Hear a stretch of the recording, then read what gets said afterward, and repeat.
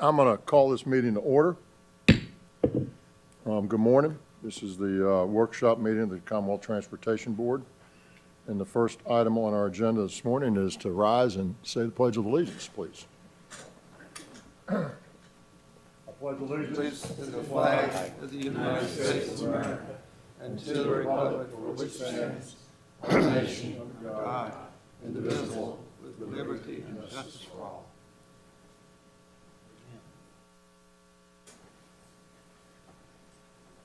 The first item on the agenda this morning is the WMATA annual reporting requirements and five-year capital review. Ms. Jennifer DeBrule. Good morning, Mr. Brule, and welcome. Good morning, Mr. Secretary and members of the board. I'm here for my annual visit to talk about WMATA or Metro and our annual reporting requirements with a little additional information this year. We're also going to, as we've reached the 5-year point with our dedicated capital funding, we're also going to do a look back at what we have seen invested in Virginia since this legislation took effect in 2018. So I'm going to start with a little bit of background. In 2018, the General Assembly established the WMATA Capital Fund to provide our share of a regional dedicated capital program, $500 million a year to Metro.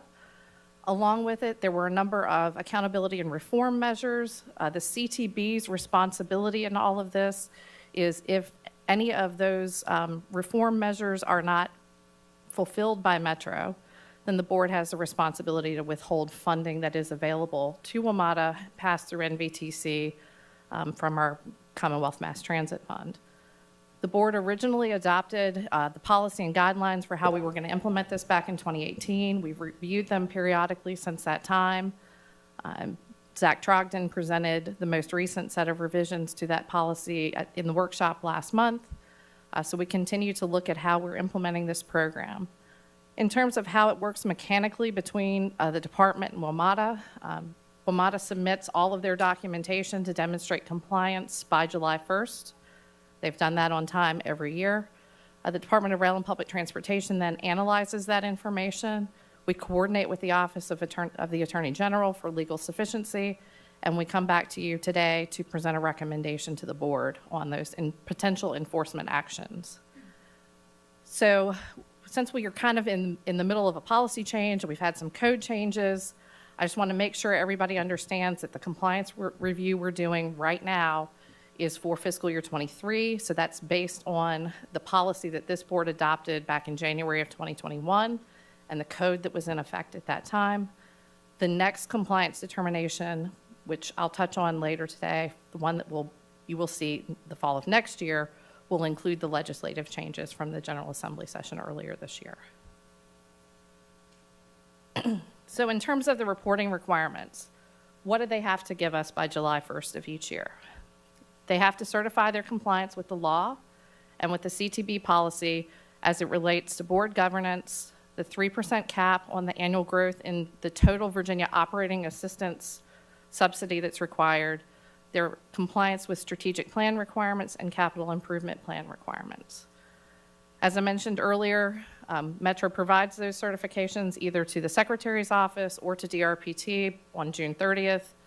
The Office of the Attorney General reviewed for compliance with statutory requirements. It's all very well documented. With their review, we review for compliance with the CTB policy or the non-statutory elements, and we monitor their compliance throughout the course of the year as well. So I'm going to walk through each one of those elements where we review and WMATA certifies. So I'll start off with board governance, and this has to do with how alternates are able or should not participate in actual meetings of the WMATA board. We've reviewed, we've been part of the board meetings, we've observed, WMATA has certified that they have followed the legislative requirement. We have found that to be accurate and no enforcement action is recommended from the board. The 3% cap in growth on operating assistance, this is how WMATA's operating is funded. There is an operational subsidy that's calculated for each of the jurisdictions.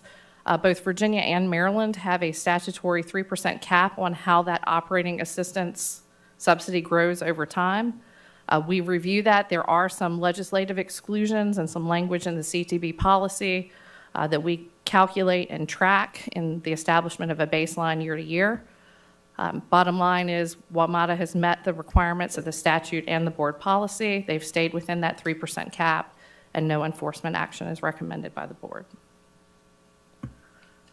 The WMATA strategic plan, this was another element of the 2018 legislation that WMATA had to adopt every 36 months, a strategic plan, and hold an in-person public hearing on that strategic plan in Northern Virginia. I will say this is one of the elements we have, I will say, struggled with, and I will say my background is in planning, so I'm a little more passionate about this maybe than others would be, where we have said that from the beginning that they've met maybe the basic requirements of or the basic statutory requirement, but maybe not the spirit of the requirement. I'm very happy to say, after we put some conditions on our approval and in the board's resolution last year about what we wanted to see in that strategic plan, we have seen WMATA take that to heart, and their new strategic plan reflects everything that we are expecting of all of our urban transit agencies here in Virginia. So I'm happy to say that they fully met the requirements of the statute and board policy, no conditions, and no enforcement action is recommended. The capital improvement plan is another element of that 2018 package. Requires that WMATA adopt a capital improvement program that covers at least a 6-year period every year and hold an in-person public hearing in Northern Virginia. WMATA has met the requirements for the statute and the board policy relative to the capital improvement plan, and we have no enforcement action recommended for you in this area as well. As I mentioned in the beginning, we will see some changes for fiscal year 24. Zach Trogdon presented these to you last month. I'm going to touch on them briefly because these are things that you're going to see differently as we move forward, and actually Zach will be presenting to you later today as an action item for the board's approval. So just as a reminder, we did have legislative changes this year that increased accountability and reporting requirements on WMATA. It caps the amount of the subsidy assigned to Virginia that can be provided out of the Commonwealth Mass Transit Fund at 50%, requires Metro to submit their proposed operating budget by April 1st of each year, and that is just an informational item for the board. It also requires that the general manager and the Virginia principal board members address the board annually. We will see them in October in Northern Virginia to fulfill that requirement. And as I mentioned, the strategic plan requirements, the things that you put in your resolution last year are now codified so that the strategic plan is required to look at routes, operating efficiency, overlapping service areas, and unserved areas as part of their process. And I'm glad to say WMATA has already done that. So what is in the resolution that you'll see later today are the items on the screen. It talks about, in the board policy, we elaborate on what's in the code, and we really put in the mechanics of what would happen should there be an issue of noncompliance. So what's on the slide and what's in the resolution that's before you this afternoon is how the board would react if there was an issue of noncompliance, and that would include withholding of funding should WMATA not fulfill these requirements. So with that, I'm going to wrap up talking about certification, and I want to talk about what we've accomplished over the last 5 years. And so joining me today, and so he's here to answer all the hard questions for you, is Andy Off, and he is the Executive Vice President and Chief Infrastructure Officer for WMATA. And I just want to give you a little bit about Andy's background. He is responsible for the delivery of a $2.3 billion capital program at Metro, and also responsible for the inspection, maintenance, and repair of over $50 billion in fixed assets. Prior to his current role at WMATA, he served as the interim general manager and CEO for a period of time. He's worked other roles at Metro. He's worked in the private sector. He's been staff at the Army Corps of Engineers and an active duty Army officer, having graduated from West Point with a degree in engineering and a master's degree in engineering from Georgia Tech. Proud to say he's a PE registered in Virginia, correct? So he's going to answer all the hard questions. I'm going to show you some pictures because this board, and those of you that have been on the board for a while, have seen some of these pictures as we've talked about things like Metro shutdowns over the years. So I want to go back and talk about the 2018 dedicated capital funding. The region really came together at that time in support of providing dedicated capital funding for WMATA. We had a system that was reaching the end of the useful life of some of its assets, 40 years, really in need of some life cycle replacement, some significant investment in the system to protect the investment that the region has made and what WMATA does to help move the nation's capital. So we all came together and mentioned our share of that $500 million annual investment is about $154.5 million a year. And that's been used to support critical safety and state of good repair projects. It's also allowed WMATA to issue debt to advance that capital program and reduce the capital backlog. So we've seen almost $3 billion invested thanks to being able to leverage that funding debt to advance those capital projects. So our share so far has been about $735 million. What we've seen with that investment is a reduction in the state of good repair backlog. We've seen a substantial reduction between 2016, where we were when we first started talking about dedicated capital funding, to where we are now, and we are projecting that that continues to go down over the next few years. We do reach an inflection point around 2028, where the debt issuance to front load that investment starts to catch up with us in terms of debt service. So that's where you see that little check at the end. But I think it's really important to emphasize that the overdue need has been reduced by 30% to date. Those that are in Northern Virginia and familiar with the system know what it was like back in 2016. And this graphic talks about fire incidents, and that's something that we've seen as we've invested in the system and we've made these necessary state of good repair improvements. We've seen those fire incidents, this is just one example, we've seen those go down significantly per month. I know that gives me a lot more confidence in the system. I see Laura giggling. It gives you a lot more confidence in the system, and it's definitely a much better and safer system than it was back in 2016. So let's talk about some projects. We started in 2019 with the blue and yellow line south of National Airport. This is in Alexandria and Fairfax.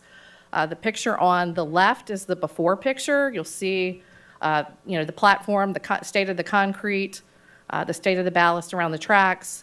These were things that were just at the end of their life cycle. These are open stations that are open, exposed to the weather. This was the first big line shutdown. It was in Virginia, and I will say it was a little rough getting started in terms of getting folks that were used to riding Metro and onto other methods of transport to get them to where they needed to go. But you can see that with the picture on the right-hand side, much better in terms of long-term life cycle cost and long-term maintenance with the condition of that platform. While the route was shut down, we were also able to see investments in things like new non-slip tiles, new passenger information, real-time passenger information displays, improved lighting, really taking advantage of those shutdowns to take care of a lot of maintenance and bring those stations up to a nice standard. We've seen the same thing on the orange line from Vienna to East Falls Church. This one was done in the summer of 2020. While we didn't have quite as many people riding the system, again, you can see the improvements. Picture on the left-hand side is the before, and the right-hand side is the after. The Yellow Line Tunnel and Bridge was just completed earlier this year. The scope and the size of these projects that Metro is delivering I think numbers really tell the story. So for this particular Yellow Line Tunnel and Bridge project, they replaced over 17 miles of cable, 1,000 steel plates, 2,000 bolts, 6,200 feet of standpipe, lots of bridge beam repairs, expansion joint repairs. It really is impressive. It was not easy having this shut down for an extended period of time as well, but the end product and what we have is going to take care of our system, improve our reliability. We see over 2.3 million trips annually through this area. So it is significant as we have folks coming out of the district and back into Virginia.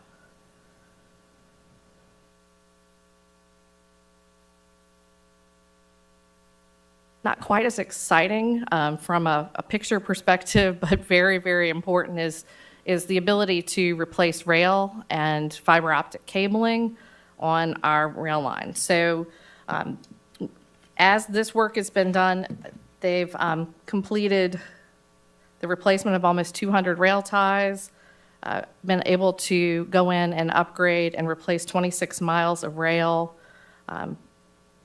over 200,000 feet of fiber optic cable. Mr. Kasperwitz, I know you always ask me about vegetation. They've removed 132,000 cubic feet of vegetation on the lines as well. And so what we see is an improvement in reliability. So as these sections of track that have undergone this rail replacement, as they come back online, we see the reliability of those segments improve by more than 50%. So it makes a difference not only in how the systems are taken care of and taking care of the long-term investment, but it's providing a better product for Virginia. Some of the other capital improvements, again, there are so many moving parts and pieces. We've seen investments in escalator and elevator overhauls, rehabilitated buses, traction power replacement is significant. By the upgrades in the traction power system alone, we're seeing almost $18 million of savings that are anticipated between now and 2025. And then we are bringing the 7,000 series cars back online and looking at the future with the 8,000 series rail cars. So lots of capital improvements that are making the system better for the folks that use it every day. So I have one more slide, and I'm happy to take any questions. In terms of next steps, what you will do later today is you will have the new WMATA policy before you for action that has the new statutory requirements that take effect this fiscal year. At next month's board meeting, we will have the WMATA general manager and our Virginia principal board members address the board. And then you will have us bring back the certification resolution that memorializes the recommendations that we're making today. And then the next key point in the process would be by April 1st in the spring, WMATA would submit their detailed proposed operating budget and capital expenditures for fiscal year 25. And that's one of those new requirements that we'll start to bring in next year. And with that, happy to answer any questions or happy to have Andy answer any questions that you may have. Welcome, Mr. Straut. Glad you're here today. Thank you. And by the way, Mr. Burrell, fiber optic cabling is exciting. At least it was to me. I should have known better, Mr. Secretary. At least it was to me for a long time. I saw some hands over here. Who was looking? Dr. Smoot. Quick question. I assume that the definition of reliability is something like being able to run trains as scheduled on approximate schedule. Well, first of all, thank you, Mr. Secretary, and members of the board for having me this morning, and certainly Jen. But yes, sir, we do what is common in the transportation industry. We have these on-time performance metrics. So as long as we adhere to 90%, plus or minus 2 minutes, of scheduled arrival, we consider that a good day. If we hit those metrics. So that's, from a customer perspective, at the highest level, how we measure. And certainly, for different assets, we drill into different details for power and other things in terms of performance. But at the higher level, we do measure reliability based upon the customer experience. Thank you. Yes, sir. Mr. Merrill. Yeah, thank you, Mr. Secretary, and thanks, Jennifer, for the presentation. What would you anticipate would be the annual capital requirements to maintain an average age of plant at the desired level? And looking at your first slide where it shows the $7 billion of overdue, if you were to get caught up, what would you expect to be the annual capital deployment? Yes, sir. Just as a point of reference, I don't believe you mentioned this, Jen, but last year we invested approximately $2.4 billion, for capital in 1 year. As Jen mentioned, roughly 2028, we do get to the inflection point, where debt service on the previous, 10-year dedicated capital, begins to, be consumed. As Jen mentioned, the general manager will be coming, next month to talk about, what an annual budget, looks like for fiscal year '25. Just back to the napkin, my experience, I think, if you look at the 2.5 roughly billion we spent last fiscal year, I would say probably about, 2 billion of that is, based upon, state of good repair, and safety aspects. And then the rest has really been invested in, building, newer facilities or rehabilitating primarily our bus facilities. So I would project, steady state, roughly, 2 billion is, kind of a floor, to keep the $50 billion worth of stuff we have in good shape. And I will just add, the dedicated capital funding is only one portion of their capital budget and what funds their capital program. So in addition to what's in that $500 million, there's also federal money, there's state and local subsidy money that goes to support the capital program. There's some special federal allocations called PREA that the region matches as well. Those are, it's not just as simple as the 500 million.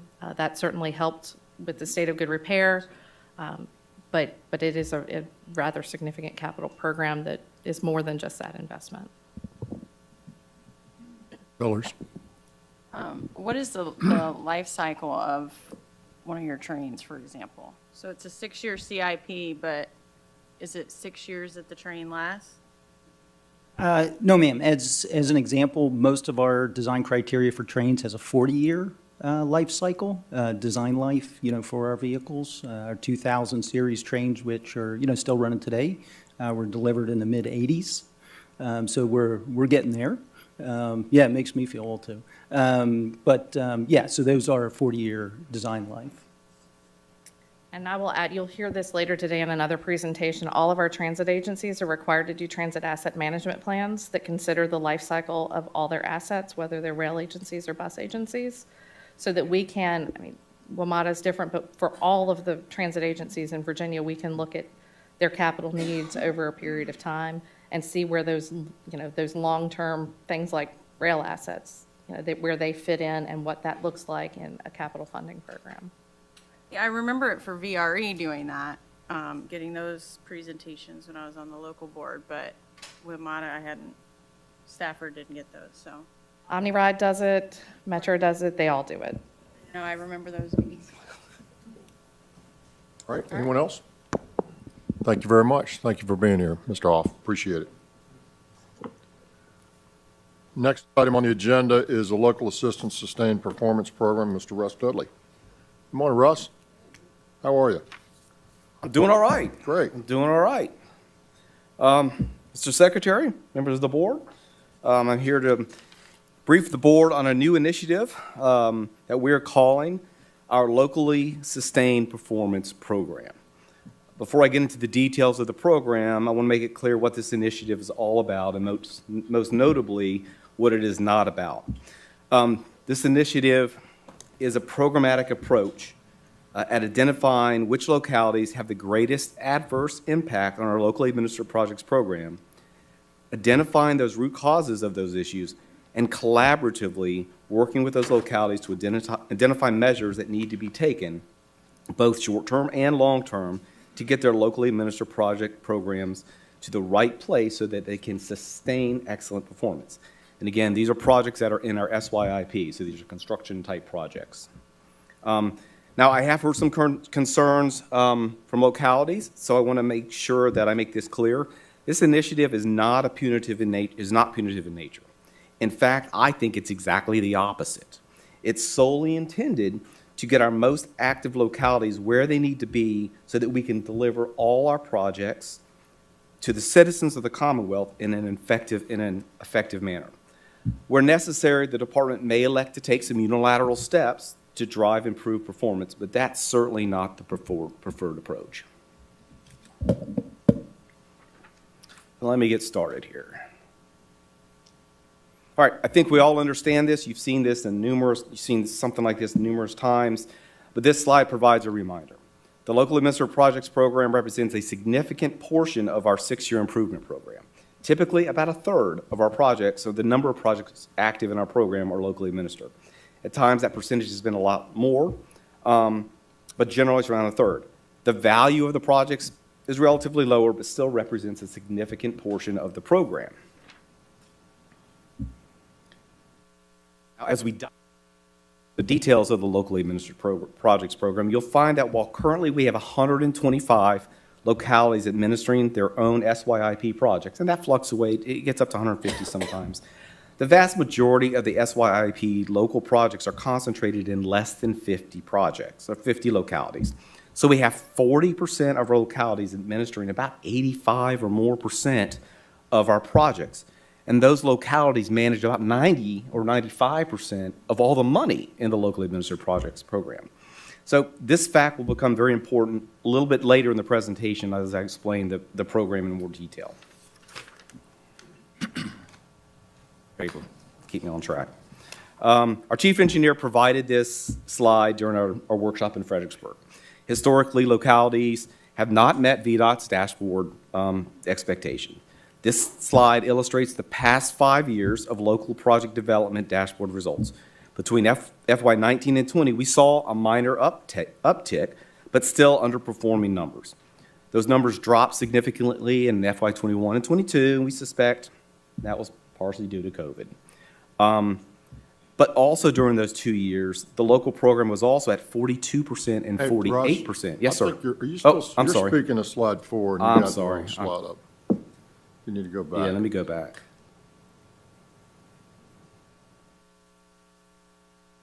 Way ahead. Whatever. I am way ahead of you. I'm sorry. I'm trying to get this over with. Sorry, guys. So anyway, so during those 2 years, the local program was also at 42 and 48% of the number of projects in the SYP. So that was certainly larger than normal, and it might represent maybe we were biting off a little more than we could chew. But we had a great rebound in FY23.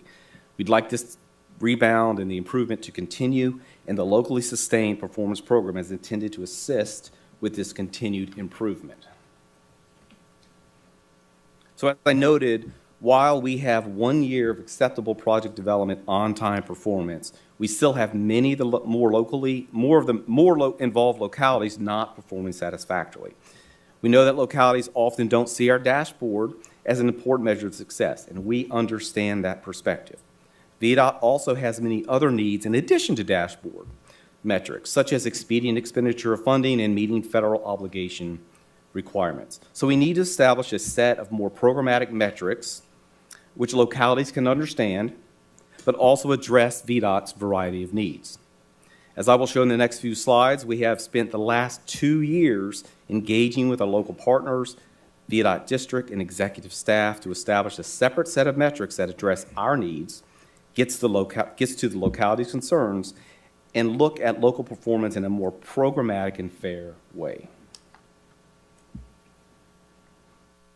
So we work with local stakeholders, like I said, beginning in August of 2021, along with VDOT staff, and we've had some serious conversations on what metrics we can all agree to and what we can all agree success means. We all agreed that a day or a week, sometimes even a month late, or being slightly over budget is not always the best measure of success. There are other things that we should consider. While many measures of success, like citizen satisfaction, cannot really be quantified, we have identified some measures that we can use as a basis that are quantifiable. The first of these, if you see up here, are how well are we spending our available funding and whether or not we are meeting our federal obligations to expend those funds. Secondly, we simply need projects to make reasonable progress. As I just noted, 1 day or even a month may not be a great measure of success for a local project. And if you're making reasonable progress, you would expect that you'd also be spending your money. And finally, dashboard performance is the department's, the dashboard performance is also the department's official performance metrics. So we need to keep that in mind, but also allow for appropriate flexibilities for locally administered projects.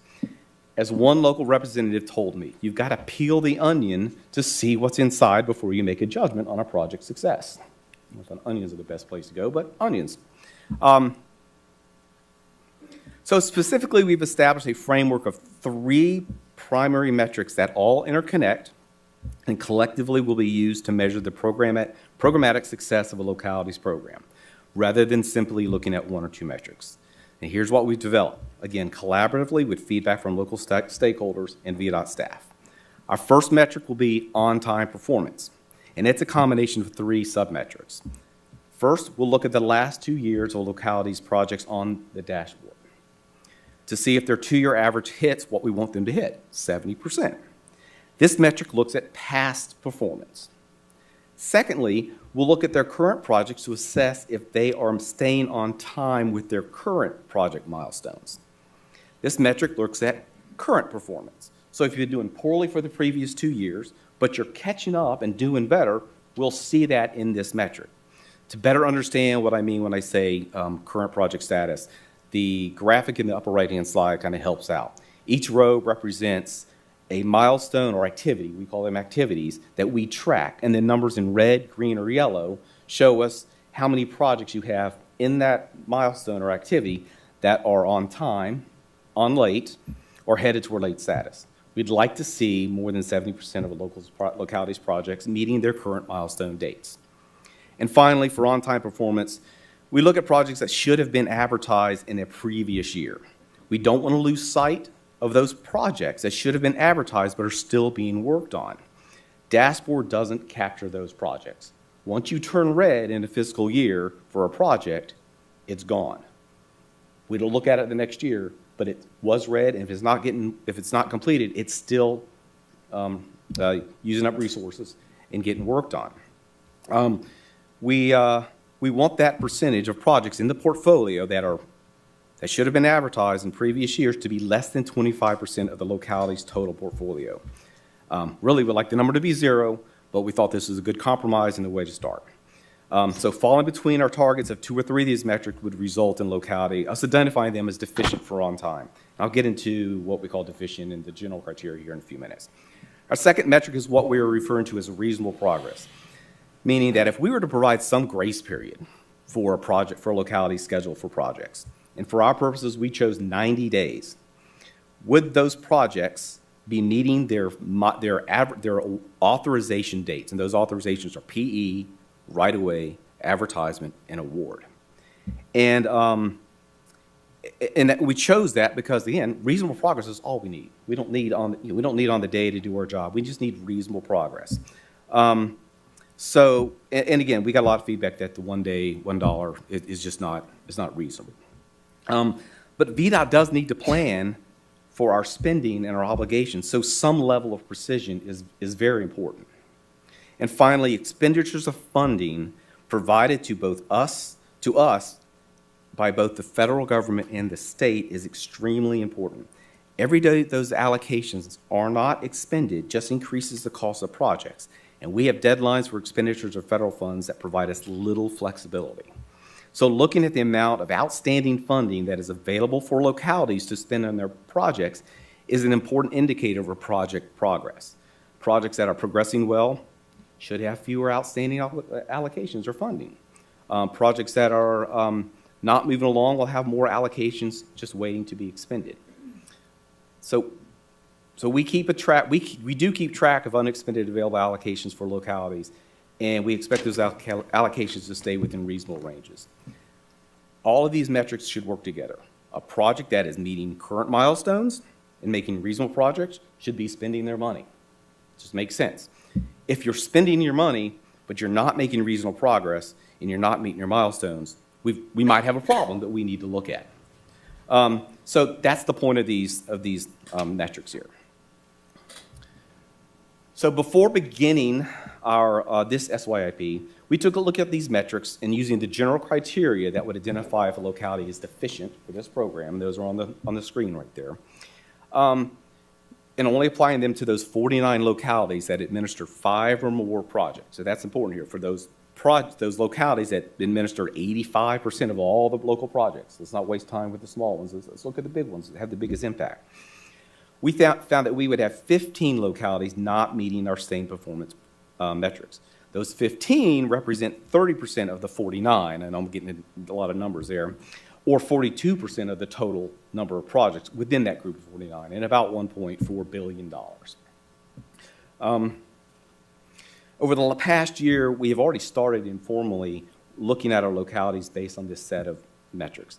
And again, informally, we've begun to develop plans with our localities to ensure localities can meet their goals, working collaboratively with the localities. Where localities are overstretched, VDOTs can possibly help deliver their projects or provide assistance. Maybe it's just a matter of helping them out getting the right consultant, because sometimes the consultants they hire maybe don't have the experience that we think they should need. But bottom line, is localities need to make sure their program is right-sized to the scale of their expertise and resources.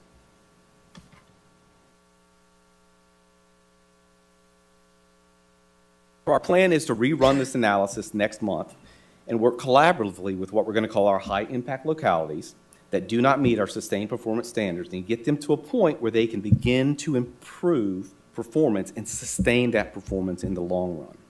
We will look closely at their portfolio of projects and working with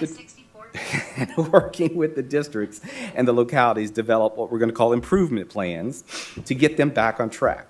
But before we ask any locality to take any action, develop a plan, we're going to look really close at our data to make sure there are no extenuating circumstances in their projects that would remove them from the program.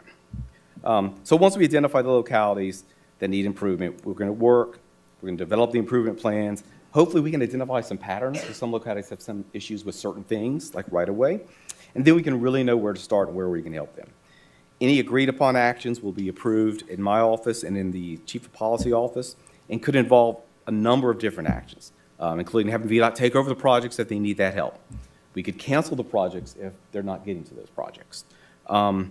We could help them on certain aspects of the projects. We could reduce the number and types of projects that they should administer in the future, or re-baseline the projects where it makes sense. Our goal is really to provide a new baseline and a new reality for localities, to provide them time to correct their issues and possibly right-size their portfolio of projects to ensure their future success. Oftentimes, it's not that the localities can't manage any of the projects they have in their portfolio.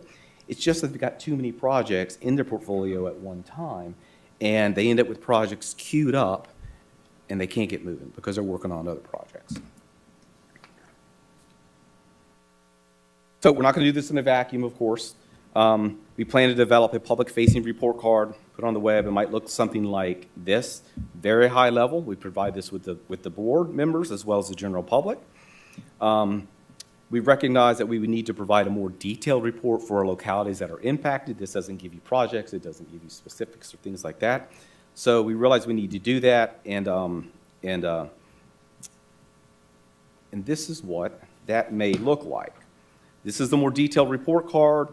Here you can see results for each metric, the sub-results, each criteria underneath each metric, and for the localities, we can drill down on this so they can see how each individual project is performing against our metrics. Our next steps will begin with an analysis of our localities and their performance compared to these new metrics. We had 15 before, as I said. We could have more, we could have less this time.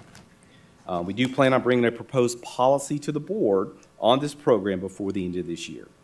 After we verify the localities needing improvement plans, our districts will work closely with them to develop strategies to improve performance, again, for both short and long term. Of course, after those plans are developed, we'll monitor performance and see how they're doing. I mentioned our policy. We think our policy should ask the department to provide an annual locality performance report to the board using the metrics I described above. And for those localities requiring improvement plans, demonstrate what those strategies, improvement strategies have been identified for all of them. And depending on those strategies, it may or may not influence the funding decisions for those localities. And finally, we hope that we wouldn't have to go to the final step. For any localities that do not work with us on their improvement plans or don't follow through with their agreed upon actions or just can't get there, we may want to consider some of these steps on the PowerPoint right here, the last two bullets, unilaterally, but we certainly don't want to go there, and that's not our preferred approach. So I know I've gone through a lot of information in a short amount of time. There's a lot of nuances in the program, but here you can answer all your questions. Thank you, Mr. Dudley. Yes, sir. Mr. Questions? Secretary. Mr. Stant? Russ, this program just looks at the development phase of the thing. Yes, sir. The issue I have with it, I mean, it's a great program, and I agree with it 100%, but the public never sees this. What the public does see is progress during the construction phase. Yes, sir. And my history with Virginia Beach, where I live, is that things get started in the construction phase and they never get finished. And it goes on and on and on. So are we going to look at attempting to establish this kind of program for the construction phase as well as the development phase? Yes, sir. So this is only a start. We do track, we have a metric, we have our dashboard for delivery. We recognize we have maybe some definition issues we have our own little issues to clean up with dashboard. Ms. Sellers noted very astutely last time we were here that all the numbers are around 50%. And I think you said that was curious or interesting, and maybe that's an indicator of something else going on. We think there are some other things going on, and maybe those numbers aren't quite right, but we need to look into that. And we are looking into that this year. So we're going to dive into that and make sure we're all being fair in our definitions and how we're measuring this. Russ is trying to say yes. Yes, sir, I am trying to say yes. Okay. Eventually, we'll get there. Well, I mean, that's what the public sees. Yes. The public sees the construction phase, it doesn't see the development phase. And if the construction's not getting completed, then the public goes on the warpath, as they Yes. should. Yeah. Mr. Secretary, Yes, sir, Dr. Smoot. I think this is an area where we as CTB members can occasionally be helpful.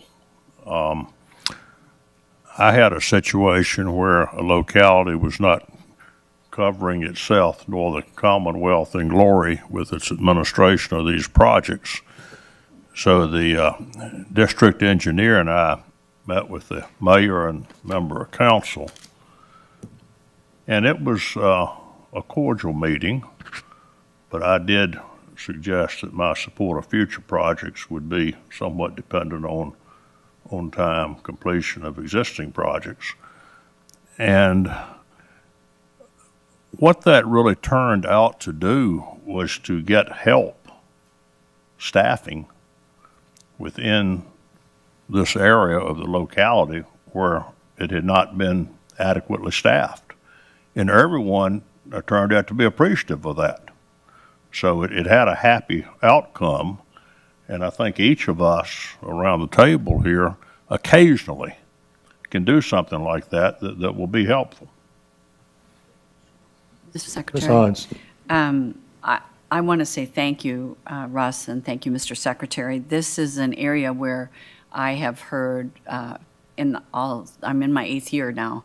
Every year, this has been a concern at the locality level about the dashboard and about, particular date and particular dollar when life happens and things get delayed. So I'm very happy to see the beginning of this program here. And we'll look forward to being involved in the conversations as it evolved in my district, because I have a lot of big localities that have a lot of projects. So I'm going to be very interested to see this. Russ, I just want to ask a question about slide 10, which is kind of the public-facing dashboard piece of this. So when I look across these, I see some that are all green. I see some with 2 orange flags and a green, and then I see some with 2 greens and 1 orange flag. Are these all of concern, or is it only the ones that are orange across the whole way? So we have, so I go back, if you remember that slide. Go back to the slide that So we have a shows slide where we number have some 3. general criteria. And again, this is very general, very high level. There's some nuances here, as far as what this means. Sure. But generally, these are our 3 levels of deficiency. So if you're deficient for all 3, of course, you've definitely got an issue. If you're deficient for 2 metrics, we're going to look at you. If you're deficient Russ, for metric 3. can you go back to the slide you were showing before? Yes, sir.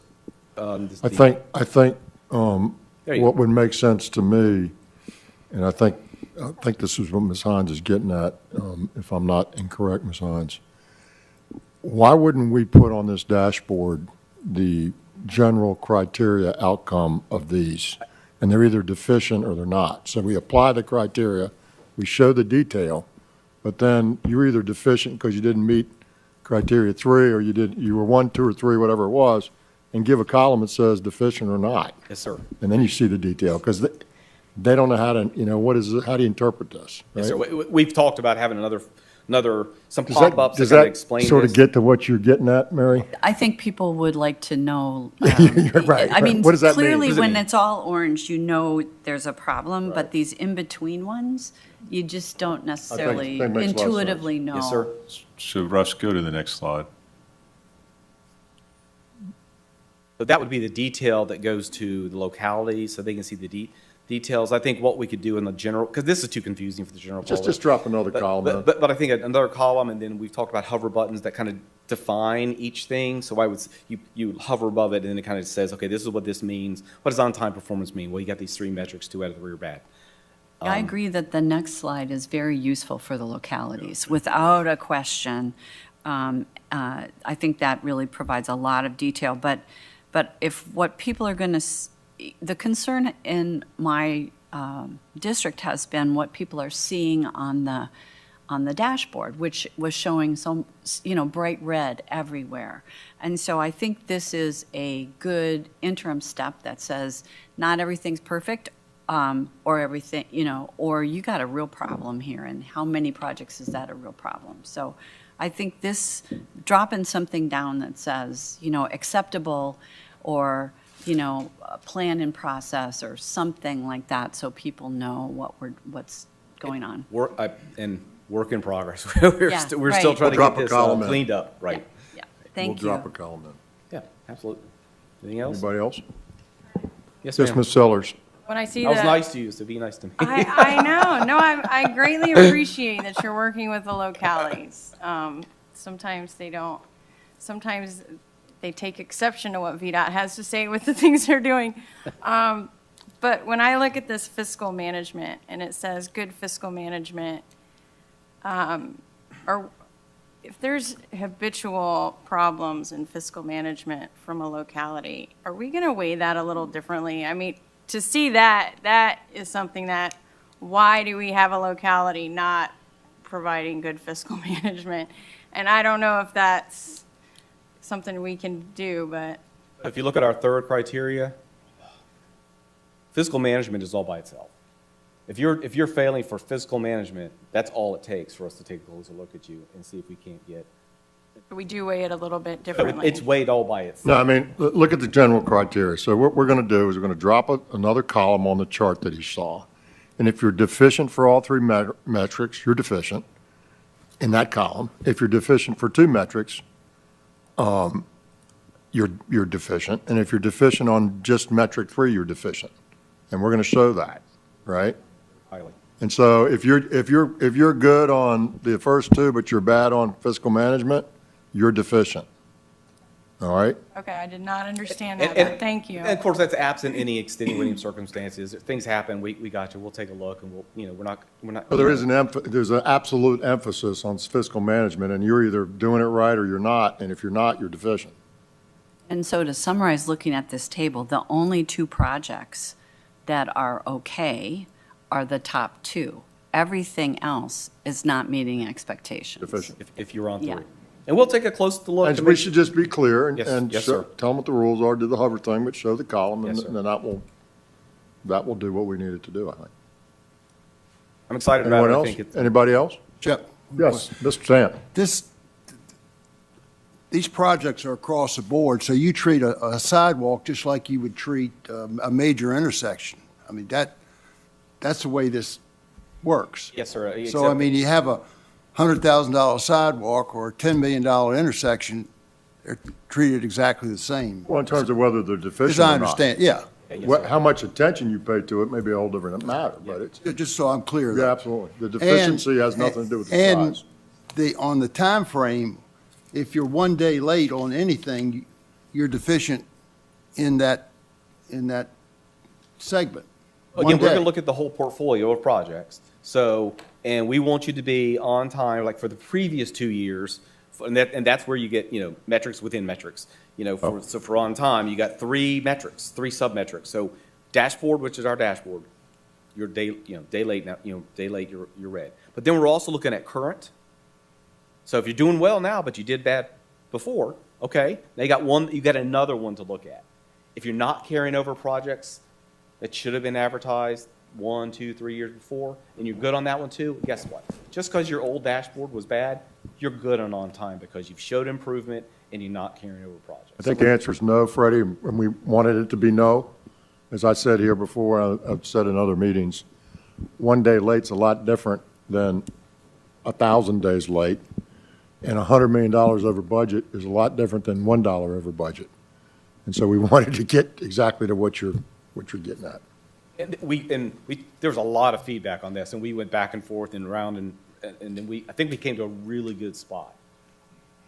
Hey, listen, and we'll tweak this as we go along. This is, to Mary's point, we've been hearing about this for a long time, to Ms. Hahn's point, excuse me, for a long time, and we're trying to address it. And this may not be perfect yet, but I think it's pretty good, and we'll continue to go in that direction. Thank you. Thank you very much. Appreciate it. Good work. Next item on the agenda is item number 3, the periodic regulatory review. We're doing that under the backdrop of the governor's directive to find 25% regulations we can cut. That's across the Commonwealth, and each agency has that as their goal and their directive. We have, thankfully, we've been doing this for a while, for a long time, ever since we've been looking at regulations and trying to streamline them and so forth. But we're particularly focused on that now, and we've got a plan to get to that over the next year. But that's the backdrop of some of those. Ms. Maxwell. Mr. Chair, members of the board, I am here to present to you the next round of regulatory reviews that this board is required by law to perform for those regulations that are governed by this board or that belong to this board. Just very briefly, there's statutory law under the Administrative Process Act that requires that any agency, such as the board, that adopts regulations, they must periodically review those regulations. And generally, per the statute, the review is somewhat high level, just to make sure the regulations are still applicable, they're still consistent with law, they're still minimizing the impact on local governments, et cetera, and also looking at the length of time since the regulations were last reviewed. In addition to the statutory law, there are several administrative processes or requirements that have taken place that embellish on and impact those reviews. First of all, Executive Order 19 that was issued by the governor in June of 2022 created the Office of Regulatory Management, and that office is tasked with, among other things, to look at the regulatory review process, require reviews every 4 years, and also to focus on the reduction of regulatory requirements that are contained in those regulations. ORM, Office of Regulatory Management, has created some processes and procedures that agencies are to use when they're examining their regulations to include economic impact analysis, cost benefits on impacted regulants, and then also just during the review to count the regulatory requirements. Finally, Chapter 444 of the 2018 Acts of Assembly requires the Department of Planning and Budget to report to the General Assembly those agencies, which agencies are complying with the regulatory or periodic review requirements. And I'm happy to say that this board has been doing so for years. Just very briefly, with regard to the routine periodic review process, I'm going to call, and I'll make a note about that when we get later into the presentation. Under the general process, an agency initiates a periodic review by posting a notice on Town Hall. That notice is then published in the Virginia Register of Regulations. Per the law, the agency has to accept public comments for a minimum of 21 days, which we always comply with that requirement. And then within 120 days of the close of the public comment period, the agency or the board, this board, must report on its findings or the outcome of the review. There are basically three potential outcomes: retain the reg as is, repeal the regulation, or in the alternative, amend the regulation. This is a little bit of a side note, but when I was before the board, I want to say it was May or June, there was a comment that was made that how would localities, for instance, that might have an interest in a regulation know about a regulation that may be coming up for review or comment? I wanted to inform the board, and this would apply to board members as well. There's a feature on Regulatory Town Hall that allows the public, including members of local governments, to sign up a register with Town Hall and to specifically sign up for CTB-related actions, whether they're meetings, whether they're regulatory actions. They can sign up and receive notices whenever an action, we do anything on Town Hall that alert or that, impacts or pertains to a CTB regulation. So what we're going to do is, in the interest of transparency, we are having Local Assistance Division advise localities that that's an option that they have. And with the board has 18 regulations, so wouldn't be an overly burdensome, it's quite easy, frankly, to sign up for or register on Town Hall. So to address that concern or that comment, I just wanted to point that out, and we will be making that known to localities. Right now, the board has 18 sets of regulations or chapters that the board is responsible for, so those chapters must be reviewed, each chapter once every 4 years. We just went through a round of 6 chapters in 2022, completed those reviews. This go-round, we're going to examine 5 chapters. Then for 2024, we're going to examine 5 more chapters, and then 2 chapters for 2025. And then we will do it all over again. The process, just briefly for each review period, there's a workshop presentation like I'm doing today, and then there'll be an action meeting to follow up in the following months. So the 5 regs that we're reviewing, first 2 land use permit and the vegetation control regulations, you all have already taken action on. Back in June, you basically gave VDOT the authority to go ahead and issue a notice of intended regulatory action. And we basically were able to expedite. We knew these regulations needed to be amended, so there was no need to go through the normal process of posting. We already knew they needed to be amended, so you all gave us permission to go ahead and file a NORA. We are in the process of implementing that process and that review. We expect to bring you will then, as the board, see the proposed regulation once VDOT's made its recommendations. So you will be seeing those regulations soon. The 3 regulations we're looking at today are the bottom 3, the change in limited access control, the guidelines for considering requests for restricting through trucks, and finally the rules regulations pertaining to toll and bridge facilities. All right, the first regulation that we're looking at is the change in limited access control. You actually have an item on your agenda today for an action item. Basically, this just spells out, it's very much a process regulation, spells out the procedure to be used when a change in limited access control is requested. This set of regs was last reviewed in 2019. At that point, the board had recommended retain as is. Basically, we feel like these regulations are important in protecting the public by limiting the number of access points on limited access roads. We received no comments on these regulations, and thus we're recommending that they be retained as is. The next set of regulations is the reg or the guidelines for considering restricting through trucks on primary, secondary highways. The board is given the power under 46.2809 to restrict truck traffic on certain roads, and that request is always generated and always originates with a local governing body. Bottom line, the regulation is very, very much procedurally oriented. It sets out the criteria for considering a through truck restriction.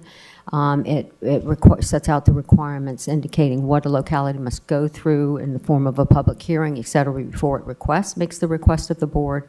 So bottom line, we feel like this regulation is important to be maintained as it does protect the public by allowing for through truck restrictions when appropriate, when they create issues of safety, et cetera. We posted the regulation, no public comments were received, and so we're recommending that this regulation be retained as is as well. And then last but not least, the rules, regulations concerning toll and bridge facilities.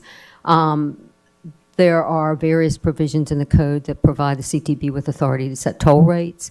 There are provisions in the code that provide the commissioner with the authority to suspend tolls in certain types of situations, events, emergencies, et cetera.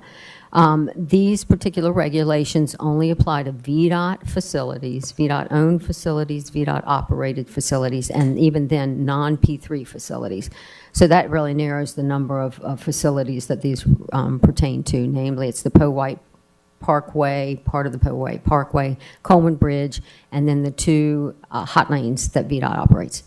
Bottom line, these regs were just amended in 2021 as a result of your review in 2020. It just updated the regulation to bring it in more in alignment with the code and to mention the fact of the hot lanes and that the tolls needed to be set in accord with federal law. So we posted these regs as well. No public comments were received, and so we're recommending that they be retained as is. Finally, next steps, we will be bringing back to you a resolution asking for your approval of the recommended actions that were presented today. VDOT will post those results on Town Hall, and then in the ensuing years, the CTB will continue to look at these regulations on a periodic basis. Thank you, ma'am. Mr. Kaspertz. Secretary. Joanne, going back to the through truck regulation that received no comment during the comment period, there's a pending action in Northern Virginia that's considering a through truck restriction that would have interstate implications. And I haven't looked at this in a while, but it appeared when that first came up that there wasn't sufficient language in the current code section to address that. Is that something that we've either looked at or considered? I think we'll probably see more of those over time where a through truck restriction actually impacts the roadways between two states. In this case, it's West Virginia that's impacted.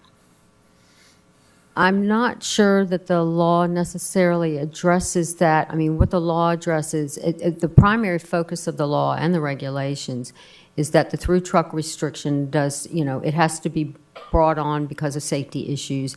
And then it also, it looks at the resulting or whether there are alternate routes, sufficient alternate routes. I don't think the regulation, well, I know the regulation and I know that the statute itself do not explicitly address interstate issues. Whether or not, that would probably be something we'd have to dig in a little deeper just to see whether or not, what would need to be done in order to do so. I'll follow up with you on that, on Okay. the particular instance that's being discussed. Okay, Thank you. that would be helpful. Thank Mr. you. Secretary? Yes, Ms. Hines. Just a quick question on this same one. So it says the CTB may prohibit or restrict through trucks. I can't remember ever having an action brought to us for that. Do we delegate that authority? The code does provide, basically it's a CTB or its designee. Now, the CTB has in its regulation designated the commissioner to approve through truck restrictions on secondaries. CTB has retained primaries for themselves. I will say that I believe next month the CTB will actually see one. It's going to be in Prince George, I believe. So we've been informed that there may be one coming. Anybody else? All right, thank you very much. Thank you, sir. Appreciate it. Thank you, Member. Next item on the agenda is the V-Trans Objectives Review and Jatender and John Lawson.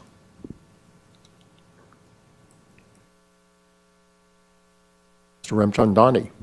Morning, Mr. Secretary. Morning, sir. Members of the Mr. board. Lawson. I just wanted to set the stage a little bit before Jatender starts working our way through the presentation. Today, we're back before you. It's been a month or so since we talked about V-Trans.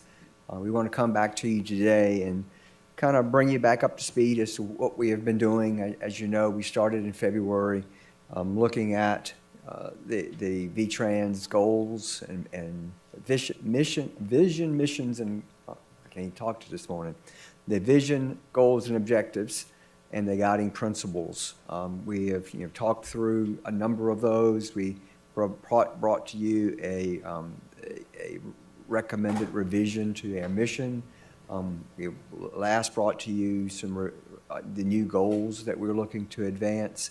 And today we want to bring to you the objectives that would then support those goals. As we have been working through this, we also have noticed some things that we felt like probably should be changed from what we had previously brought you, related to, based on inputs that we have received from you and stakeholders. And as Jatenda walks through them, you'll see underlined statements where we may have added a statement into the vision. We've actually added a new goal. So we'll talk through those and certainly be looking for your input. You'll also see on the objectives that we worked hard on the objectives, and actually we started with one set and then we ended up doing a second set. And I really want to thank the commissioner and the director for their assistance and really trying to put forward some objectives that are what I would call real and part of business. Because instead of creating new measures, we tied them to operational plans that we currently have in place. So when we agree that we're going to do something operationally, and it has measures in it that are objectives that are measurable, and we can then connect that to the planning document, to me, it makes a holistic circle. It really pulls the business together, and that's kind of the approach we've taken. And with that, I'll turn it over to Jatender. Thank you. Mr. Secretary? Science. Sorry, Jatender, just for our new folks, think about VTrans as the long-range strategic plan. That's what we're really doing. This is what guides SmartScale and a lot of our other investments. It's got our values in it and the approaches we want to use to our projects. It doesn't float out there. It actually has a purpose. Thank you. Thank you, Ms. Hines. Thank you, Mr. Ramchandani, welcome. Good morning, Secretary, members of the board. So as Mr. Lawson said, we will want to go through the items that have been presented to date just to make sure that everyone is up to date before sharing the new items, which is the VTrans objectives. So as Ms. Hines indicated, VTrans is Virginia's transportation plan, multimodal transportation plan. It is, per the code, it is required to be submitted to the General Assembly every 4 years. And we are, this is a relatively long process. So generally it takes 3 to 4 years. So by the time, so some of the members who are new to the board may have seen some of the, some aspects of it, but not all of it. And some of the board members have seen the entire cycle. There are 4 major policies in this plan, and they are done 4 major pillars, as you can see on the screen. They are done sequentially. And so this year, the focus has been on vision, objectives, and guiding principles, which is the pillar on the rightmost. After this, as you will see, we'll come to you on the policy to identify transportation needs that become eligible for some of the funding programs, including SmartScale, long-term risks and opportunities, and strategic actions, things that, as Ms. Hines suggested, are more meaningful and make this a reality. So today's, again, the focus is on vision, guiding principles, goals, and objectives. And because it is done every 4 years, the last time vision, guiding principles, and objectives were reaffirmed was in 2020. So in 2020, the board looked at the goals, visions that existed since 2015 and said, these look good, no changes. And a lot of time, in other words, has passed since these were developed back in 2015. So the idea this time was to take a look at these and identify items that need to be tweaked, maybe add items that are new and have emerged since then. So in March, there was a workshop conducted with the board, and where the board developed vision statements and goals. We have presented these items to you before, but the idea again is to just quickly touch base on the items that have been presented to you before sharing new items. So the vision statement was shared, I believe, in April. And since then, as Mr. Lawson indicated, we have made one modification. The underlying text indicates an addition that was done based on the feedback from you all and from the stakeholders. And it focuses on ensuring that Virginia has best-in-class multimodal transportation. So I think that to me is the sort of the key phrase, best-in-class, which is sets the stage for anything, everything that comes to the board, and sort of embraces the spirit of innovation. In this case, the feedback that we received was that environmental stewardship, even though it was implied everywhere, could be a bit more explicit, so that addition was made. We have also presented guiding principles. So vision is what we want to do. Guiding principles are the day-to-day actions, so the principles that we will use to accomplish the vision that we have set.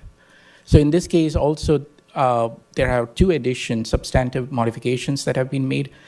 So the first one was on guiding principle 4. The language said consider operational improvements and demand management first, and it has been modified to say implement operational improvements and demand management first. The second substantive modification is there was some discussion at when this was presented last time on guiding principle number 6, the second from the bottom. Previously it said collaborate, I believe. And since then, based on the feedback from the board members, it has been modified to say inform and advise that members thought that reflects the role of the board and the transportation agencies in land use. There was also a request to switch the order. So the ordering of guiding principle 1 and 2 have been switched to emphasize the focus on safety. I will note that while these are all numbered, they don't necessarily they are only for reference purposes. They do not have, numbering does not have any other meaning.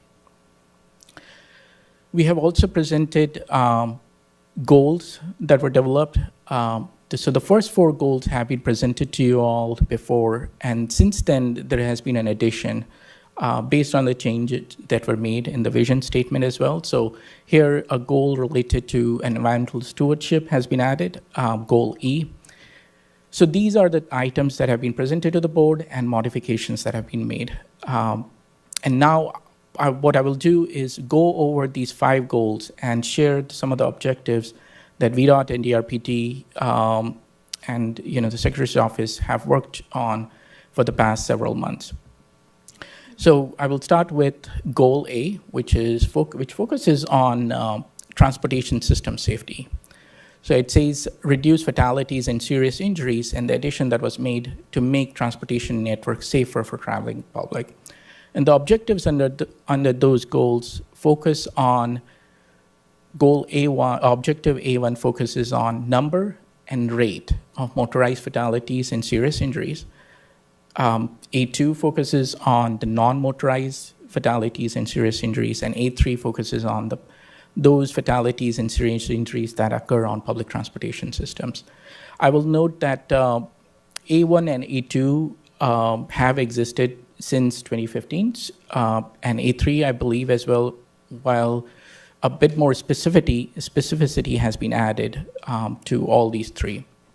Mr. Secretary, do you want questions as we go? Or do you Sure can, Ms. Hines. Okay, so thank you. On A2, I'm wondering if we could also mention the Pedestrian Safety Action Plan as a reference point. I just spent some time really looking at that, and it's very focused on those non-motorized fatalities and injuries. So might that be added? Secretary, Ms. Hines, we can definitely look into it.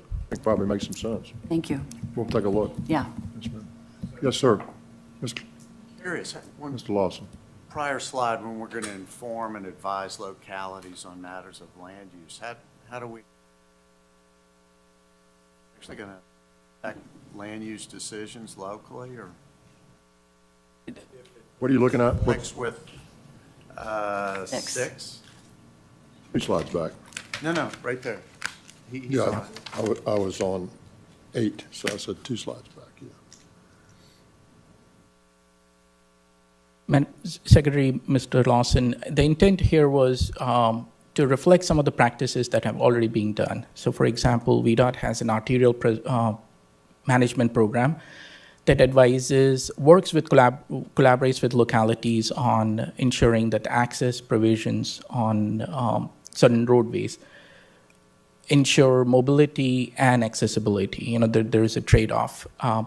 So in this case, inform and advise, it is purely based on the feedback that is received and the requests that are received. It does not mean to imply, if that is where the question is, a certain role for the transportation agencies in land use, other than that exist in the code. Mr. Secretary, Mr. Lawson, if I could just add, VDOT does have a very active role with, the traffic impact analysis as we're looking at improvements. Some are required, some are just requested of the department. That is a very direct avenue for which we can provide advice as to the impacts of transportation that are being requested or considered. And I know that, that is something that I think Ms. Hines was was really focusing on when we were trying to strengthen the words here a little more, that we would be a little more, informative and helpful to the localities, because obviously, to your point, land use is up to the locality. We don't control that piece. Thank you. Thank you, Mr. Lawsons. Yeah, Mr. Kaspertz. The goals under reduced fatality and serious injuries list A1 and A2 as both the number and the rate of serious injuries and fatalities. And so these are measurable objectives, which I think we as a board have been asking for as part of this. So I commend you on that. How do we establish the baseline, or is there an established baseline for that? What are we comparing that to when we look at this in the future and make a determination whether we're being successful in this regard or not? Secretary, Mr. Kasperowitz, I will let Commissioner and someone from VDOT chime in.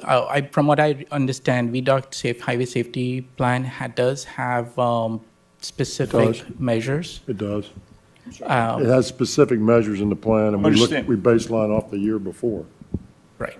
Okay. I guess I'm still trying to understand, are we looking at prior year? I mean, last year was a difficult year for us. Are we looking at a combination of years and establishing a baseline as we move forward? So the rate is... We're not down in the weeds of how many years and how we divide it by and all that in this.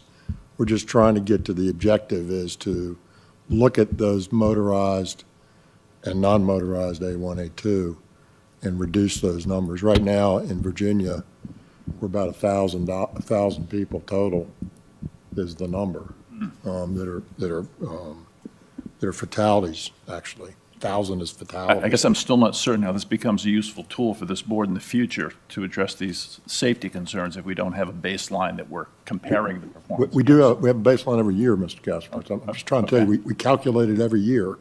We report it every year. We have a safety plan that addresses it, and so we have a number that we do every year. Okay. And I think we looked at this earlier this year, what the numbers had been. So whether you baseline off the previous year or you take a 3-year rolling average or whatever, that is not detailed in here. To be determined. Correct. Okay, thank you. So, Thank you, Jacinda. Mr. Secretary? Because to your point, you sort of want to look at stuff that's not aberrational. I mean, if something crazy happened and you had this terrible aberration in your data, you wouldn't necessarily react to it that way, right? So to your point, I think. Ms. Hines. So I suspect on any number of these, we already have annual reports or biannual reports. So to help us all make the loop, the next time we see this, maybe at the bottom of each one of these pages, it could say, annual report on X will be used to provide, the data, just so we can begin to see how everything feeds this plan and how our work is moving forward every year. So I think Mr. Secretary, this was I think one of the major points in our retreat was we needed to have measurement. We needed to know we were making progress. We'll have And- that. And we That'll all be agree. there. We all agree. So help The us. Strategic Highway Safety Plan is what's referenced here in the document. That is the primary document. But is that the annual report that we get? Is that the Strategic Highway Safety Plan report? It's a reporting of it, I guess, is how I'd see it. But we hear you. Okay, I'm just trying to connect it to stuff we're already seeing. That's really my point. Secretary? Yes, sir. I know this is not an action item, and so I'm assuming we'll be presented with this at action in the future, but back when you had, I commend you on the changes in the draft vision statement, but I would just propose a stronger word from embrace. That's kind of squishy in my view, whether it be promote or advance or something, but embrace really isn't clear to me what that means. Are you back, where are you? I was Oh, on here? slide 5. Yes, embraces, I'm not really, I would prefer us to have a stronger word, like we promote environmental stewardship, or we advance environmental stewardship. I'm just not sure what embrace stewardship means. Thank you. Anyone else? All right. I was going to say, Mr. Secretary, Mr. Merrill, there is a goal specific related to that might have some language as well. So, again, the idea is to go over all the 5 goals and objectives related to each one. The goal B is focuses on system preservation. Objective B1 is essentially the comprehensive review that was done by the board back in 2019, 2020 timeframe. It focuses on pavement and bridges, and board had adopted very specific performance measures and targets as part of that. I believe it's to the year 2065. And the first goal B1, or objective B1, focuses on ensuring that those objectives and measures are followed through to achieve the state preservation of the existing system. Objective B2 focuses on DRPT's transit assets management plans, or the transit asset management plans that the various agencies prepare. Today, just this morning, you had a presentation from Omata and their asset and the strategic plans, how these are tied to. So here it focuses on objective B2 focuses on ensuring that the prioritization of investments and is done it's done per those asset management plans. Objective B3 focuses on preserving assets such as railroad tracks, so that and improving them to increase the number of miles that are currently maintained at Class 2 and Class 3 through allocation of resources from the Rail Preservation Fund. Mr. Secretary. I'll go with Ms. Hines first. Ladies first, please. So for me, there's 2 asset classes that aren't here. And the first one's relatively new, and I know it's not our favorite thing, but trails. And so it seems to me we ought to at least have something relative to trails here, because it's part of the transportation infrastructure we're responsible for. And then, Some of it is and some of it isn't. well, right, but it seems to me we ought to have it ought to be mentioned here until such time as we don't have responsibility for it at all. The Ones that we're looking at, right now, Ms. Hines, some of these are, it's not determined who's going to have long-term responsibility, and it's not us, it's not anybody. We're merely, at this point, an office. Right. It's standing them up and funding them through that process. But I will say it's part of the network, particularly when you get into the more urban areas, that trails become important conduits of all kinds of economic, job-related travel. So I would just like to see something here. We can figure it out later. And to that end, the other infrastructure, which isn't here necessarily, is about pedestrian infrastructure. And while we don't have a lot of responsibility in terms of providing consistent pedestrian facilities, it is a piece of people being able to travel well again, in our more urbanized areas. So I lay that out. Open to hearing other ideas, and we don't have to resolve anything today, but those to me are obviously not here. Casper's. Mr. Secretary, thank you. Jatinder, the objective B3, increase the number of track miles. To do that in Class 2 and Class 3 practically would only come at the expense of the reduction of Class 1 rail miles in the Commonwealth. I think a better option might be to maintain the current Class 2 and Class 3 short line rail miles and look at carloads originated and terminated as the annual measurable metric of are we growing or are we shrinking in that category. The prospect of adding any rail new over the existing infrastructure for Class 2 and Class 3 is really very limited. So I just make a recommendation that if we're adding car loading, both inbound and outbound, we're making progress there, and it's a very industry recognizable metric for determining the viability of rail systems as well. See, Mr. Brule has the mic. Yeah. Mr. Secretary, if I may. This goal is focused on system preservation, and while I agree car loads is an important metric, which we measure and report on, and you'll actually see in my director's report this month, this is focused on how well we take care of the assets that we need to be able to do that, which is why it's focused on maintenance. I think it's not as well written as it might be. You might misinterpret that, but I think what Mr. Burrell's trying to tell us is, are we taking care of our railroad, are we increasing the numbers, are we increasing the miles that we're taking care of properly in Track 2 and Track 3 railroads? That's what she's trying to, I think that's what she's intending to say.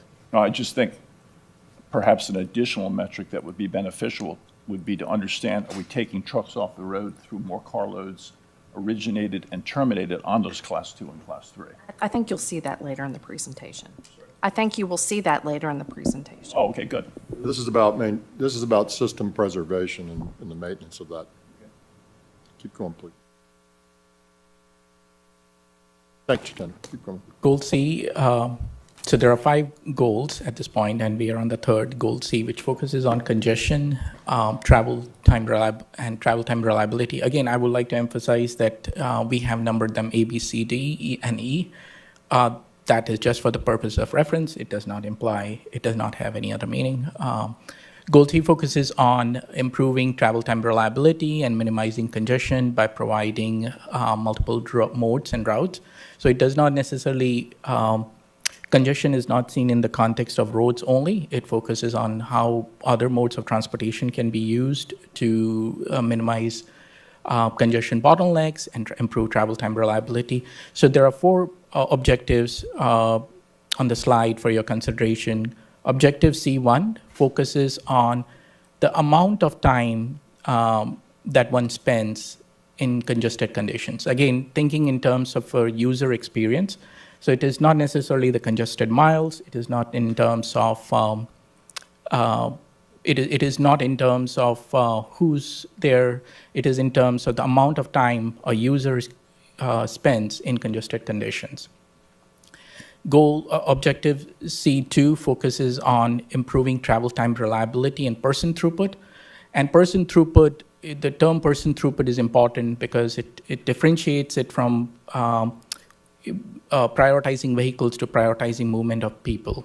So it could be, in other words, along I-95 corridor, which includes VRE. It could include investments in VRE and other services to maximize person throughput. Objective C3 focuses on freight throughput. So we talked about person throughput, congested conditions, travel that takes place in congested conditions in C1 and C2. C3 focuses on freight, especially at as it's defined in the Virginia's freight plan that the board develops and the 2022 statewide rail plan. And objective C4 is focusing on transit efficiency and effectiveness, that these items that are looked at as part of transit agency strategic plans, including, WMATAs that you discussed earlier in the presentation. So with those 4 objectives, the idea is that those objectives are are helping us achieve the goal C, which is to improve travel time, reliability, and minimizing congestion. Secretary. Oxford. Reducing the amount of travel that takes place in congested conditions through alternative modes of travel is helpful only if the alternative modes of travel produce reliable results and alternatives. In looking at the passenger rail on-time performance data that was shared with us in the most recent report, that seems to be somewhat questionable. I mean, for example, if someone from Roanoke is going to Northern Virginia, they know that it should take them about 4 hours if they go up, 4 hours and a bit more, go up 81, but sometimes it might take 8 hours because of congestion. Passenger rail travels that distance, or is supposed to, scheduled to, in about 4.5 hours.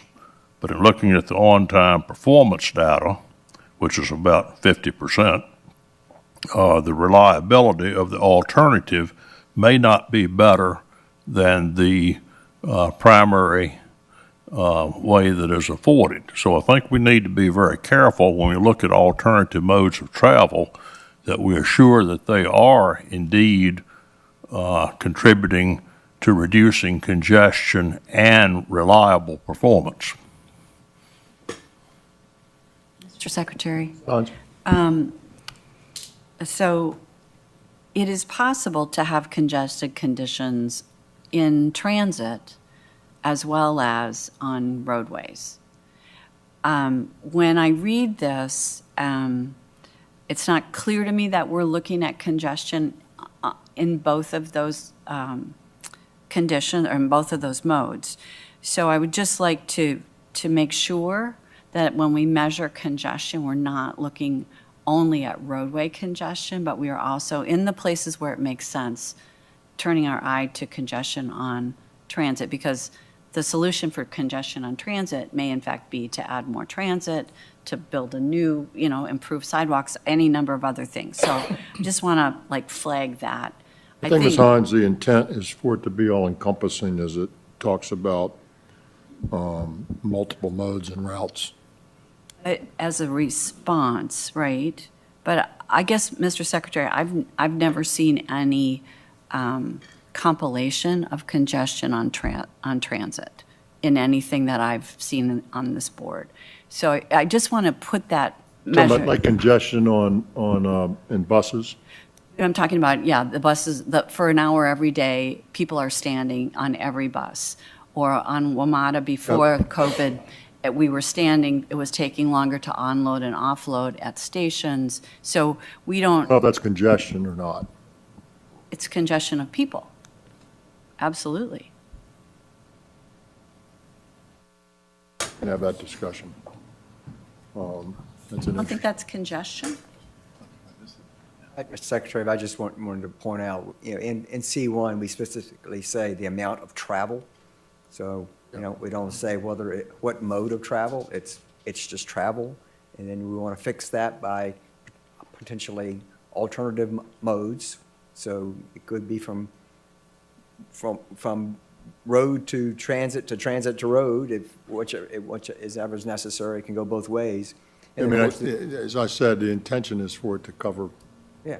Right, so I appreciate the conversation, and maybe when we get to how we're going to measure this, that's where the rubber will hit the road. Yeah, that gets the hard part, right? Yeah, exactly. Yes, Mr. Kaspertz. Yes. Following up on Mary's comment, when we get how we're going to measure this. So code requires, Jatendra, we've talked about this before, code requires that these goals be measurable. And it would just be helpful at this point, we've been through this now for several months, actually through several sessions, if with each of these you identified what the measurable metric is going to be that we're going to look at. Look at the first one, reduce the amount of travel time takes place in congested conditions. It'd be helpful at this point to understand what we're going to be looking at in the future, or this board will be looking at in the future, to make a determination as to whether or not we're making progress. And I reflect on the fact that we're currently engaged in a revamp of Smart Scale, where that type of information would be extraordinarily helpful, especially if it's broken down into subdivisions that are geographically associated with our congested areas or less congested areas. So to the extent that you could add those metrics at this point, I think we'd benefit greatly in understanding that. I don't think we're at the metric stage yet, John. Mr. Secretary, Mr. Casper, I agree completely. We've got to tie to each of these to the way we will measure them. Margie Ray has been working on some of our measurement of past performance of projects, and as we are wrapping these up, we will tie these together with what that measurement Great. tool will be. Thank you. We're not ready yet. All right, Mr. Ramchani. All right, goal D, which is the fourth of the 5, it focuses on interconnected systems and services. So some of the discussion has already taken place, so I will try to go through it a bit quickly.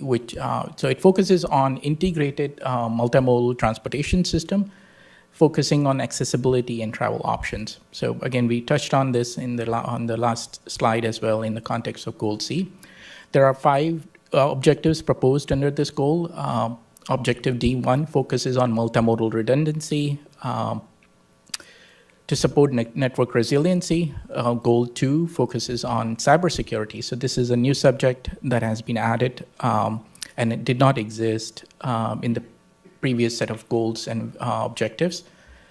It focuses on cybersecurity to ensure safety and security of the transportation system. Goal D3 focuses on improving bus stop conditions and accessibility by implementing a transit modernization study that was done by DRPT. Objective D4 focuses on freight rail movement support for economic development and freight fluidity, and Mr. Kasparowicz, that might be getting to your point that you were referring to carloads. And Objective D5 focuses on supporting regionally significant economic development initiatives through investments in site accessibility. Combined, these 4 items, they focus on advancing the integrated transportation system. So you will see references to Port of Virginia, you will see references to transit, you see references to cybersecurity, because it is in the context of integration for better access and travel options, more travel options.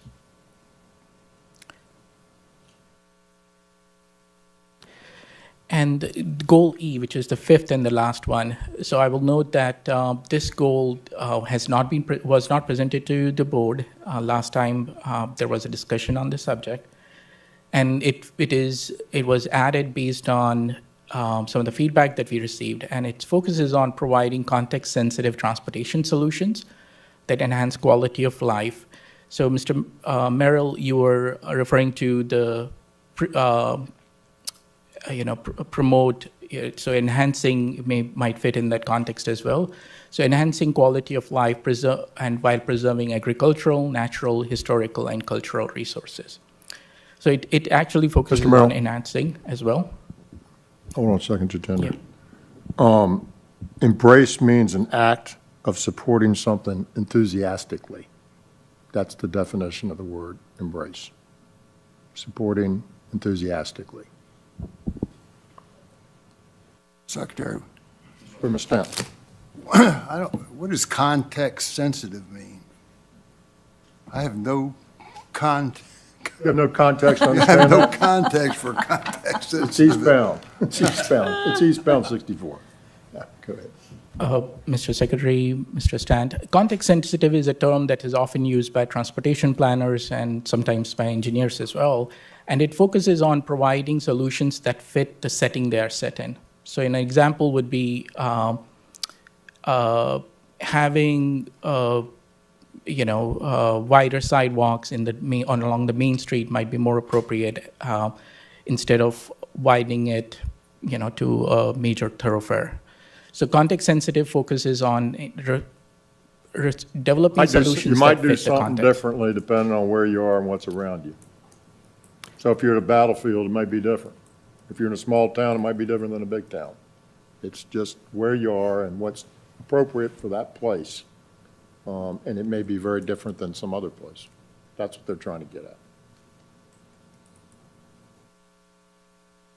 So, You know, like McDonald's signs in Williamsburg are context sensitive.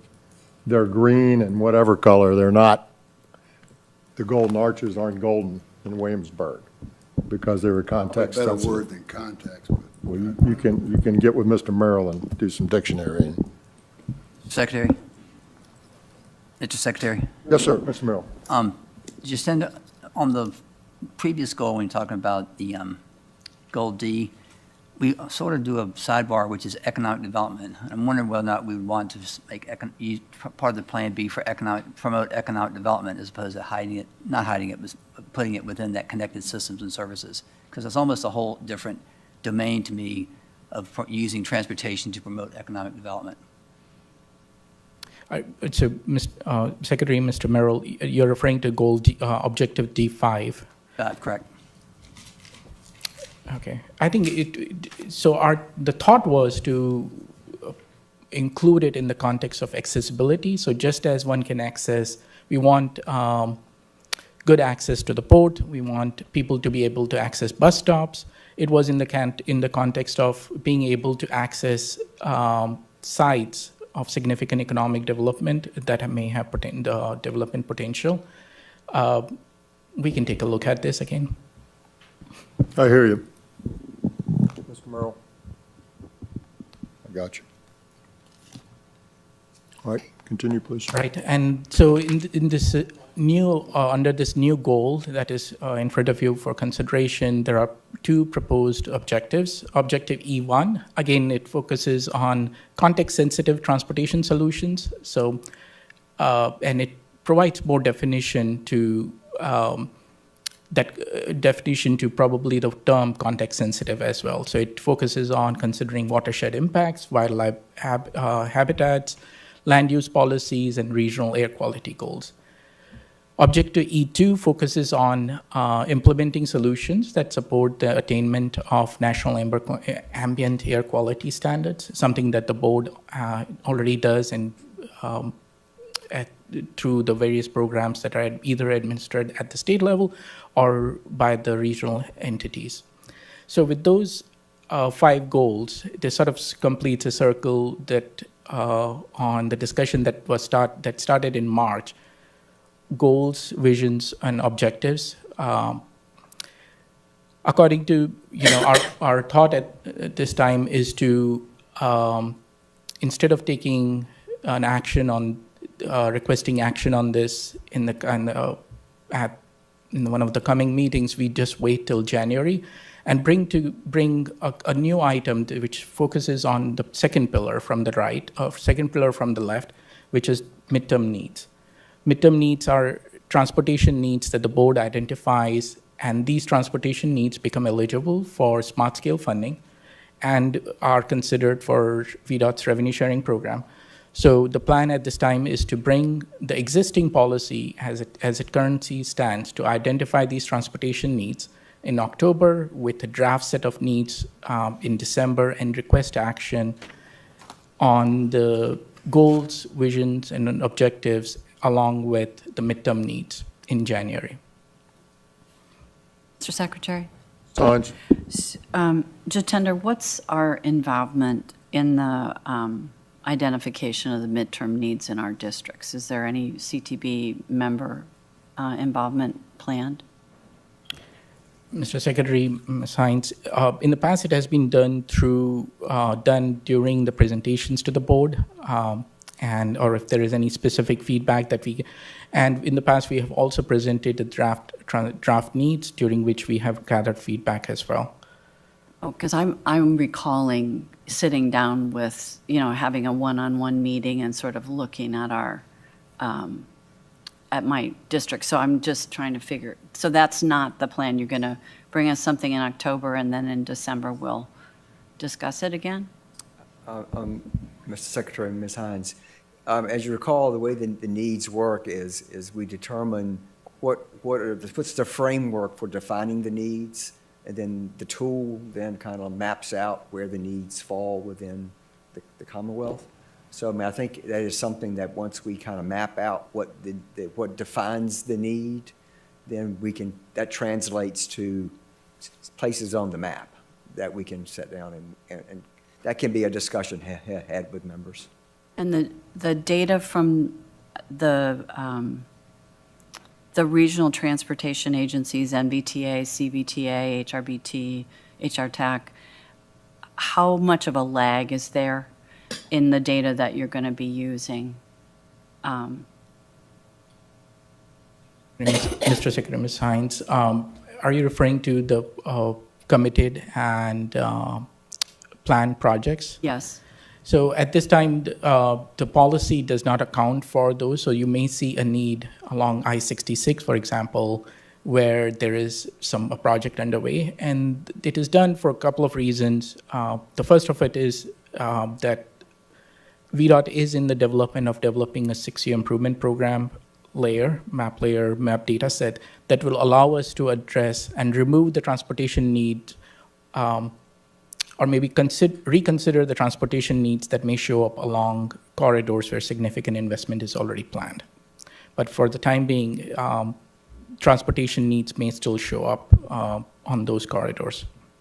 Did I answer your question? You do answer my question. I don't like the answer, but because I've struggled with this, Mr. Secretary, through 2 rounds where because MBTA is so much further ahead than the other agencies in funding any number of different things, I think I was down to tier 3 the last time and had to get special permission to have certain things identified as needs. So it's just, maybe it's just a NOVA issue at this point, but it persists in making smart choices in NOVA more difficult. I'll just say that. We obviously want to have the best outcome.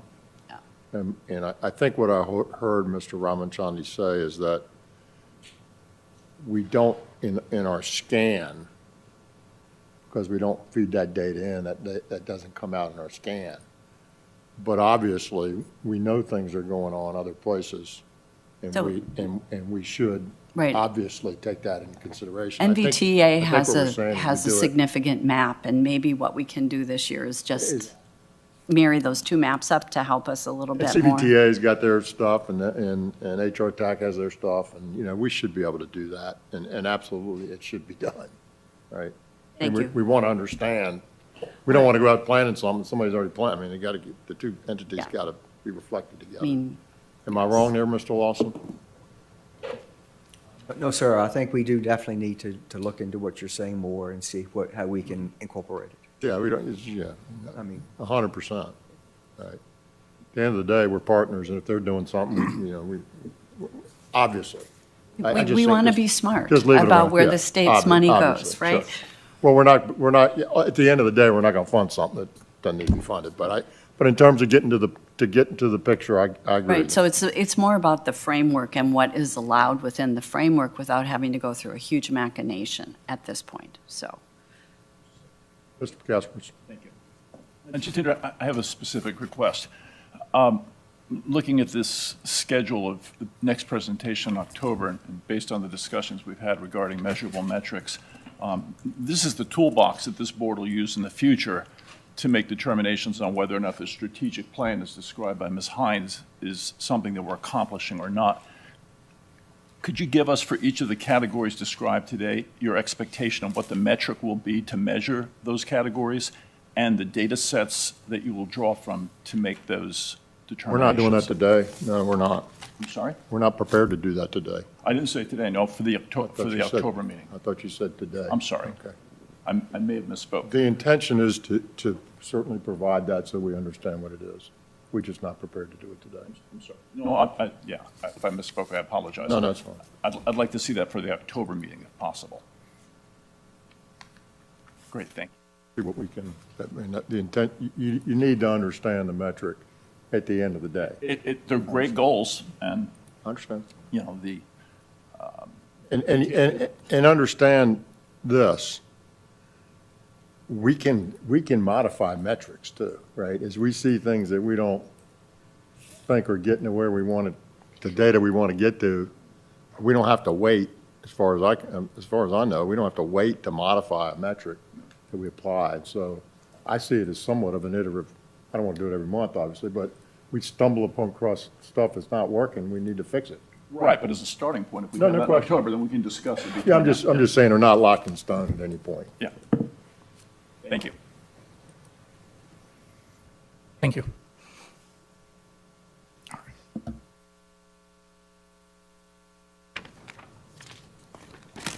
All right, thank you, Mr. Ramachandra. The next item on the agenda is a smart scale review, Ms. Brooke Jackson and Mr. Ho Chang.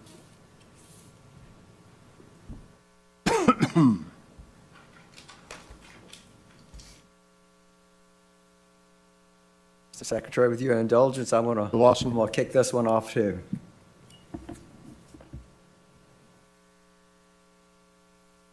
So today, we want to come back and continue our journey on the smart scale review that we've been on.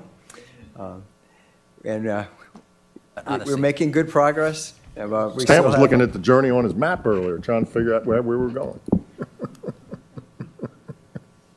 So today, we're going to kind of review where we are, kind of the status of the review process. We want to touch base on, the key findings that we have brought to you so far. We're going to look back at the retreat and respond to some of the key takeaways that came out of the retreat. I think a big discussion point may be the illustrative impacts of the scenarios that we have provided you. They are all posted and part of the package for each district and statewide. I do want to note that you have to remember that those, and I like to use the word illustrative, scenarios do reflect the cohort of projects that were in round 5. And you have to remember that those projects were submitted based on the factors and the process that were in place for round 5. So you just have to understand that, a different set of projects will give you a different outcome. So I just want to make that caution that we don't get too caught up in what the actual round 5 illustrative results show. Also, we have Michael Drilling with us. We've had significant discussion with VEDP about how, they can do what they do every day in looking at economic development for the Commonwealth and help us make smarter economic development considerations as it relates to transportation. And then there'll be some follow-up as to what's the public outreach updates and kind of our schedule going forward. So that just wanted to set the stage, and I'll actually move one more slide. This is the journey that we're on, and as you can see, it's we started talking about it technically in February. We actually put the survey out in January, and we are working our way through this process, and here we are in September. And again, talking about the methodology assessments and the recommendations. So with that, I'm going to turn it over to Ho. Mr. Chang, thank you. Thank you. Mr. Secretary, members of the board. What I'll do now is to go over key issues and findings. And just for your edification, this is from reviewing comments and outcomes of 5 rounds of Smart Scale so far. And to clarify, the comments are from various sources. First, probably prominent is the result that we received from a comprehensive survey that we conducted at the beginning of this year, where we received responses from almost 400 external stakeholders. We also received a number of emails and letters, as well as we conducted a number of one-on-one meetings. And as you know, we previously went over in detail each of these issues and recommended solutions. So I'm going to keep at a very high level because we have a number of things that we want to cover today. First, leverage projects of $30 million have a funding advantage.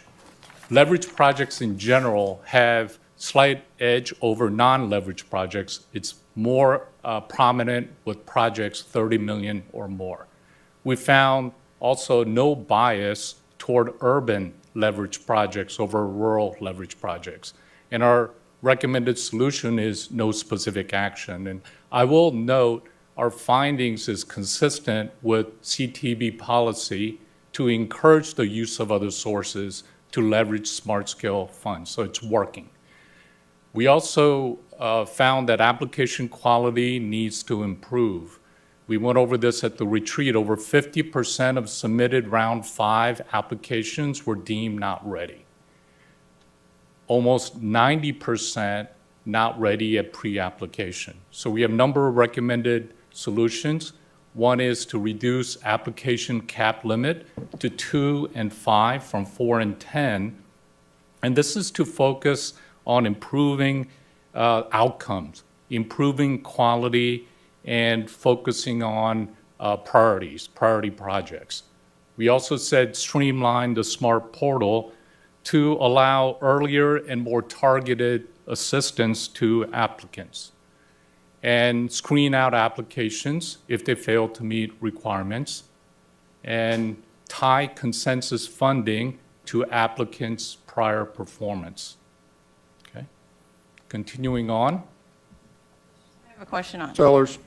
Is it prior performance based on the SMART scale, or is it tying it into that prior performance that we were talking about earlier? Are they one and the same? We're talking specific to smart scale funded projects. It can be one and the same.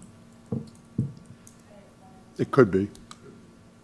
There's going to be, there'll be locally administered projects that didn't come through smart scale. Can there be one? Right, sure. Yeah, revenue sharing. So it'd pick up a bunch of them, but it wouldn't pick up everything. So it was intended to relate to delivery performance. So the delivery of a project and the performance of a locality in the delivery, and whether or not we should continue to fund projects that aren't in localities that aren't being delivered on. That answers. It just puts a little bit more weight behind the conversation earlier today and more consideration, you know. So thank you. Right, it's a good point. Moving on, small projects are more likely to get funded. As a matter of fact, twice more often than larger projects, 51% success rate versus 19%. And if you look at all the selected projects, 78% of the projects are under 10 million. And while they receive 33% of total funding. What we've also seen is a trend that average project amount has decreased from 57 million in round 1 to 19 million in round 5. And what we also saw is that the HPP is funding small projects. About 60% of all HPP projects can be classified as small projects, $10 million or under.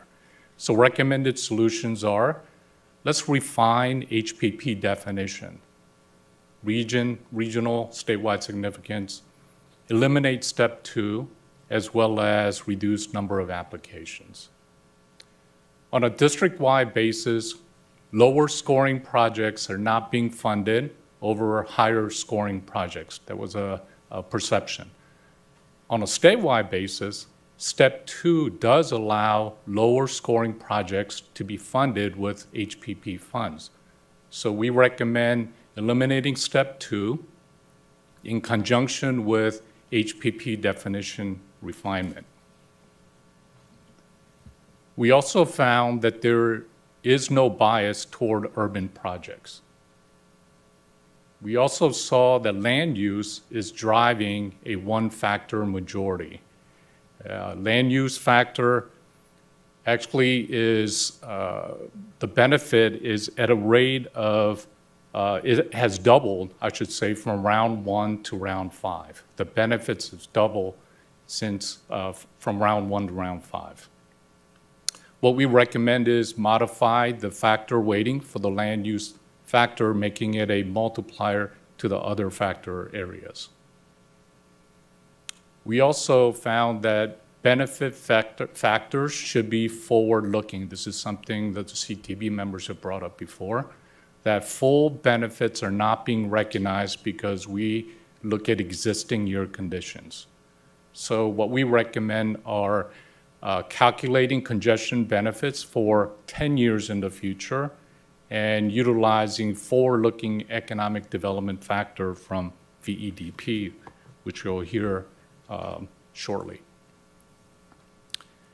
In July, we had a full day of looking at findings, recommendations, and full discussion regarding each item. There were also action items from that retreat that required follow-up. And this list represents those action items that were identified in the retreat. So I'm not going to spend time going through each one because Brooke will be going over each item in detail. And just want to note that the numbering here matches the action item numbers.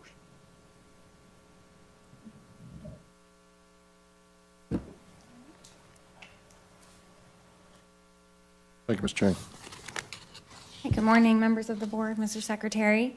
I'm going to go through the action items that we had remaining. The first being meeting with CTB members on any request that's happening, and I will reiterate, we're just at the middle to end part of this process, and we do hope to continue to have more one-on-one meetings, and we will still encourage a lot of public input, and I'll get into how we can do that at the end of this presentation, but we'll continue to encourage one-on-one meetings to discuss the outcomes as we go through.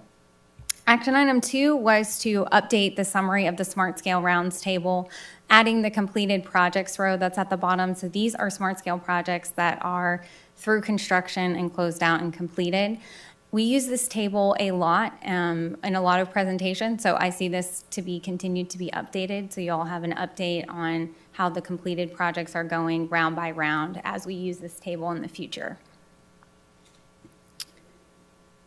Second was, this is still action item 2. We grouped them together with some of the retreat slides that needed updating. We were talking about the context of urban and rural and policies related to urban and rural and analysis in urban and rural. And the context was that we should add population density to the table, which is the third column with area types, so that you can use that for when we're going through different methodologies and policies related to urban and rural. And again, we will continue to update this as that changes and use this table moving forward for Smart Scale. Action item number 3 was providing a refined definition of eligible high priority projects. In June, we brought this concept of redefining what high priority projects meant to the board to y'all. And so there is a lot more information in that presentation specifically. But the current definition is in code, where high priority projects means those projects of regional or statewide significance, such as projects that reduce congestion or increase safety, accessibility, environmental quality, or economic development. And so the CTB policy helps to define the where as corridors of statewide significance and regional networks. And this specifically is identified by VTrans that support interregional and interstate travel. You can reference Interact VTrans for more. There is a very active website that can be accessed through the VTrans website to see where the corridors of statewide significance are. We were asked specifically to provide a refined definition of eligible high priority projects, which is now proposed to add, in addition to the code, the following feature types: new capacity highway, managed lanes, newer improved interchanges, newer improved passenger rail stations or service, freight rail improvements, high capacity fixed skyway transit. We have added to this list, since you last saw, transit transfer stations and new bridge to the list. There is a strong correlation to the economic development table that we use to identify project impact. So that's a very well vetted table that we've made that correlation using impact of project to identify the definition. Action item 4 is to clarify project eligibility and application requirements. This specifically is best served using the documents that we already have on our website via the board-adopted technical guide. I specifically have listed here which pages call out specific eligibility requirements and project readiness. I will also note, when you're in the Smart Portal, which is our web-based application system that all applicants use, and I will say it's publicly available, so I will put in a plug for that, that any application you would like to look up, you can look up on the web-based system.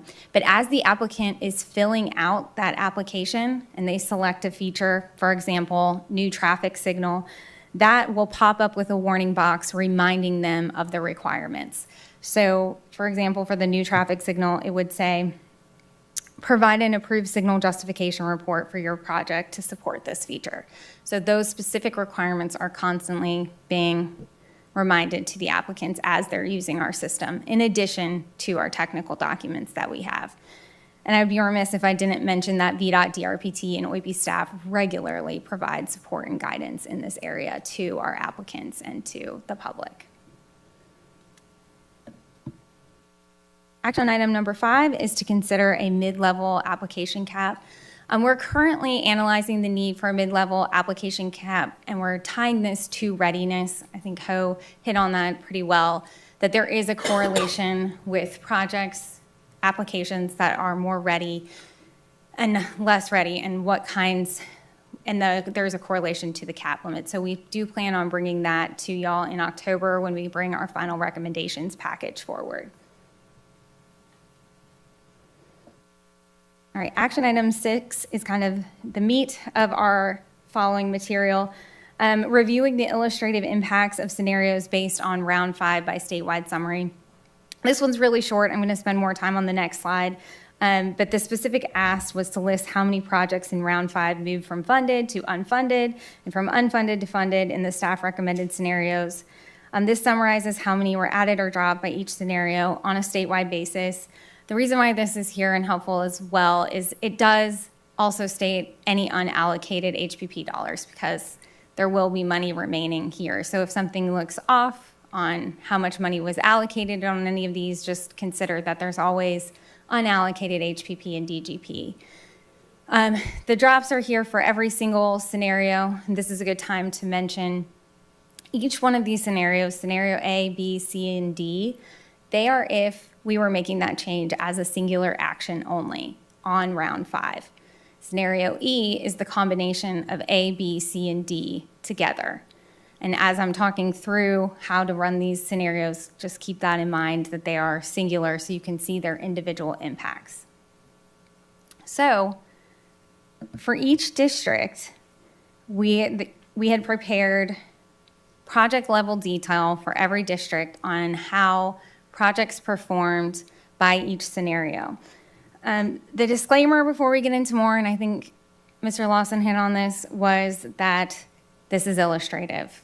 It's the rules of round 5. We expect applicants, as new policy is adopted, if it is adopted, for them to act accordingly and provide projects that would perform according to the new rules. So just keep that in mind as we move forward. The consensus scenario is listed in the bottom left corner of these summary sheets, and that's there for reference to show what the board's or localities or applicants' desires were to have funded and what actually got funded in the consensus scenario. And you might see similar projects in the add or drop categories that actually relate to the consensus scenario. But just quickly taking you through what this is, only projects that were affected by adding or dropping came into these sheets that you see. There was 400 projects, which is too much to show in these summary sheets, and we only added the projects that had an impact by the scenario to it. Scenario A and B, those are strictly funding related decisions. They do not impact your SMART scale score. Scenario C and D, that is a methodology change. So that would impact what the SMART scale benefit score, therefore changing the SMART Ms. scale Jackson, score. hold on a second. Mr. Stant? Y'all want to say something? Go ahead, Ms. Jackson. Yeah, so the C and D do have a benefit impact. So there is a change in rank column there to show whether or not that singular change improved the score or hurt the score. So where it fell in the rank of 400 projects overall. A really good example of this would be in the land use column. And it is a good jam. Sorry.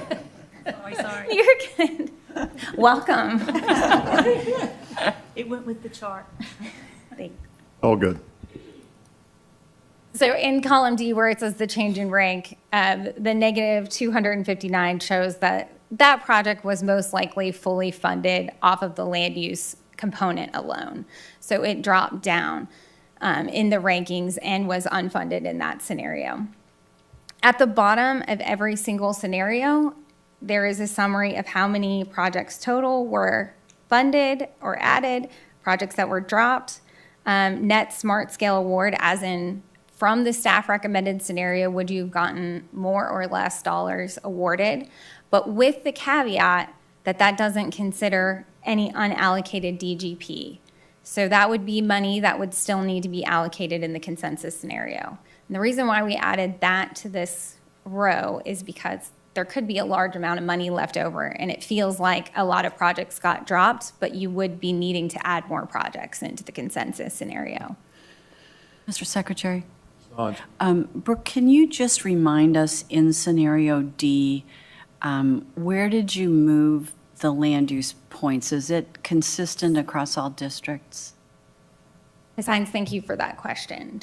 So staff recommended scenario weightings were used for scenario D, the land use multiplier, which would be adding 15% to safety in type A, 5% to congestion. Stop. 15 points, not 15 percent. 15 points.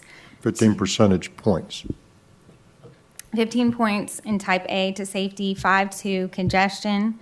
In type B, it would be 5 to safety, 10 to congestion. In type C, it would be 5 to safety, 5 to congestion. And type D, it would be 10 to safety. We'll give you the chart again. And 0 to I just congestion. thought it was, so it's not, every district, every typology is not the same, so. Yes, thank you for that clarification.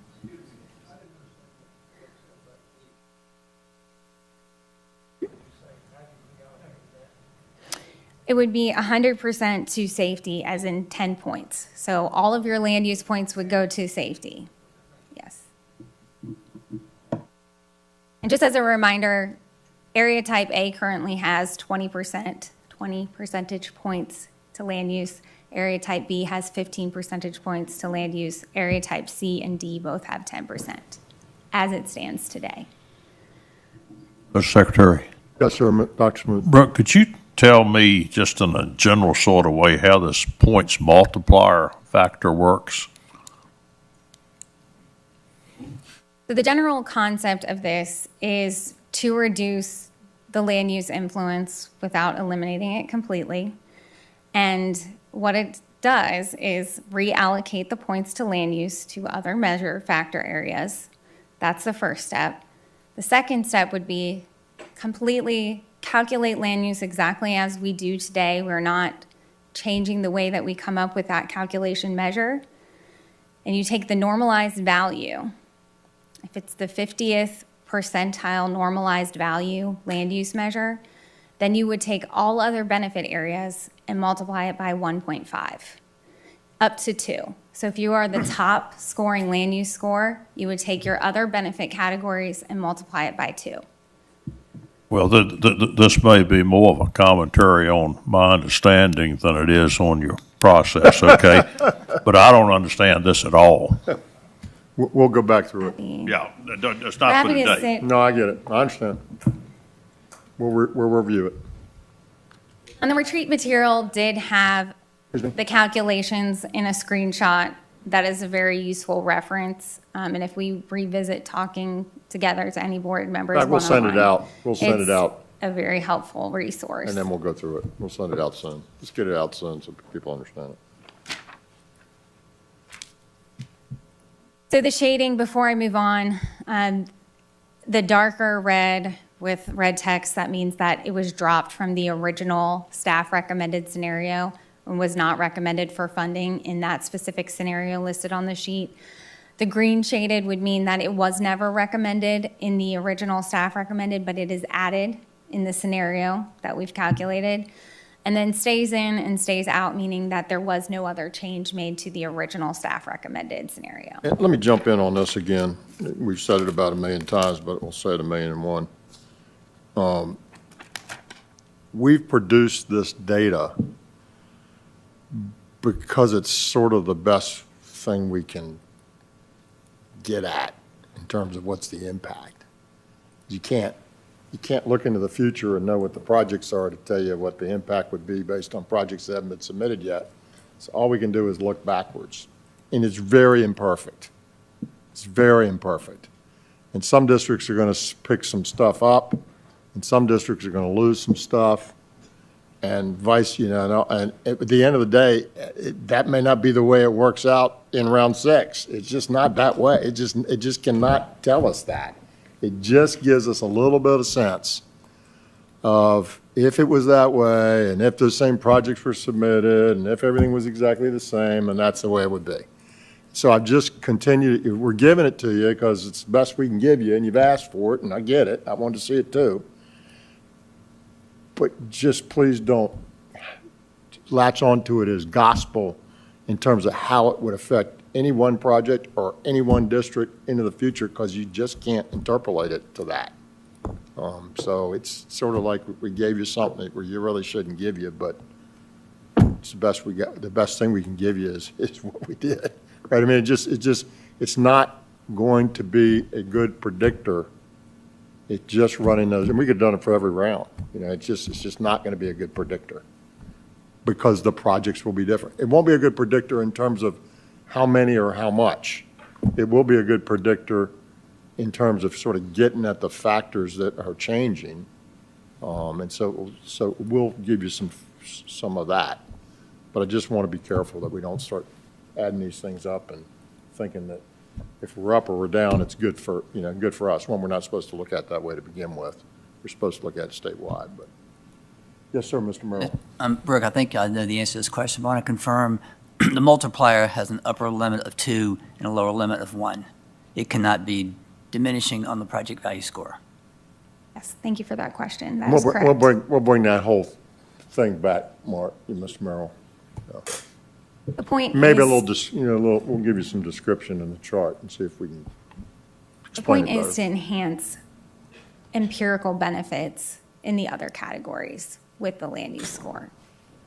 I next don't want page. to forget to mention, at the end of the presentation posted on the website is every single district, including the statewide one, which was the CTV project, what would happen for every single district. It is already posted on the CTV website. So I'll go on.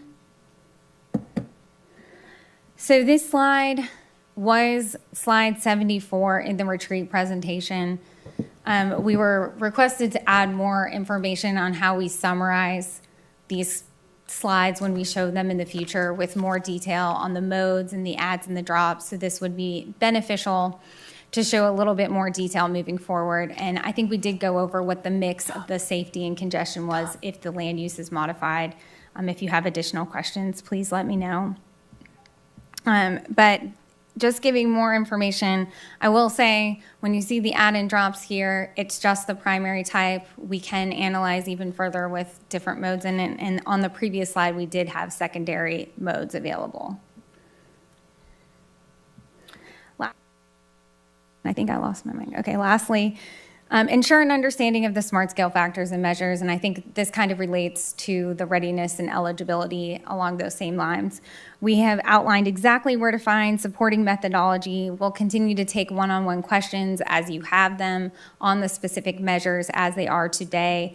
Minimal changes are being brought to you on these measures so far. We've talked about changes to the congestion mitigation measures that could possibly be implemented in December. And we're going to talk about economic development as well today. So those will be changing in the technical guide if they are adopted in December. We also had a request to look back at accessibility-based data. We looked into that, and it looked like it would take months to get that done at this point, and we're not saying that we won't be able to do it, but it is not available right now to analyze ahead of December action. Mr. Secretary, Besides, before we move to the economic development, which I know is going to be brand new for all of us, one of the questions that I think I asked during the retreat, but maybe I didn't, is whether. you only got two, and you asked three, so you were out. Just teasing. I'm teasing. I'm following your lead, Mr. Secretary, from when you were a member. Yes, ma'am. I'm still a member. Just a member, right? So is it possible that different decisions can be made about where the land use points are allocated based on area type? Do we I'm very. I don't think we have to do anything. Okay. I think I think the answer is, by the end of the year, hopefully the creek don't rise, we're going to make decisions on all these things, right? That's the timeline that we've been on since this early part of the year. And, this board has the power to make that decision. So you could, in theory, I think, apply it to one place and not to another. Okay. Just like we do with changes in scorings, and, I mean, not scorings, but in allocations. Well, the percentages are Yeah. already different by Yeah, district, sure. by area type, so I guess. And, I don't mean to sort of open that can either, but I mean, I don't think the area types we created, the categories we created by looking at the statute, what we're told, the weightings we created, we created everything, right? So if we created it, we can uncreate it. Thank you. Yes, sir. Just to follow up on that, I mean, there's still some open items, and among them, how to whack up the 20 points, 20%, whatever for land use. That's number one. I still have an open item on whether land use should even exist as any multiplier or anything else, because I don't believe that it should. And the other thing on congestion is it only going to look at 10 years? Or should any part of the congestion look to present congestion as opposed to just 10 years down the road? No, So, I mean, these are not- some open questions that I still have. No, I don't think there's looking out 10, I think it's looking at now and out 10 years as opposed to just today in terms of congestion. That's the intention of the recommendation. Today, we just look at it as the time the application is filed, what's the congestion? Now what we're saying is we need to, and we used to look out further. Now we're saying we should look at today, tomorrow, and up to 10 years from now to see what we expect it to be, and then use that. The land use piece, and there's some code that directs us to that. Yeah, there is, Mr. Stant. You want me to read it to you right now? I can read it to you right now if you like. It's in 33.2-353, and it speaks to the statewide transportation plan and the stuff that should be in there. And they use land use. They talk about land use from the locality, and they tell us what to look at. So if you look at section B, you'll be able to find some of that. And it uses things like job to housing ratios and job and housing access to transit and all sorts of things that go to that definition. And so, we can look at it, and whether you want to take it out or whether you don't want to take it out, it's not. I agree in the statute, you can find anything you want, because it's broad enough to encompass anything. I'm just reading what it says. I also have a problem with the methodology that is used to measure land use. That's fine. I mean, we're workshopping this right here. If you want to come back to those, we'll come back to those. I mean, absolutely. But I think the forward-looking, that's answered, right? The 10-year forward-looking thing. That's not about just looking 10 years from now. It's about looking today up through 10 years from now, right? Are you with me? No. You asked if it was just looking out 10 years. I said, no, it's looking at the congestion today. No, the congestion, I thought we switched over to land use. Well, we did, but then I went to congestion because that's the other one you raised. So I was just trying to say, are you satisfied with that? With congestion. Okay, good. Thank you. Before I hand this over to our VEDP colleagues, I'm just going to go over a review of economic development as a refresher before they are overwhelmed with all of the ways that we currently do economic development. So first, there's three parts to the economic development factor, and there's three measures is what we call that make up the factor. The first, the biggest component is ED1, which is project consistency with applicant-identified economic development plans and policies. So this is the only measure that we ask our applicants to actively participate in the scoring process of them identifying local plans and converting that to building square footage or buildable square footage, whether or not the project plans are further developed along in the process, or if it is conceptual or early detail, we'll calculate it based on a floor area ratio. That is the biggest component of economic development, and it is our number one criticized measure, I would say, beyond land use, on if we are actually able to calculate what economic development is doing, because it only looks at what is coming in the future, not what is there or what could be redeveloped. Our redevelopment rules are very strict within ED1. So that's a little bit of history of ED1. And it doesn't distinguish between 1 square foot and another kind of square foot. Economic development is not, the square footage is not a particularly great indicator of the impact of the economic development impact. So we don't like that measure because it's not a very good measure to Secretary, I think that's an excellent observation. And you know, why is it square footage instead of jobs? You're going to see something coming Yeah. up, Dr. Smoot. So Okay. this is current. This is what we currently do, right? Mr. Dreiling will talk about what is being recommended, and we've put a lot of work in with VDP to try to get something that makes sense to them and to us. And so we'll see that in a bit, but this is what we currently do. The second measure is ED2, which is increase in access to critical intermodal locations, interregional freight movement, and/or freight-intensive industries. This is the proximity to intermodal locations combined with the freight tonnage moved. We are proposing a very small tweak here that we thought this would be a good opportunity to bring up, is to actually change that freight tonnage component to just freight volume, just due to the fact that tonnage doesn't necessarily relate to value, so simplifying that measure.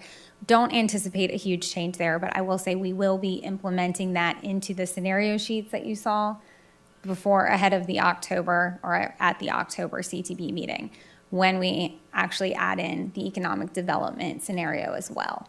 So that's another good point, that the economic development scenario will be added to those sheets that you saw that I spent time on the action item number 6.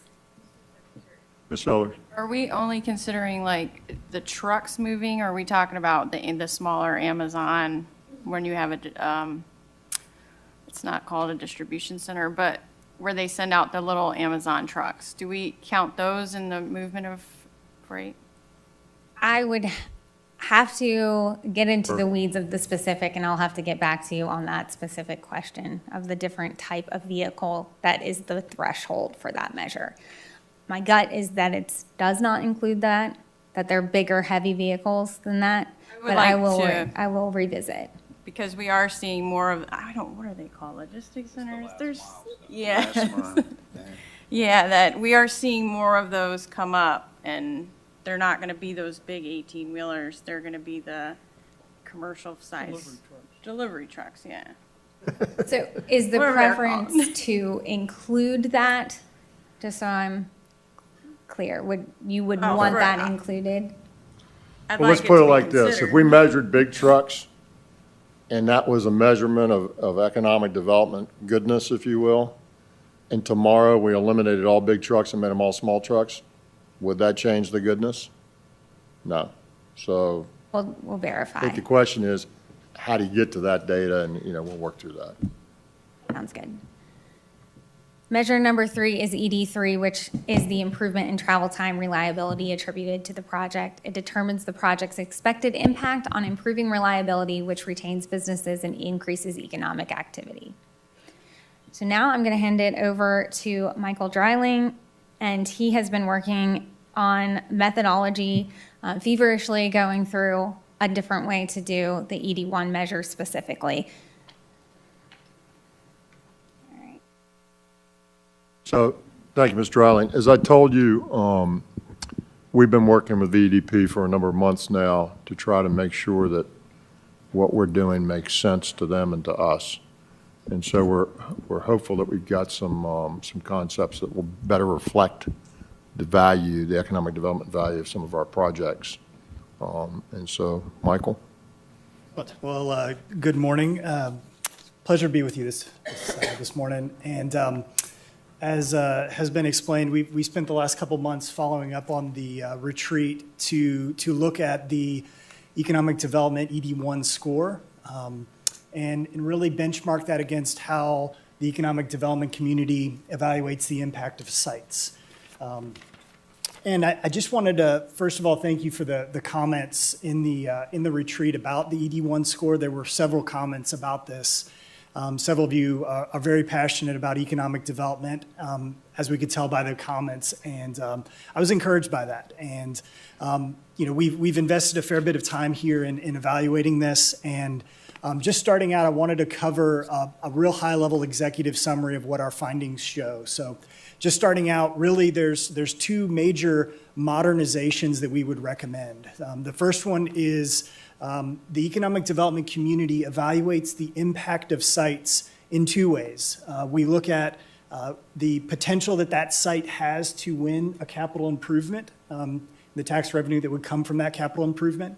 And we also look at the jobs that those sites could potentially win. So those two items are not currently included in how economic development is rated within SmartScale right now. The second one is there's a very, very manual process that applicants follow to input sites into their application. So we would recommend modernizing that using an online database that is currently managed on a statewide level. The second bullet here, just covering in a little more detail, the main thing we want to be emphasizing is really promoting projects and the sites associated with those projects that add to the gross state product. As Secretary Miller discussed, square footage is an indicator, but not the best indicator potentially. So we want to look at gross state product and increasing gross state product because that's what the economic development community evaluates impact based off of. We want to make sure that we're increasing the potential jobs and capital investment. The state gains tax revenue through jobs. Localities gain their tax revenue through the capital investments that businesses make in those communities. So those are two very, very good metrics for measuring economic impact.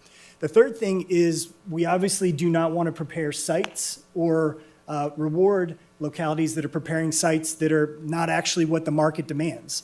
We've seen a lot of EV automotive manufacturing projects looking at Virginia, and we want to make sure that we have sites that those projects could land on. So you want to make sure that you're meeting your market demand. Currently within SmartScale, those aren't factors that are incorporated. So we would make the recommendation to try and incorporate some of these if possible. So to do this, the proposed SmartScale ED1 scoring methodology is we would propose that the CTB consider focusing on sites that will truly attract growth sector industries. These are sectors that are demonstrated to grow substantially in the next several years. These are sectors that have high-paying jobs and will put in substantially large capital investments into communities, so the communities will prosper not only in getting the jobs, but also in the tax revenue that these companies will bring to their communities. We also would, as I indicated previously, we would recommend incorporating job creation and capital investment, as well as looking at the market demand of these sites and including that into the selection process. VDP, just in closing out the executive summary, VDP did evaluate all 395 projects, I believe it was, in round 5, and looked at just the ED1 score. We didn't look at ED2 and ED3. We did not look at the overall score, but we focused in on that ED1 score to understand how the proposed methodology would affect the scores. And I have a couple trends from that I will speak to. Just to dive specifically which part of the scoring we're talking about. The SmartScale scoring has the top line, 6 measures. Within those, there's 14, I believe it is, total factors that you're graded off of, the applications are graded off of. We are just dialing in on the ED1 score again, which is 60% of the economic development score. The 5 to 30% weighting for economic development on the top line there is determined based off of area type. All things we're not talking about changing, and we're also not talking about changing the 60% that ED1 is currently amounts to. So we are, however, talking about some recommendations that we would have within ED1 to better reflect how economic development impact is graded and viewed by the economic development community. To set the framework for how sites are incorporated into these projects. So the current system and what we would propose continuing to use in the future takes into account the impact of these projects. And based off of the impact, there's a high, medium, and low, or you may have heard the terminology tiering. There's a tier 1, 2, and 3. It looks at the distance that those sites are from a potential project. So for the high impact projects, and high, medium, and low are determined by the classification or project type. Just an interim question. When you say high impact projects, are these projects already in place or proposed projects?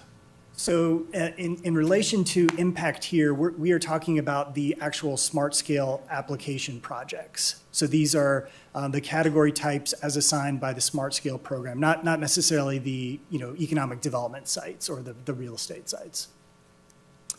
And high impact looks at a radius of 3 miles. So it pulls in any site that's within a 3-mile road distance to the application project. And low impact projects would be pulling in sites that are about half a mile or less to the site or Michael, to the project. I think the question is, if I'm going to define the word high impact or the phrase high impact and the phrase low impact, how do you define that? Brooke? Yeah. So listed on the footnote here is the best way to describe it. In table 10.2, and this is actually what I was bringing up, how we determined what high priority should be for the board, is using that table 10.2. So it breaks out different features that have been vetted throughout the board process before, what is considered high impact and low impact features. Examples of high impact project features are new interchanges, new capacity, those kind of things have already been vetted with the board in the past. And that's why we continue to reference that table, as it has already been fully publicly vetted with y'all in previous rounds. On the roadway network, that's where the high impact is? It's a general term for what the intention of that table is with the features, is intended to be a bigger project, takes longer, bigger impact on ADTs, bigger impact style projects. And that is how the features have been broken up in that table. We'll look at the table.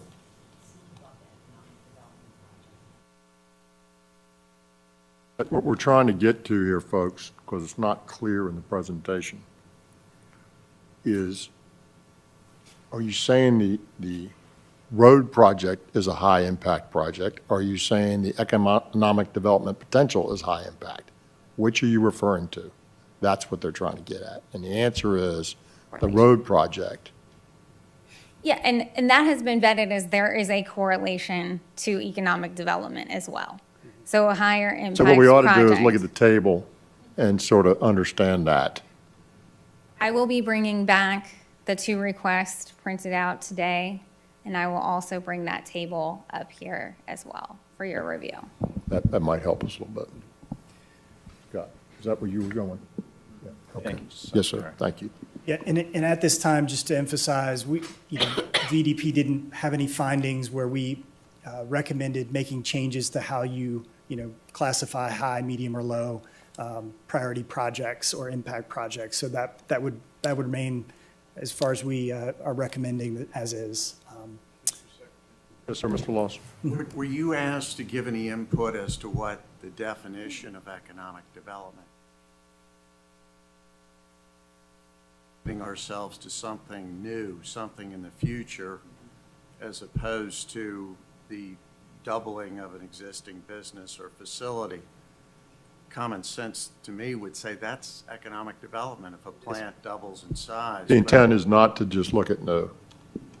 We also wanted to try to get to, which is a much harder factor to get to, retention.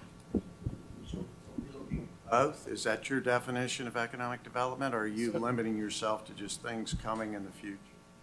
So the reason, and we do, and my team looks at this as part of the real estate function, we do look at retention and what the causes are of what the needs when we have a retention case are. I think as it relates to the discussions here, an issue a company typically has would be inability to expand at the current site. They have a business need that they need to fulfill.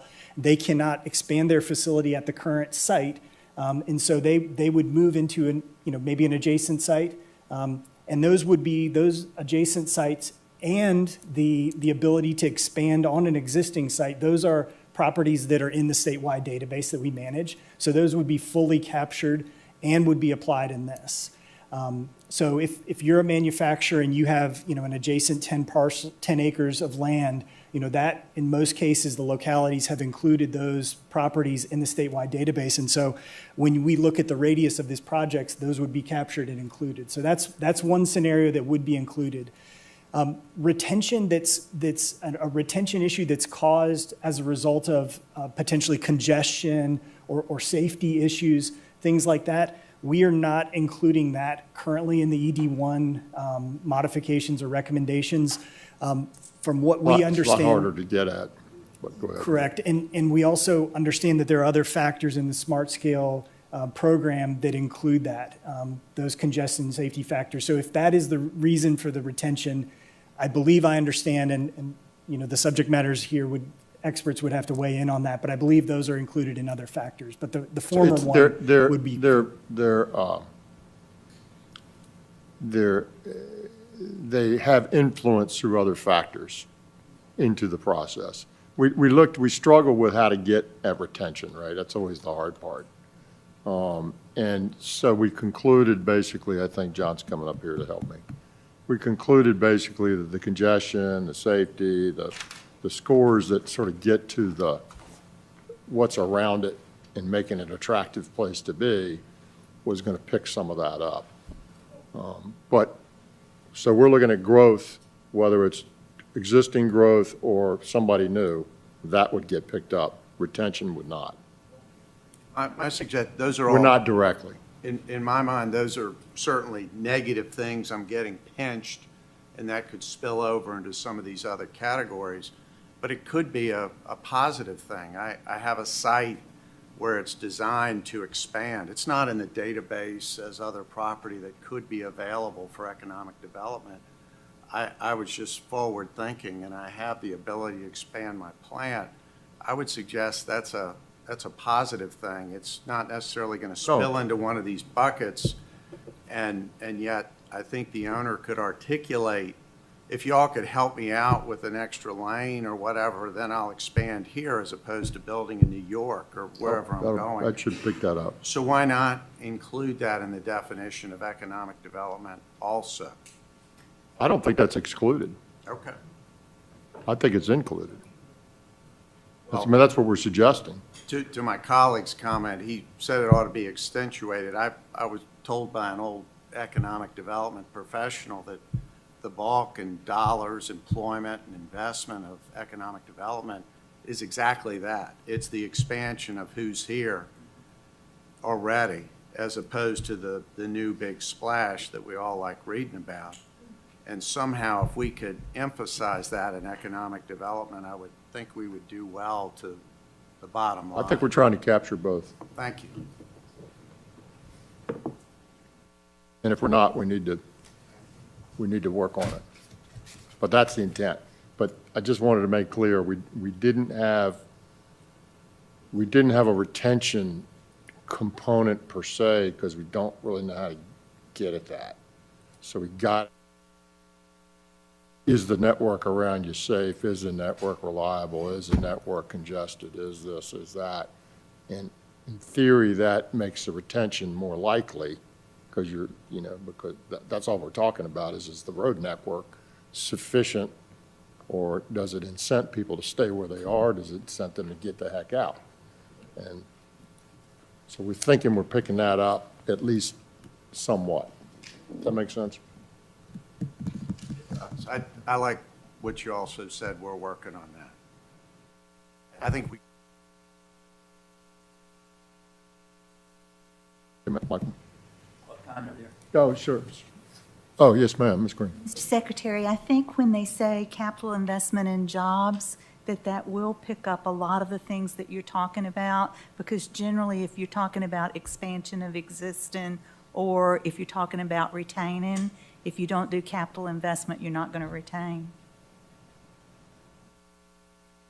Thank you. I think with that, that baseline of how sites are pulled in, here's the evaluation in more detail that we did on how the economic development factors are incorporated, and then the priorities that we would recommend including. So I discussed increase in gross state product. That is currently not incorporated into the ED1 score, so we would recommend taking a look at that. Maximizing economic impact potential.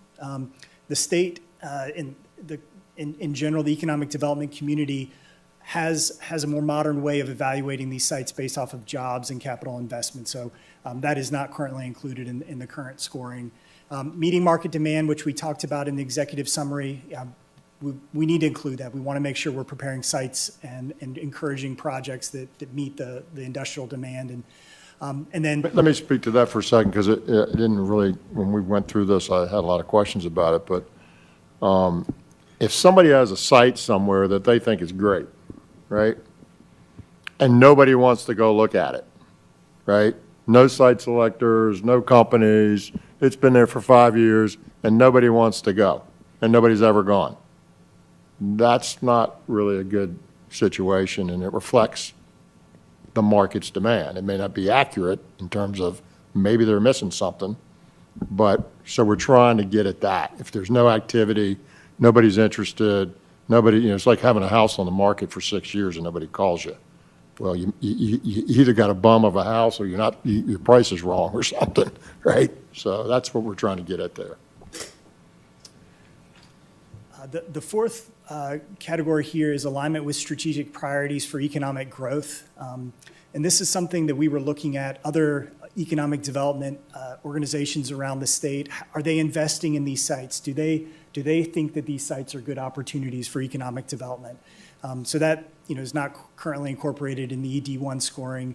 And the last two are incorporated, but maybe not maximizing their ability to measure the impact. So accounting for site readiness. So there's a tiering program that VEDP uses to grade the readiness of these high priority sites. So incorporating that in detail into the program would be a very good addition.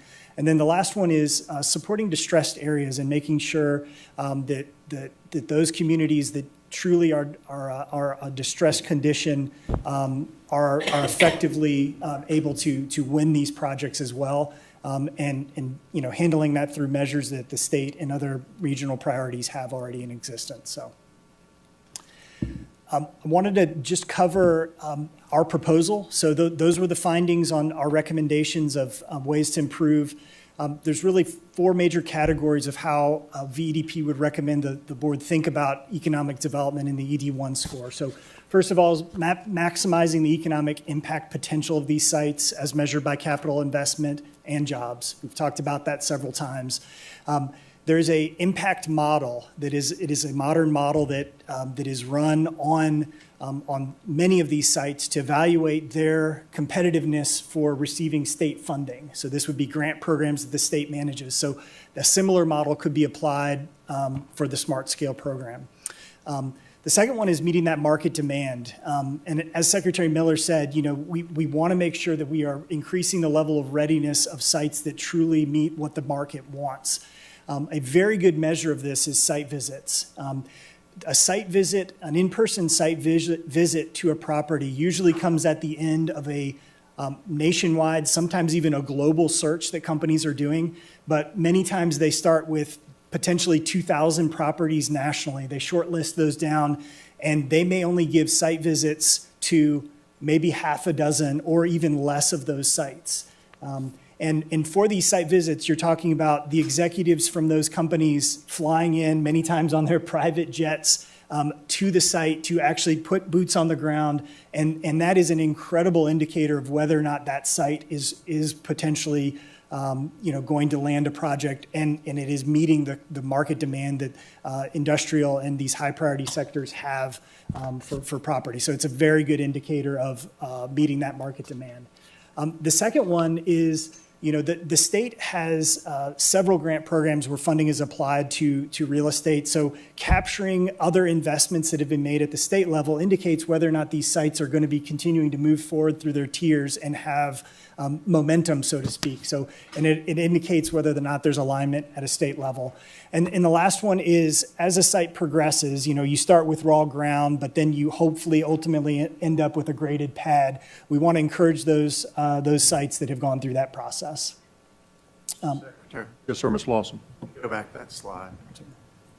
When you say alignment with strategic priorities for economic growth, but there are certain parts of the Commonwealth that have very robust economic development, and other expand knowledge, alignment with the private sector that has done these things, or is it your intent to just focus on state and governmental, either regional or county or city? So this factor is a smaller factor, first of all, in the overall. I'll get into the percentages, but the intent of it would be to capture funding programs that are at a state level. So that would be something like the Tobacco Commission, Virginia Business Ready Sites program, GOVA, programs like that. Where there's private investment, we haven't considered how to incorporate that into this. If we could, it's I suppose good to spend public money, but if we could somehow encourage through this Prefer to give it program back. private investment, that's free, right, to the Commonwealth, and maybe we can still accomplish your goals. Take a look at that. Thank you. Exceptional comment. Thank you. Secretary. Passports. A question on the data that would drive some of this. Do you keep and track data on opportunities that we don't succeed on or achieve because we don't have site readiness requirements? We do. Absolutely. Very detailed data. Is that something you could present to this board to help us with this decision? Because I could read into this that this is a more speculative approach to dealing with economic development than we've had in the past, and that may or may not be true based on the data that you hopefully can provide on what we've missed in the past based on not being ready, and how those opportunities might tie in to the alignments that you're suggesting in economic development. I mean, We have, excuse me. the speculative part, most of this is speculative at some level or another, right? I mean, At some we're level or another. we're all like looking forward here, and so nothing's a fact yet. So I guess by definition, that's sort of speculative. I said more speculative, perhaps. I think actually it's going the other way. I think what we're trying to do is get factors, well, the speculative part perhaps is constant, but what we're trying to do is get factors that more closely relate to a value that comes out of this, right? That's what we're trying to get, the value. And we didn't think our measures brought us the value, so we're just trying to get the value. I hear you. Yeah, I just think, a look back at maybe the past 10 years or so and opportunities gained and opportunities lost because of lack of infrastructure or the availability of infrastructure would be beneficial in helping us make this decision. But they're not, that's not necessarily going to be gained and lost as it relates to smart scale. I understand, but, and. Mr. Coleman, I got you. Thank you, Mr. Secretary. My question is related to Mr. Lawson's comments. Is there any tracking of businesses that have the potential for expansion, to either wholly move out of the state or those who perhaps open up in different areas? I mean, it's great to chase these shiny things. I use the term bird in the hand versus bird in the bush. But shouldn't we be somehow tracking the ones that maybe escape us, or are you already doing that? Listen, our job here isn't to run the economic development for the state, but it's extremely important for us to make sure that we're focused on that and we're getting where, and that our measures are reflecting value that's brought in here.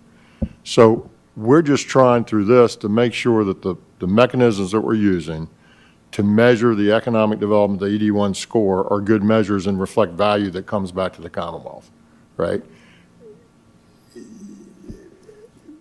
As we talked about when Mr. Lawson asked the question, we believe that this picks up the new flashy thing, but it also picks up the expansion thing, which is, to his point, which is most where a lot of these jobs really come from at the end of the day. So we think that gets picked up. What doesn't get picked up as clearly is sort of the retention thing, but we think that gets picked up sort of by using those other factors that we use. So yeah, I think absolutely we want to be able to incorporate the value that comes from an opportunity of growth in a particular place, whether it's new business or it's existing business that's going to grow. I think absolutely we want to try to pick that up, and I think we're doing that. And you're right, that the majority of the wins that we have, and last year was an incredible year for economic development in Virginia, over $42 billion in capital investments, and I think it was 65% of that was existing Virginia businesses expanding. And the locations of where those businesses expanded were mostly on real estate, that was, adjacent or, already captured in our database. So it captures a lot of those expansions. And we can easily provide you the statistics on lost data and what percentage of it was as a result of lack of site readiness. It's easy data we can bring that to share with you. I'll help on. Site readiness has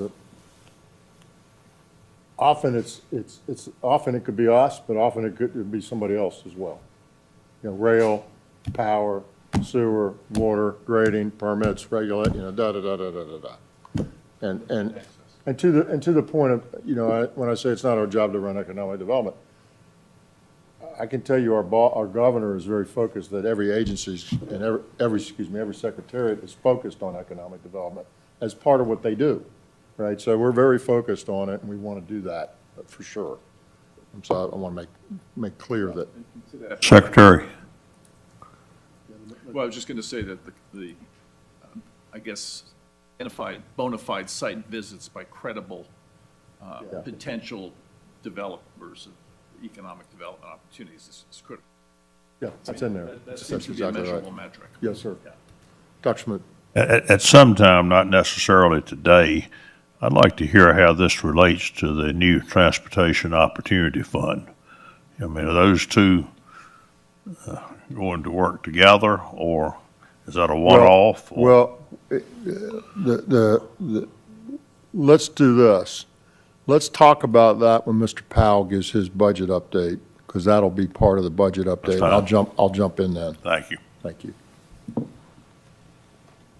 So the first practical recommendation we would make is to use a statewide existing database versus having manual entry of all of the real estate for these applications. So this is a couple things that this solves. This is a data integrity issue, just making sure that we have consistency across the state on the real estate. And it also is, it's a modernization, making sure that we're leveling the playing field, but also making sure that, this extremely manual process which has to be thoroughly vetted by OEP staff, is modernized. And the Virginia Scan model, which you have a screenshot here on the monitors, is like I said, a statewide database. It is currently managed by VEDP. Day in and day out, we're updating these entries along with all of the localities. They're inputting data into this database. Currently has about 2,000 properties in it, total of about 86,000 acres. So it's a very robust database. It is the most comprehensive database in the state for these high impact sectors and sites that these high impact sectors could land on. I'll cover briefly our proposal on simplifying, expediting the smart scale ED1 scoring. And this gets into the percentages, which I'm sure several of you have been curious about. So first of all, the sites would be inputted into the system based off of the distances that we talked about at the beginning. The projects would be mapped in there and the sites pulled in from Virginia Scan, which is the statewide database. The scoring would be as follows. The impact of the site or the sites that relate to a specific project would be factored in. The potential jobs and the capital investment for those sites would account for 65% of the score. The way this score is developed, this is the economic impact model that I was talking about earlier. We essentially take the site characteristics, the acreage, the location of it, historic projects that have been won on similar project sites, and we normalize that to pull out the jobs and CapEx from those projects that have been won on similar sites. And then we apply a weighting system to that to make sure that the factors are normalized. The second item here is the funding factor, which we were talking about. So this would be a score that's assigned to each of the projects, again, based off of the sites that are pulled in on those radius or on the distances from the project. And this would be based off of an online database that is a dashboard that incorporates funding from other economic development supporting grant funds around the state. So as we talked about, GOVA is one of those, the Tobacco Commission, the Virginia Business Ready Sites Program, and again, a full score would be developed and normalized for that. The third or fourth factor on here is the site visit score, which we talked about. This is something that VDP manages as part of our just normal operations. So this is a number of site visits. We decided to capture that within 3 years. At least that's what we would initially recommend for several reasons. But looking at just the last 3-year window for those sites to help just make sure that we're keeping the inventory recent, and also, a 3-year demand window is a pretty good demand window based off of the trends we see in industrial real estate. And the final score here is the site readiness score. So as sites progress through their tier readiness, we see a lot more looks, and we see those sites, especially at a tier 3, 4, and 5 level, being a lot more competitive to win these economic development projects. So we would recommend incorporating that into the scoring here. So in general, that's the recommended scoring. Lawson. This looks a lot like the incentive program for Company A that's looking in West Virginia, Pennsylvania. They're going to bring you a certain capital investment, certain number of jobs at certain levels and so on. But that's a company that's getting ready to come. They're making a decision at their next board meeting. We're talking about smart scale for something that's, I've heard, 5 years, 7 years, whatever, downstream. How does anybody with any kind of credibility rank a site and say, not only the site and how ready it is, but what kind of plant's going to be on it, what kind of employment is going to, they don't have a clue that many years out. It's not like what you do when Company A is evaluating where's my best place to build my new Procter & Gamble plant. So the community, there's several ways that, the communities do, and VDP works with them to set priority sectors. So many communities have certain attributes associated with them that make them very good for certain sectors. It might be where that community is located and its proximity to other sectors and industries. It might be the workforce in that community. So communities do have targets, and they have a good understanding, potentially based off of an adjacent facility that exists. They don't know with 100% certainty, so there are brackets. There's a range on those sectors. You might have advanced manufacturing, which captures probably 5 or 6 different sectors inside of that. So there's a general framework, but we do know, in large part based off of the zoning, the utilities, and adjacent project wins, that a site in a certain place is unlikely to win a certain type of project and is a lot more likely to win a targeted project that we're using in the model. But you think with some degree of reliability, you can tell me X years out in a location that's got a lot of food processors or whatever, that there's going to be an investment and it's going to be $100 million in a certain pay scale and so on? We have a very good track record of predicting these things to the exact year. No, but the impact model does have components in it that are ROI. So, and that ROI is based off of the years from readiness.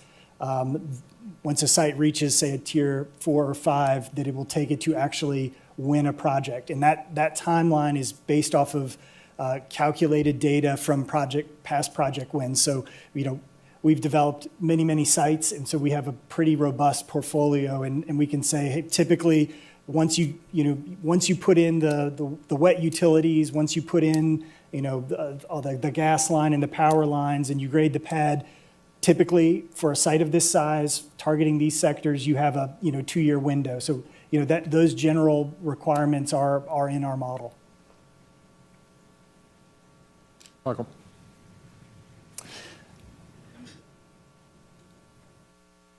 We looked at, as I indicated at the beginning, we looked at all of the round 5 projects, and these are just a couple of trends that we wanted to highlight. In general, the economic development scores did go down substantially for many of these projects, and we wanted to let everyone know that. I think the major trend that we saw for the projects that decreased in score generally comes back to the projects and the sites that are being pulled in and the square footage of the sites that are adjacent to those projects. Just as a couple of examples here, several of the projects that were proposed had many projects that far exceeded the actual square footage that was in the database and known properties that the statewide database has in it. So there needs to be a recalibration. In a couple of these cases, it was 4 to 5 times as many properties. So there's, again, data validation that needs to happen there to make sure that the data integrity is standing. So that was on some of them. Some that did increase, there were very few surprises on the ones that increased. We looked at these projects, and it was very clear to us that these were truly the projects that represented the best economic impact.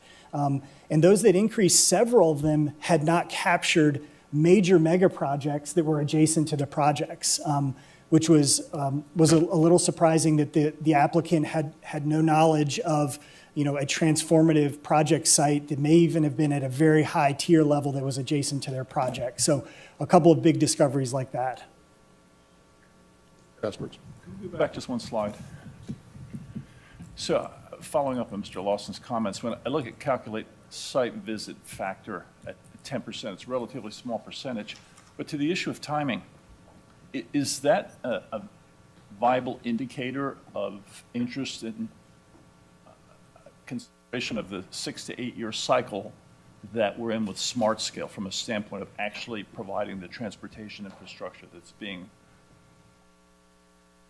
part of the decision-making factor? I mean, how does that work? I would think that there's more immediate needs in the case of those that are visiting our sites, and perhaps more in line with the governor's transportation fund that we'll be discussing a little later in this discussion. I don't know how those two equate, given the timeframes associated with the smart scale. We're gonna give you this in 8 years. We're gonna show you this beautiful site, and 8 years from now, we'll have an interchange that's gonna expand capacity. That's a long time in the business world, of course. Mm-hmm. I think it might be helpful if we, for subsequent presentations, explain the tiering program in more detail. We do have forecasts from a tier 1 to a project win, roughly how long that will be. And it depends on a lot of factors. Some of those factors are real estate related. Some of them are unrelated. They might be, they might be related to workforce in the community. They might be related to several other factors that are outside of our control. But we can give a lot more detail on the tiers and how we think about those and the timeline that it takes from achieving a certain tier to actually realizing a project on the site, if that would be helpful. Secretary, and I would add the development cycle, the phasing, because you don't just get 2 million square feet in a year. It takes time in some of these projects. So I think that would be helpful is when we're talking about timing of transportation projects and when things are fully built out in comparison to when that project site intends to be fully built out.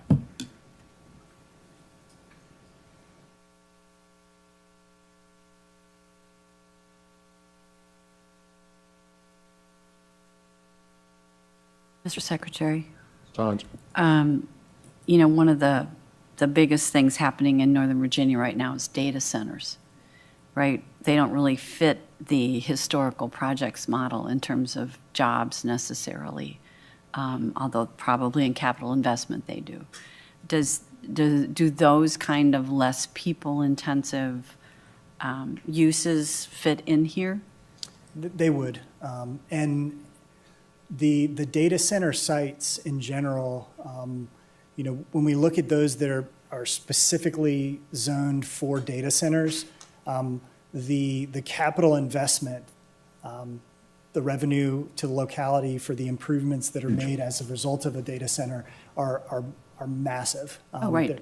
And the jobs are substantially less, but the two do equal each other out. And in a lot of cases, how the data center development is happening in the more modern data centers, they're also going more vertical, so they're putting in it on a smaller footprint as well. So that is helping to calibrate and bring, traditional data center projects a lot more in line from a statewide perspective with traditional manufacturing.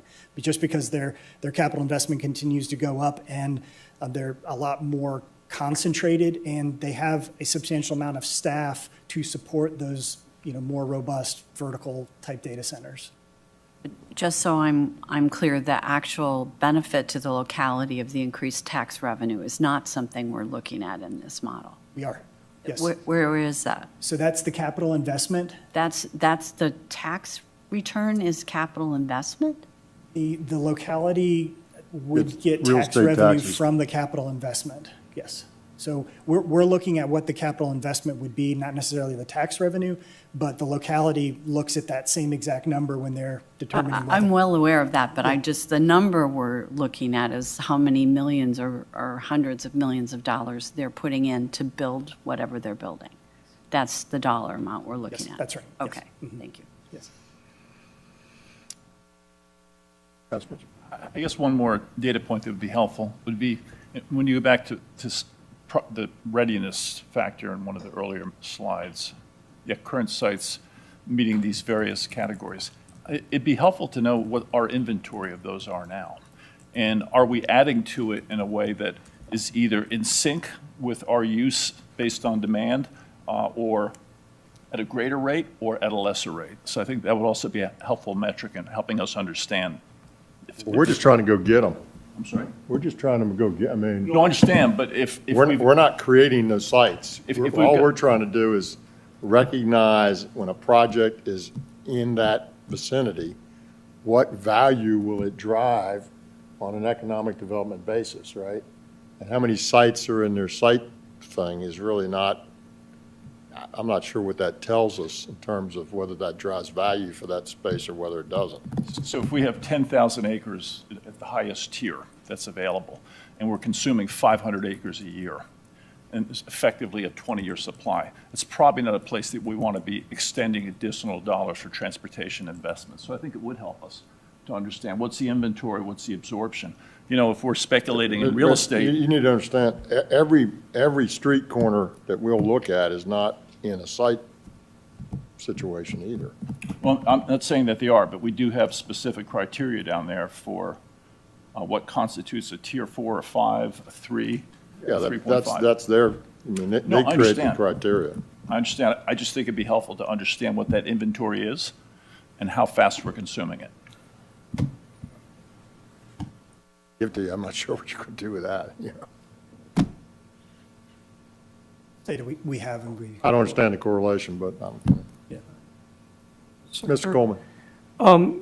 I've heard you mention just recently that the governor's got a mandate out to all the agencies to focus Secretaries. on economic development, which is a great thing. I'm all in it. Are we relying solely on the economic development department to come up with these targets, or is it multiple sources of information that they're gathering? How is that being, how do we identify targets? We don't identify targets in VDOT. Right. They identify targets, Okay. right? How are you identifying targets? All we're doing, and again, it's not our job to go run economic development. Our job is to make sure that when we look at the value of the infrastructure we're being asked to build, that we understand the value that that brings to the Commonwealth. Right. And one of those pieces is, what does it bring in terms of economic development? So we're just trying to get it, if somebody says, I want to do X here, what value might that bring? And to Mr. Casper's point, it is speculative by definition, because it's not there yet, right? But what value might that bring, given these situations that this piece of land has associated with it? And we're just trying to get a number or value that comes out of that that's illustrative of the real positive impact that it brings. And so how many sites there are, where those are, how they do their tiering, that's not really what we're getting at. We're just trying to take those factors and say, how does that how do they tell us that brings value to the Commonwealth, right? And they said they do it by this methodology. So we just want to inculcate that into our scoring process. So we say, this is a really good one, or this one doesn't bring us lots of value. And you know, whether the ED is 10% or 50% or whatever it is in our scoring, then that'll flow through. Well, I guess Right, so we're not here to run their program. Right, We're I here understand. we're here to cobble onto it. Now, Well, to answer your question more fully, Yeah. what they've asked us, what the governor's been clear about is, you know, we want to have more prosperity and opportunity for Virginians. And to the extent that every secretary can impact that they should. And so in my secretary, for example, I not only have this in the CTB, but we have a port, we have a spaceport, we have other things that we can do, and even other agencies that we oversee have impacts. So we're just trying to make sure that when we look at running those agencies and working in this government, that we're trying to do things that are smart in terms of bringing economic development value when we can. I just thought, you know, I'm trying to get an understanding of how you identify the potential at the beginning. So the potential of the sites, is that what you're asking about, the Yeah. potential of those sites? So we have market demand that we look at. So VDP manages a tremendous lead generation team where we're pulling in many, many leads. Each one of those leads has a acreage requirement, a utility requirement, a detailed RFI. So we look at that data. That's really our guiding principle in determining what our product needs to be. We look at the demand of the projects that are wanting to move or expand in Virginia. So we look at that, and then that informs, in large part, where, especially these other funding factors, where these other funding programs, including ours, put money to make sure that we're producing product that's going to meet the project requirements that are coming through these leads. Thank you. Secretary. Yes, sir, Mr. Merrill. Now, I know you don't want to get into economic development, but I guess from a, No, I mean, I love it. I'm just saying, we're not going to design the Yeah. system.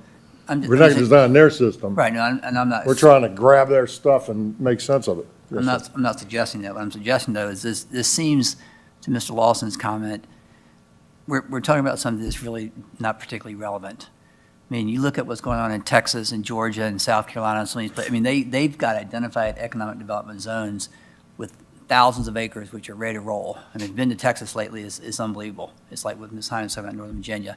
And the roads are catching up to where they want to, or they're putting the roads in so that they can be accessible to developers.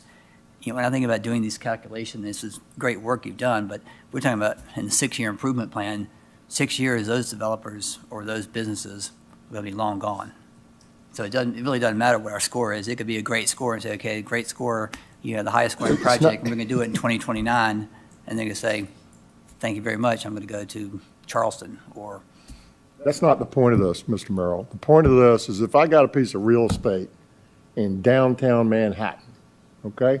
Or I got a piece of real estate in downtown Pungo, right? What is the value of the piece of real estate in downtown Manhattan? We'll measure that value and it'll be very different than the piece of real estate in downtown Pungo. And we're just trying to measure the potential opportunity that this helps spur. We don't know who it's going to be.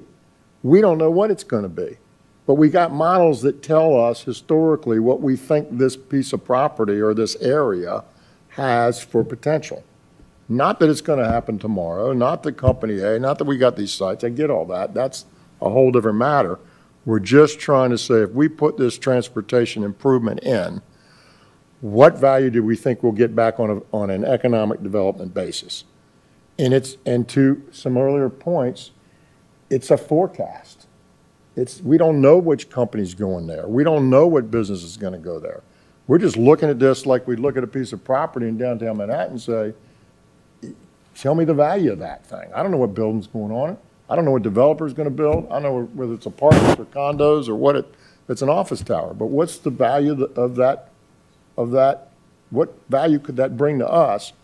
And if if the traffic helps promote, the project helps promote that, what value is that returning to us potentially?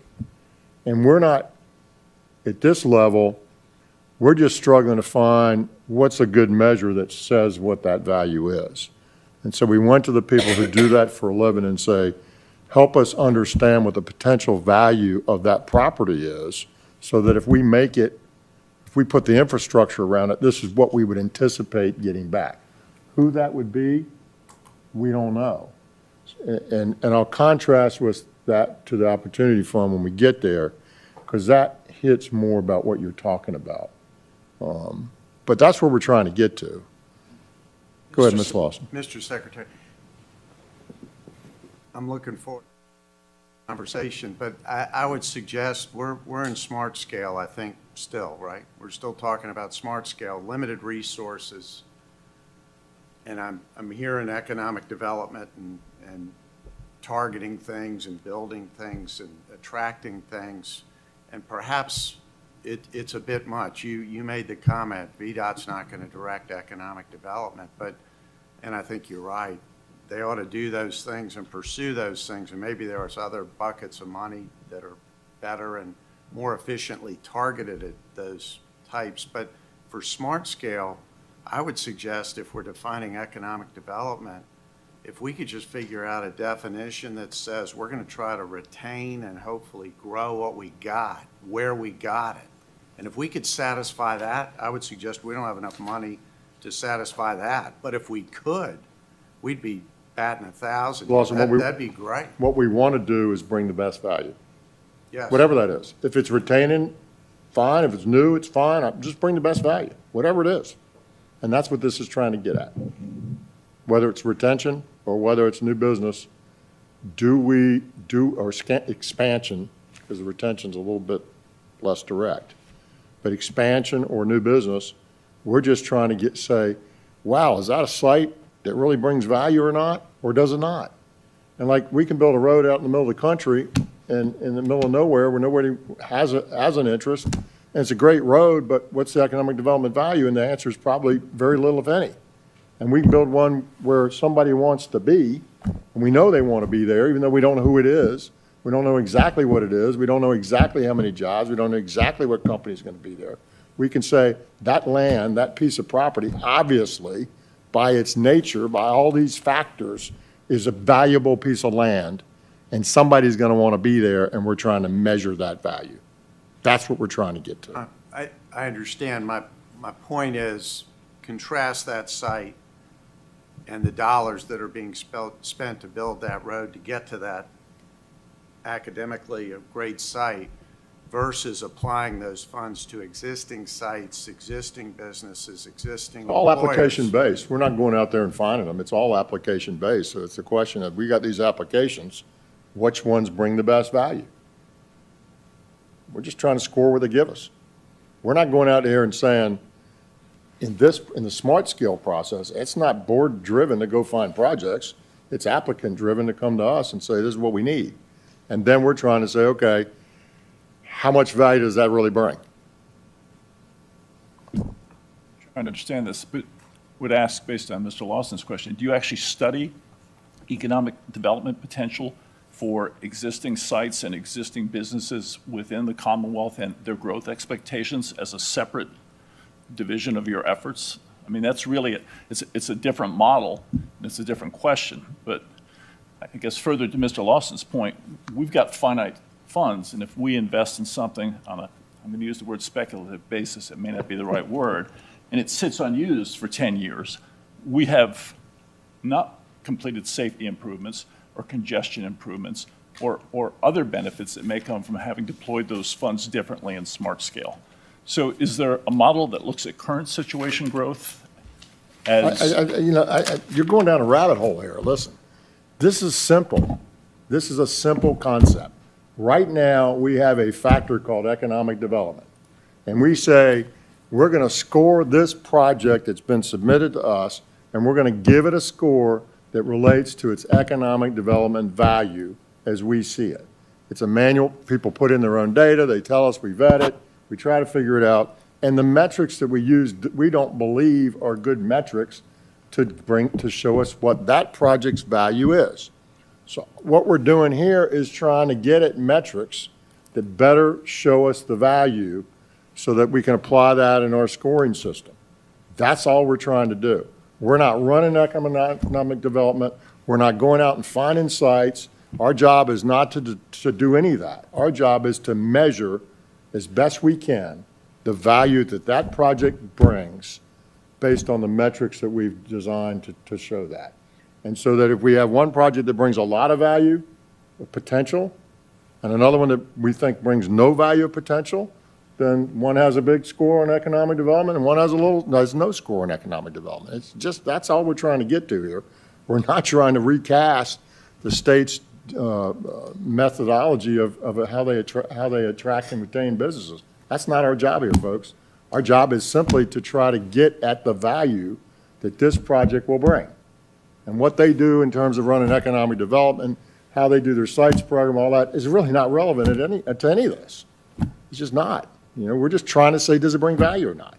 That's it. We do the same thing with safety. How many less people will be hurt or killed by doing this? It's all speculative. We don't know. We think we model it and we do it. And we come back and say, this one will keep 20 people from getting hurt, and this one will keep 2 people from getting hurt. And if it's the same amount of dollars and everything else is the same, we're going to do the 20 people, not the 2 people. That's all this is. And that's, you know, let's not get into trying to drive the Commonwealth's economic development strategies. That's not our business, right? Our business is to determine what the value that might bring. And so we've asked them to show us how they do it, because we know that what we're doing right now is not really a good metric to use. Ms. Sellers. I think the key that you said is the value it brings to the state. Right now, the applicants demonstrate the value from how they've defined it. Well, they get both, because the capital investment is going to bring mostly value to the locality. Right. So a data center is a great investment for a local government. It has no children, it has little traffic, local governments Nobody love calls the them. hospital. Right, you know, nobody's calling the hospital, they have to put in fire suppression systems, absolutely wonderful for a local government.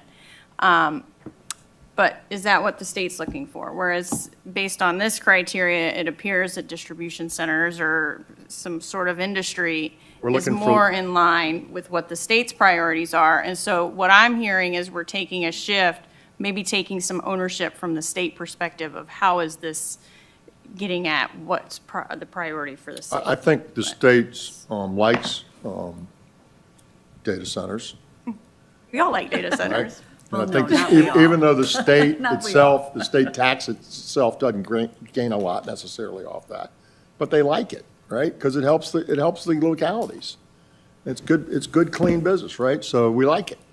But again, we're just trying to get at, folks, does this bring economic development value or does it not? That's it. That's all we're trying to get at and trying to determine what the metrics are that would best help us understand that value. That's all this is. It's no more, no less. Secretary Miller, could I just follow up with a couple thoughts on those three things that were stated? So as it relates to us building, infrastructure once to a site and a project may have already been built, or, the timing of the funding, I guess, the allocation and the timing of the funding. Many of these industrial sites are part of industrial complexes that take decades to build out.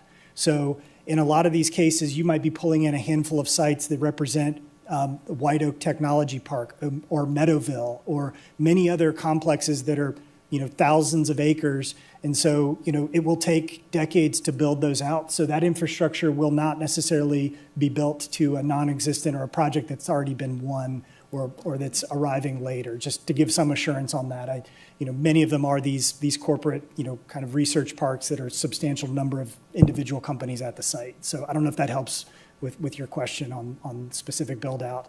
I think as it relates to new versus old, I think in potentially attracting new companies versus existing companies, like I said, the large majority of our new projects, and existing expansions are landing on real estate that's in our database.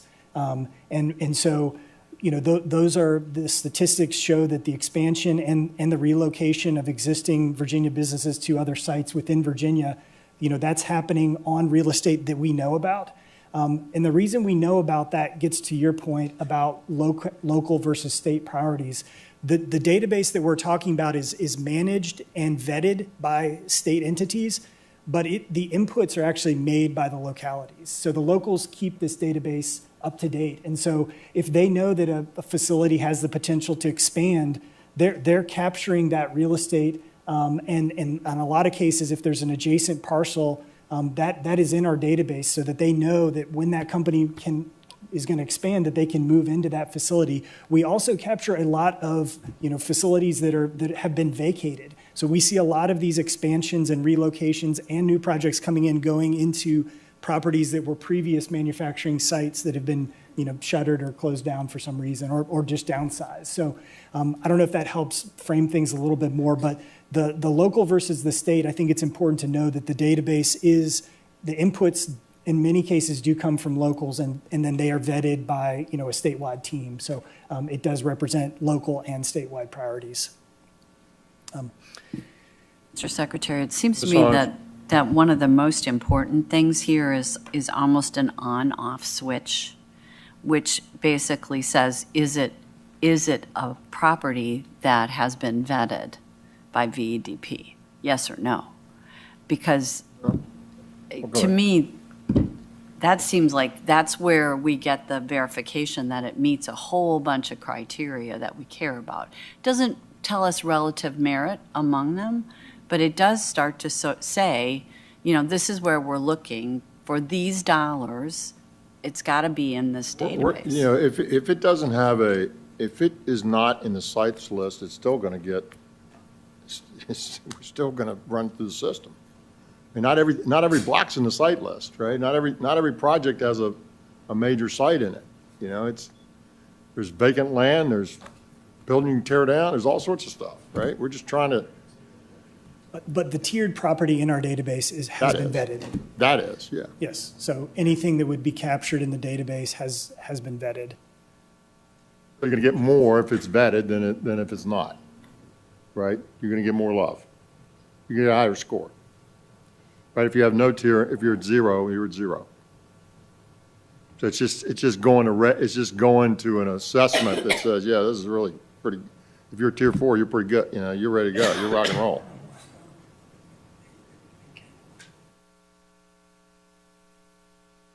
So we had one last slide. I wanted to just cover some of the comparative results.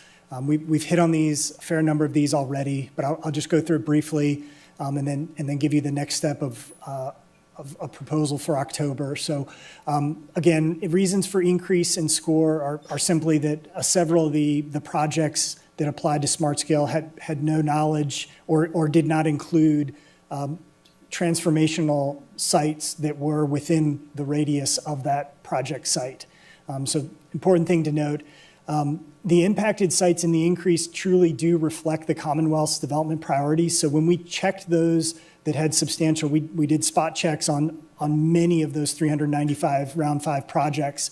And the ones that received an increase, when we validated those, they truly did incorporate sites that were substantial economic impacting sites. Reasons for a decrease in score, first of all, just validation. Think about it. Just let me interrupt for a second. So think about that. So the locality came in and said, here's the things in the area that could be impacted, right? That's what they did. And when we did our scan, we said, you missed a bunch of stuff. That's a good thing, right? And so we're trying to, in that situation, we're trying not only to use more of an automated process and use the big database, but we're trying to make sure we get the more correct answer, right? And so that's what we're trying to drive to, right? Correct. The top reasons for decrease in score were simply on the data validation front. A lot of these properties really did not represent economic development impact.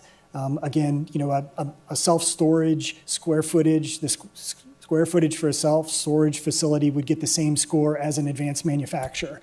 And when you look at that and say, okay, what should actually be incorporated in economic development and what does actually increase the gross state product, that's the advanced manufacturing sites, and so that needs to be the properties that we pull in. There also were a fair number that just, I think localities did not have properties in the database, and so that's something we need to understand. Some of these properties just need to be inputted into the database and would have been captured. For whatever reason, they hadn't inputted them in the database, but that was a lot less number of projects that had that problem. Just moving forward, in October, the recommended methodology would be provided, on all the Round 5 projects, but also looking at how the scores would change comparatively.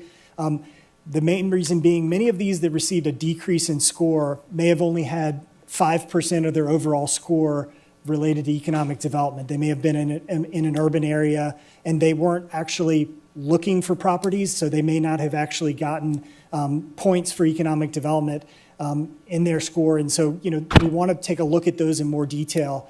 Again, at the end, I just wanted to highlight the main change here is about data validation and modernizing. We are not making major changes to how economic development gains points over other factors inside of Smart Scale. But this is truly about modernizing, making the process more automated, and making sure that there's a level playing field for all of the sites that are incorporated into ED1.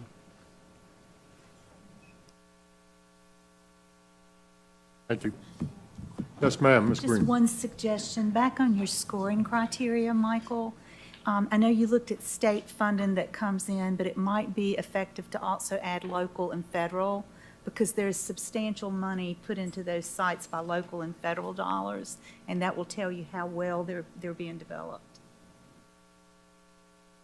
Very good comment. In addition to private, looking at private dollars as well. Yeah, any in theory, you'd want it all, right? I think you're right.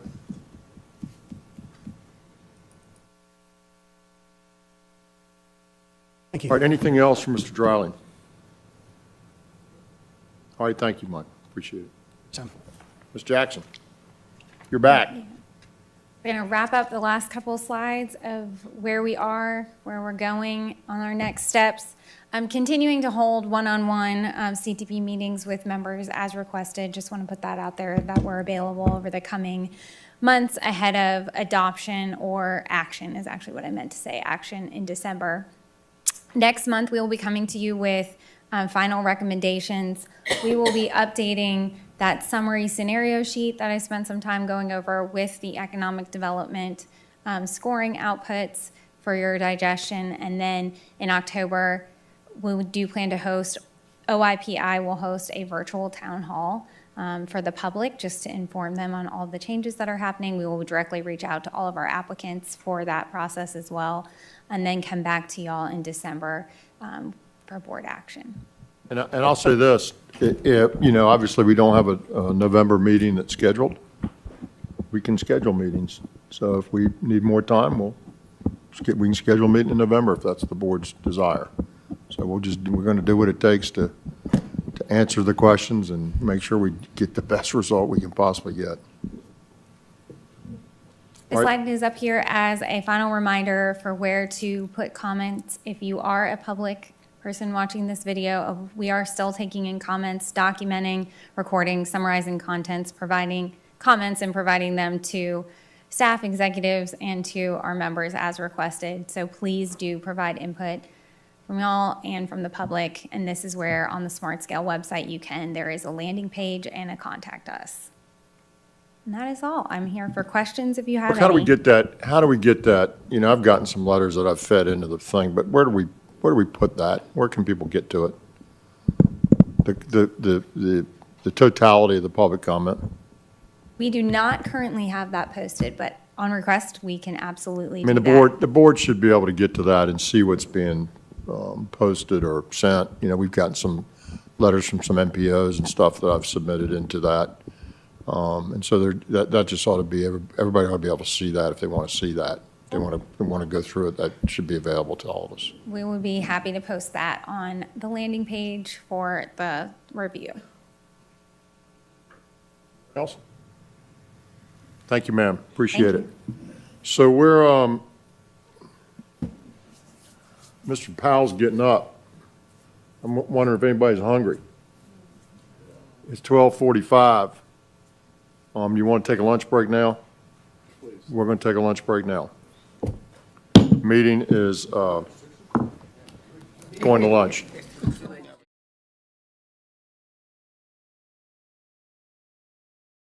Agenda is item number 20, item number 6. And it's the update on the state budget related actions. Jason Powell is here to make a presentation. So, Mr. Powell, welcome. Just waiting on IT catch.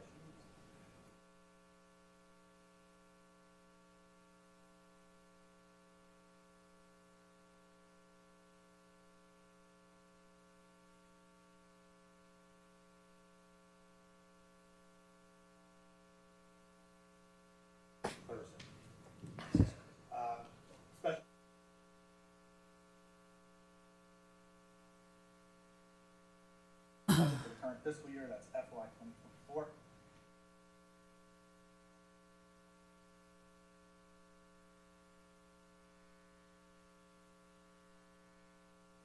Concept number 6 has a complete package.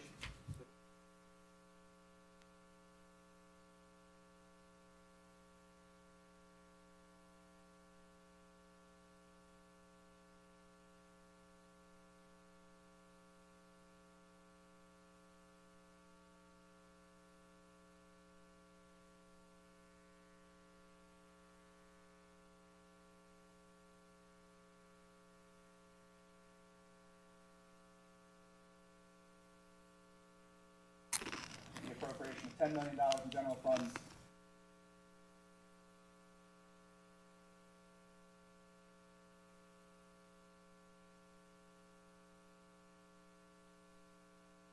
In the existing transportation agency budgets to address.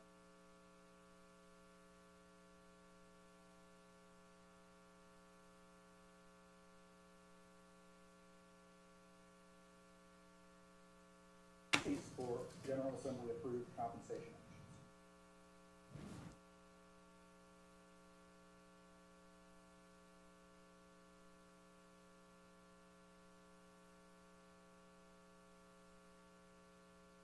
To the GAP project, consistent with prior legislative direction.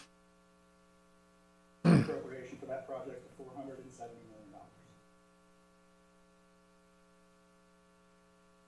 For the Virginia Port Authority to acquire, plan, develop a site for the establishment of an inland port in the Mount Rogers Planning District. The actual location for that and the total development cost of the project is currently unknown. The Port and VEDP are directed to identify any additional funding needs to the Secretary by December 1st of this year. $130 million is in previously authorized funding is reallocated for multi-use trails and economic development projects. That includes the transfer of $75 million to the TPOF from the VTIB. TPOF, for those of you that are less familiar with it, is the premier program for economic development-related transportation investments. This is different than what you were just discussing relative to Smart Scale. This is cash in hand that can be used for the deployment of those immediate transportation needs for industries and development projects that have a very short time frame to decision-making. The governor had proposed up to $300 million for this program in the budget that was introduced in December of 2022, that was comprised of $100 million in one-time VTIB transfers and $200 million in future Commonwealth Transportation Fund revenues. The General Assembly only provided $75, and of that, $4.8 million is specifically dedicated to the complete High Street Innovation Corridor project in the city of Portsmouth. There's the direction of more than half of the $103 million in prior funding for multi-use trails to 5 specific projects. That totaled $54 million, and of that, the $4 million for the Eastern Shore Trail has already been allocated by the board for that purpose.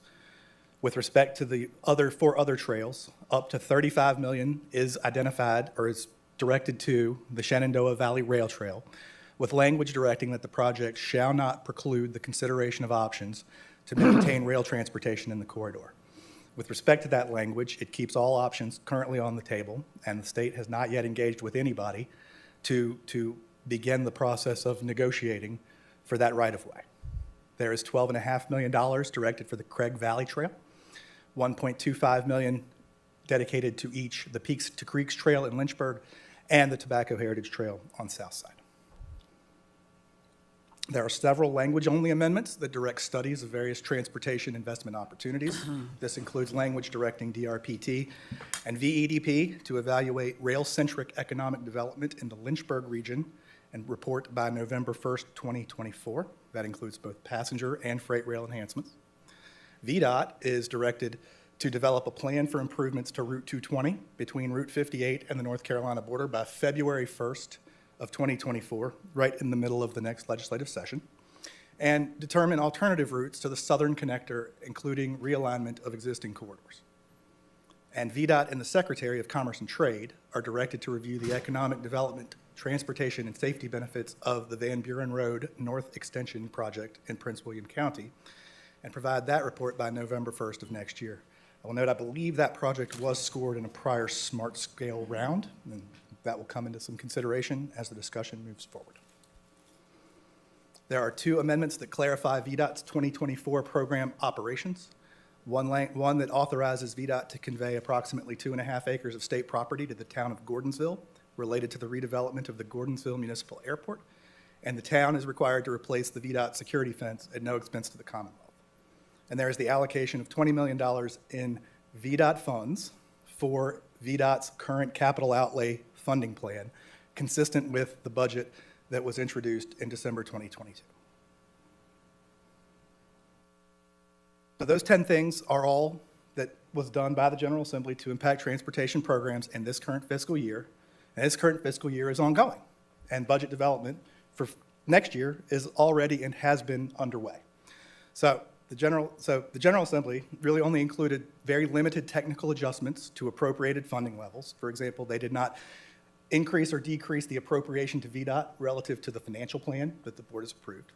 And they did not include other technical language changes that were included by the governor in the introduced budget, For example, language expanding the use of Garvey bond proceeds to projects funded through the Interstate Operations and Enhancement Program. So I would anticipate that additional changes to the current fiscal year would also be included in the governor's December proposals. To day-to-day operations, all the funding can be administratively adjusted by the Department of Planning and Budget, and any of those necessary language changes would be picked up in the caboose bill, which is one of the two bills that gets introduced in this next legislative session. To that end, the governor will introduce two bills for consideration in 2024. That is the caboose that addresses the months that run through June 30th of 2024, and then the biennial bill, which begins July 1st, 2024, and covers fiscal years 25 and 26. And I will look forward to providing you an update on those introduced proposals and the actions of the next General Assembly at future board meetings. Thank you. Thank you, Mr. Bell. Questions? Very well. Thank you very much. Thank you. Next item on the agenda is item 7. It's the direct agreement to support the TIFIA financing for segment 4C on the Hampton Roads Express lanes. Laura Farmer. Good afternoon, Ms. Farmer. Good afternoon, Mr. Hope you're well. Secretary.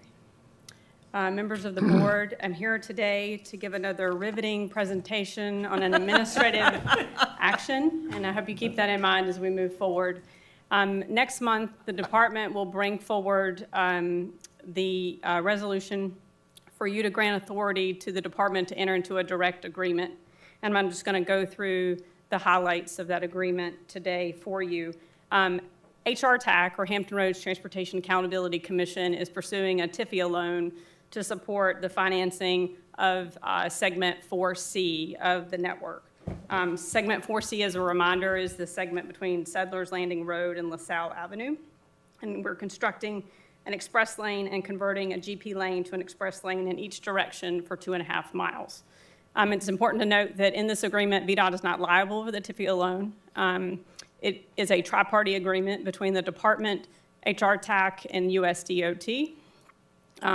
We provide certain customary representations and warranties in that agreement, and it ties back to our responsibilities that we agreed to in the master tolling agreement several years ago. Some key terms is that it's important to remember, as I mentioned, HRTAC is the borrower, and VDOT makes those reps and warranties as enumerated on this slide, as we would with each segment and any financing arrangement for the network.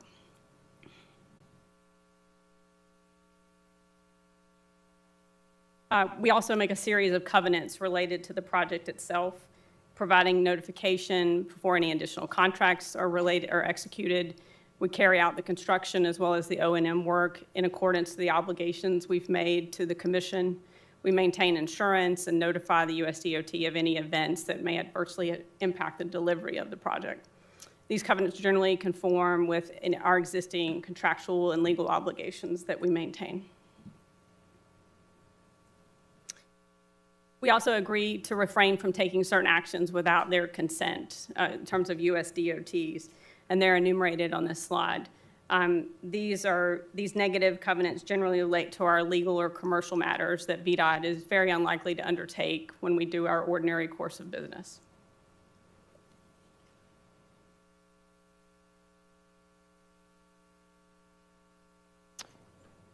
We also agree to certain administrative tasks, and these are usually typical and run-of-the-mill for the department because we execute federal aid funds day in and day out. We also have acknowledgments in the agreement related to insurance proceeds and how we'll treat the project itself as we execute it, and those acknowledgments don't require any amendments to any other VDOT agreements. So with all that in mind, we will bring to you an administrative action in October to allow the commissioner to enter into the direct agreement with TIFIA and HRTAC. I'd be happy to take any questions.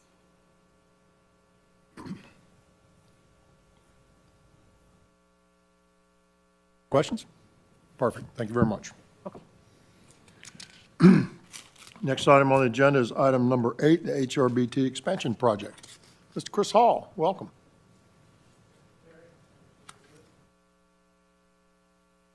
Good afternoon. I'm here to provide you a brief update on the HRBT expansion project in preparation for our follow-on discussions in closed session.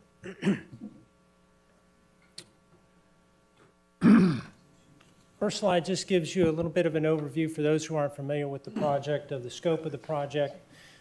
Certainly, the tunneling operation and part of the project is the most complex, but this really is a 10-mile roadway project also. The three major components of this project are the landside work, the actual tunnel and the island work, and then, of course, all of the marine trestles that we have involved. So very quickly, the twin two-lane bored tunnels underneath the harbor, about 3.5 miles of marine trestles, and then another corresponding 5 miles of interstate widening. Altogether, we're touching right around 23 bridges in the course of this project, as well as the 5 bridges that we're actually replacing.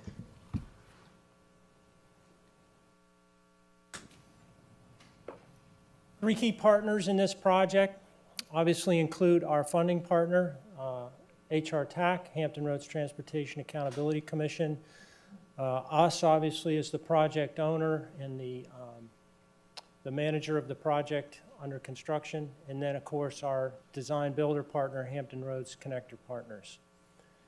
As you can see there, we did award the contract in the spring of 2019. This is a design-build contract procured under the PPTA authority, so a little bit different there in terms of the procurement process. Our notice to proceed was in the fall of 2020. Right now, we're about complete on all of our design efforts. We've got a few items on some buildings that we have yet to complete, but the majority of the design efforts are complete at this point, and you can see we're about halfway expended on the total anticipated project cost there. And just lastly, the split on the project funding, majority of this project is being funded through our regional funding partner, the regional gas and sales tax. That split is about 92% on the regional side and about 8% on the state and federal funded side. Just walking you through some of those key components. On the land side, on the upper right there is some of the work going on in the Compass North side of the project. That is the Mallory Street interchange. We are widening and replacing that bridge. Right now, work there is progressing pretty well. We're actually, there's girders in place there now across the south side of that bridge, and we'll have that, the south portion of that bridge open hopefully by the end of this year, and we'll start working on the north side of the bridge. In terms of the bottom right there, that's a photo of our marine trestle that expands over the Mason Creek area there. This is on the south side, eastbound, traveling towards Norfolk, and progressing very well in that area as well. A lot of sound wall work going on throughout that corridor, as well as the typical roadway drainage and other items required for the widening of that corridor between Willoughby Spit and the 264 interchange. Moving on to the marine trestles, a lot of work, as you can see, underway there. If you've driven by that, you see that major south trestle there. It will connect the Willoughby Spit onto the South Island. Actually, since this picture was taken, a lot of those spans, the decks have been poured on those spans, so a tremendous amount of work going on here and a lot of progress made. We do anticipate having traffic shifted onto our, on the north side, the trestles that will carry eastbound traffic from Hampton to our North Island. We anticipate having that open to traffic later this year. And we also anticipate starting our trestle demo work for the south trestle. So the trestle that carries westbound traffic there, we will start some of the demolition operations there as we've got our temporary trestle in place closer to the South Island.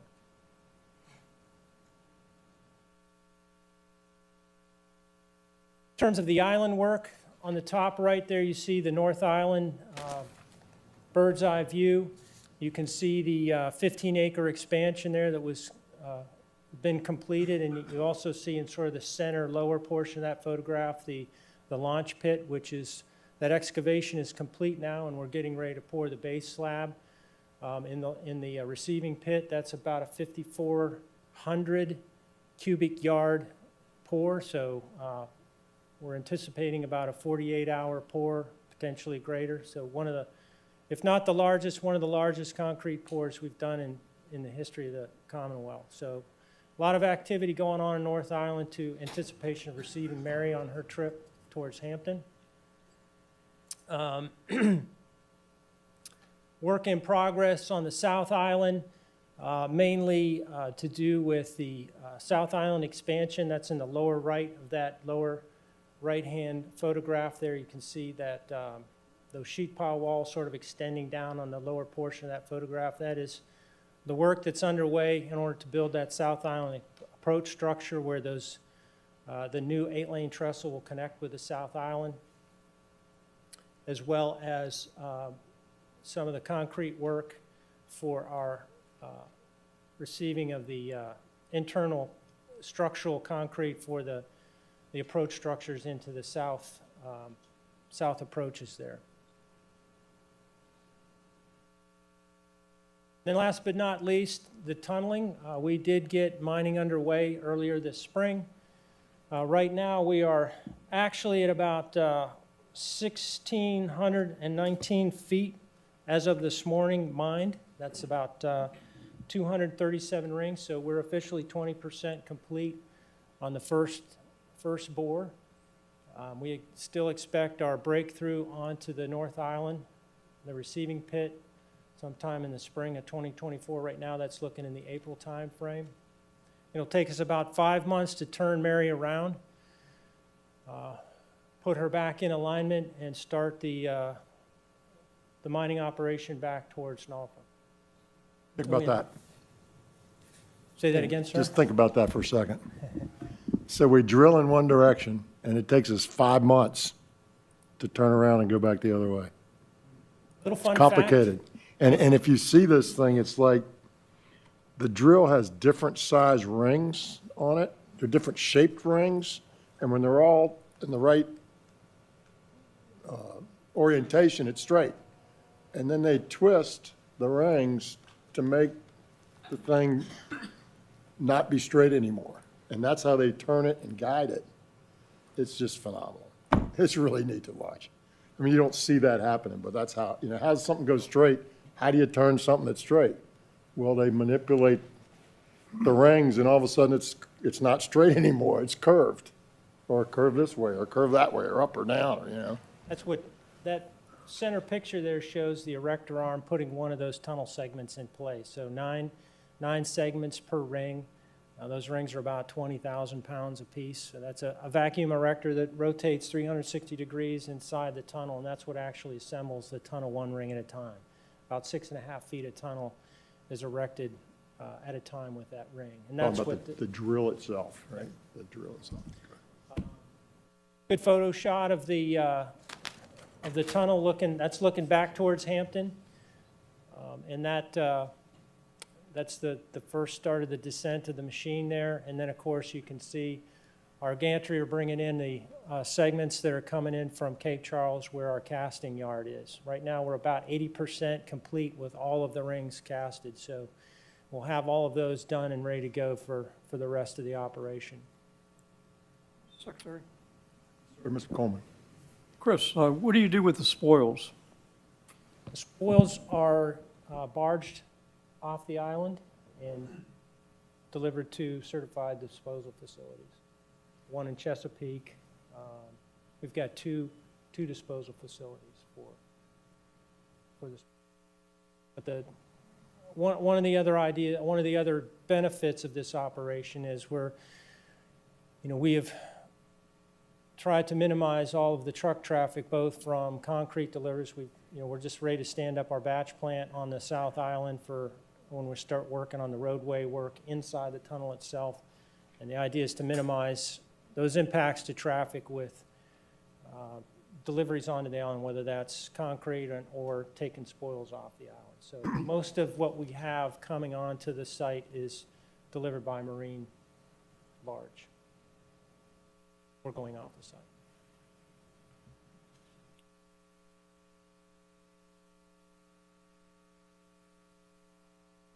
So just shifting gears a little bit, where we see ourselves at this point in time in terms of kind of what the rest of the conversation here is about is the contractor, based on 11 schedule impact analysis that have been performed over the last year, has demonstrated or come to us with a request for 600 days of time relief, as well as a number of other items associated with those delays, mainly resulting from, in their words, COVID-19 impacts, global market condition impacts. The changes in legal requirements bullet on this slide refers mainly to executive orders, both federal and state, that in their mind resulted in labor issues, inefficiency delays, and so forth.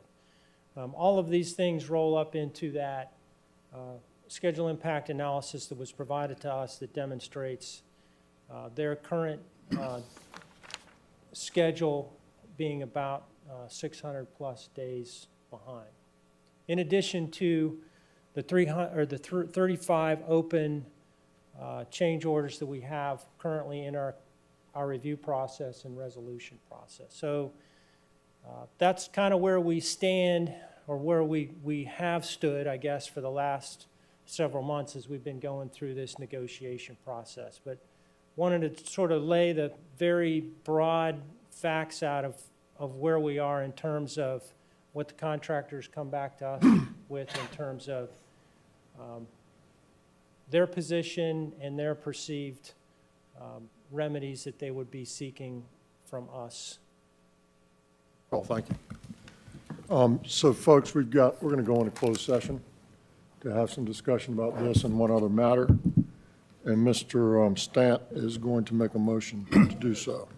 I move that the Commonwealth Transportation Board convene a closed meeting pursuant to Virginia Code Sections 2.2-3711, subsection A7, and 2.2 371, 3711, subsections A8, to consult with and receive briefings and legal advice from legal counsel regarding the following.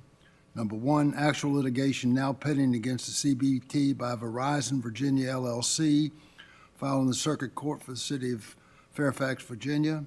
Two, probable litigation over the comprehensive agreement for the Hampton Roads Bridge Tunnel Project between Hampton Roads Connector Partners and the Virginia Department of Transportation regarding the design builder's requests for contract time and price adjustments. And three, negotiations with the Hampton Roads Transportation Accountability Commission for a potential amendment of the project administration and funding agreement. Because conducting these consultations and briefings in the open meeting would adversely affect the litigating and negotiation postures of the CBT and the Commonwealth.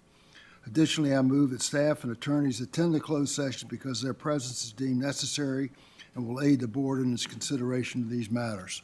Second. All right, so Mr. Stantz made a motion, and Ms. Hines has made a second. Is there any question on the motion? All right, we'll take a recorded vote on the motion to approve the closed session. Go ahead. Yeah. Ms. Davis? Mr. Davis. I'm sorry. That's Mr. Davis. I'm sorry. Mr. Davis? Mr. Lawson? Ms. Sellers? Mr. Coleman? Mr. Folks? Yes. Mr. Stant? Yes. Mr. Merrill? Yes. Mr. Kasprowitz. Kasprowitz? Aye. Ms. Hines. Aye. Dr. Smoot? Aye. Mr. Laird? Ms. Green? All right, we have a vote, and so we'll clear the room, please.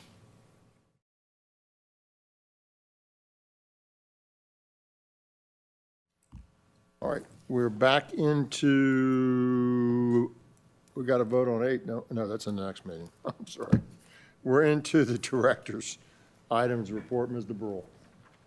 In the interest of time, I will be very brief. You have my director's report in your folder. I want to draw your attention to a couple of things. On slide 3, Mr. Kasperwitz, we are reporting on our rail program performance this month. We report that on an annual basis, and you'll see in 2022, we diverted nearly 14 million truckloads from Virginia's highways via rail. The next thing that I wanted to draw your attention to is on slide 4. We have an action item on today's action meeting agenda to make some 6-year program transfers. We were very successful in the most recent round of FTA bus and bus facilities grant awards. You'll see our trend over time is that we historically haven't gotten a lot out of this program, so we've done very well. We need to go back and add matching funds to those projects. That was something that we set funding aside for in our 6-year program. So our Chief Financial Officer, Deanna Owari, will present those to you today. So I just wanted to draw that to your attention as well. And that concludes my report. Any questions for Director DeBrule? Thank you. Mr. Commissioner, do you have any items to report? Mr. Secretary, also very similar. In the interest of time, I'm going to defer my comments for the action later today. Great. Thank you very much. Are there any other comments or during this workshop meeting? Workshop meeting's adjourned. Action meeting's convened. We're in session on the action meeting for the Commonwealth Transportation Board for September. The first item on the agenda is a public comment period. Are there public comment folks here? Does anybody sign up for public comments? Do we know? Mr. Chairman, I have one public comment. Yeah, I know you want to. You have somebody out here or you? I have, but there might be someone else. Okay. Well, have they signed up? Somebody here to speak?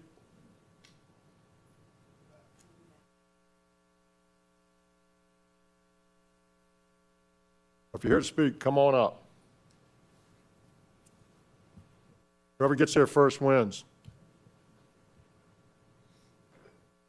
Good afternoon. Welcome. Tell us who you are and what your name is and who you're representing, sir. Yes, sir. Good afternoon, Mr. Secretary, members of the board. I thank you for an opportunity to address you this afternoon. My name is Alec Brebner, and I'm with the Virginia Association of Metropolitan Planning Organizations. Our chair, Ann Cundy, regrets that she can't be here today to speak. The Virginia Association of MPOs represents 15 metropolitan planning areas across the Commonwealth.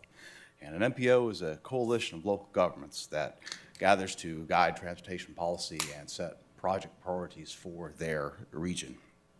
Mayors, county administrators, and other local government leaders typically staff MPOs, and an MPO is, or lead MPOs provide they are the decision-making to this board, and then the staff is typically housed in a unit of government that has economic development, land use, and environmental quality expertise. An MPO also has a federal mandate and federal funding. And I take just a moment to credit the staff at TMPD for engaging MPOs on our current funding situation. As you might be aware, the Census Bureau has triggered some changes which are providing some need for dialogue. So Ms. Cundy also provided a letter to the TPO or to the CTB recently outlining some concerns that the VAMPO had regarding the changes to smart scale. I would just offer that the VAMPO group would appreciate an opportunity to engage with CTB and discuss how its current processes and decision-making policy capacity with its board might help to strengthen the smart scale process. We appreciate the need for efficiency and higher quality in applications, and we would hope that there might be an opportunity to engage in a conversation of how we could participate and help rather than have our capacity to apply restricted. I thank you for your time and attention today. Thank you very much for being here. Really appreciate it. We want to engage, so thank you. Let's make sure we do. Mr. Merrill, is it Mary Beth Price was here, perhaps? Yeah, she is not here. Mary Beth Price is a constituent of ours in the Stanton District. She's a former county administrator for Shenandoah County, retired, and also was interim manager of Winchester City and also interim manager of Frederick County. Anyhow, she asked me to submit this on behalf of herself and said, members of the Commonwealth Transportation Board, I was grateful to have the opportunity to address you at the public hearing at Blue Ridge Community College related to the proposed Shenandoah Rail Trail. My excitement for this multi-use trail gets stronger every day, and today, when I received my mail, the Blue Ridge Country magazine was featuring great trails for the fall. I have attached the article. As you consider the Shenandoah Rail Trail very soon, I want to remind you of the VDOT survey that received such a grand response and positive feedback. The Shenandoah Rail Trail will certainly be an economic booster for all 3 counties and the 9 incorporated towns, which I'd add have approved resolutions of support. Again, I want to express my support and hope that I will experience it with my grandchildren only a couple of miles from our home. As noted at the public hearing, my husband and I currently have to drive an hour in any direction to catch a trail. We most recently booked the Amtrak train from Cumberland, Maryland to Pittsburgh to start a 4-day tour cycle ride of the Allegheny Passage. Train tickets, lodging, eateries along the way. Shenandoah Rail Trail will bring the same enthusiasm and economic boost for localities in the state. Let's make this happen. Sincerely yours, Mary Beth Price, retired administrator. And there's also a magazine article that she asked me to put into the record. Thank you, Ms. Merrill. And just for disclosure, Ms. Price was a trustee of Shenandoah Memorial Hospital, a member of Valley Health when I was the president and CEO of Valley Health. So she knows how to handle you. Thank you, Mr. Merrill. Appreciate that. Next item on the agenda is approval of the minutes. They were distributed in your package. Are there any questions or comments? Mr. Merrill moves. Ms. Sellers seconded. All in favor say aye. Aye. All opposed say no. Are there any abstentions? All right, item number 1, Hampton Roads District, Mr. Hall. Action on, and listen, we don't need to describe all the details that we went through in the workshop when we come to the action meeting. We just need to introduce it, give a few highlights, and if people have questions, then we can delve into that detail. But what I don't want to do is like do it all over again, Mr. Hall. Not that you would do that, but it's happened before. Not from you. This is for the audience. Mr. Secretary, members of the board, on that note, I am here to ask for the board's action to provide the Commissioner of Highways to enter into a standard project agreement between VDOT and the Hampton Roads Transportation Accountability Commission relating to the I-64 Denby Boulevard Interchange Phase 2 project. Any comments or questions? Anybody have any questions about the project? It was briefed at the last meeting. All right, hearing none, is there a motion to approve? Mr. So Stamp? moved. Mr. Stamp moves and Mr. Coleman seconds. Is there further discussion? All in favor say aye. Aye. All opposed say no. Are there any abstentions? Thank you, Mr. Hall. Thank you, Mr. Dudley, item number 2, action on economic development access to Shirley T. Holland Intermodal Park. I feel like those comments were directed at me, but I'll make it No, quick. no. Good afternoon, Mr. Secretary. All I can tell you is they happened before you came up, but other than that, And members of the board, today I have a resolution for your consideration to provide economic development access allocations to Isle of Wight County to assist in the construction of road access to a parcel in Shirley T. Holland Intermodal Park. I provided the board an overview of the request in July, but as a reminder, this project scored a strong 90 out of a possible 100 points when we in the Virginia Economic Development Program evaluated the property. The request is for $850,000, with $150,000 of that being matched dollar for dollar by the county. The department recommends your approval of this request. Quick enough? thank you, sir. Any comments, questions? Moved. Mr. Stanton moves. Is there a second? Second. Mr. Coleman seconds. Is there further discussion? All in favor say aye. Aye. All opposed say no. Are there any abstentions? Thank you very much, Mr. Dudley. Item number 3, Mr. Heltzel, action on limited access control changes for Route 688 in Chesterfield County. Yes, sir. Good afternoon, Mr. Secretary, members of the Welcome. board. It's a very important project for Chesterfield County, but it's a very routine action item.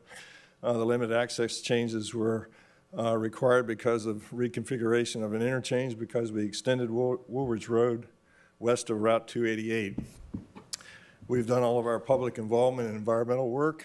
The engineering has been approved by staff and the chief engineer. I ask for your dispensation in approving it so we can move to the next level of project development. Thank you, Mr. Heltzel. Are there any comments or questions? Do I have a motion to approve? So moved. Thank you, Mr. Davis. Is there a second? Second.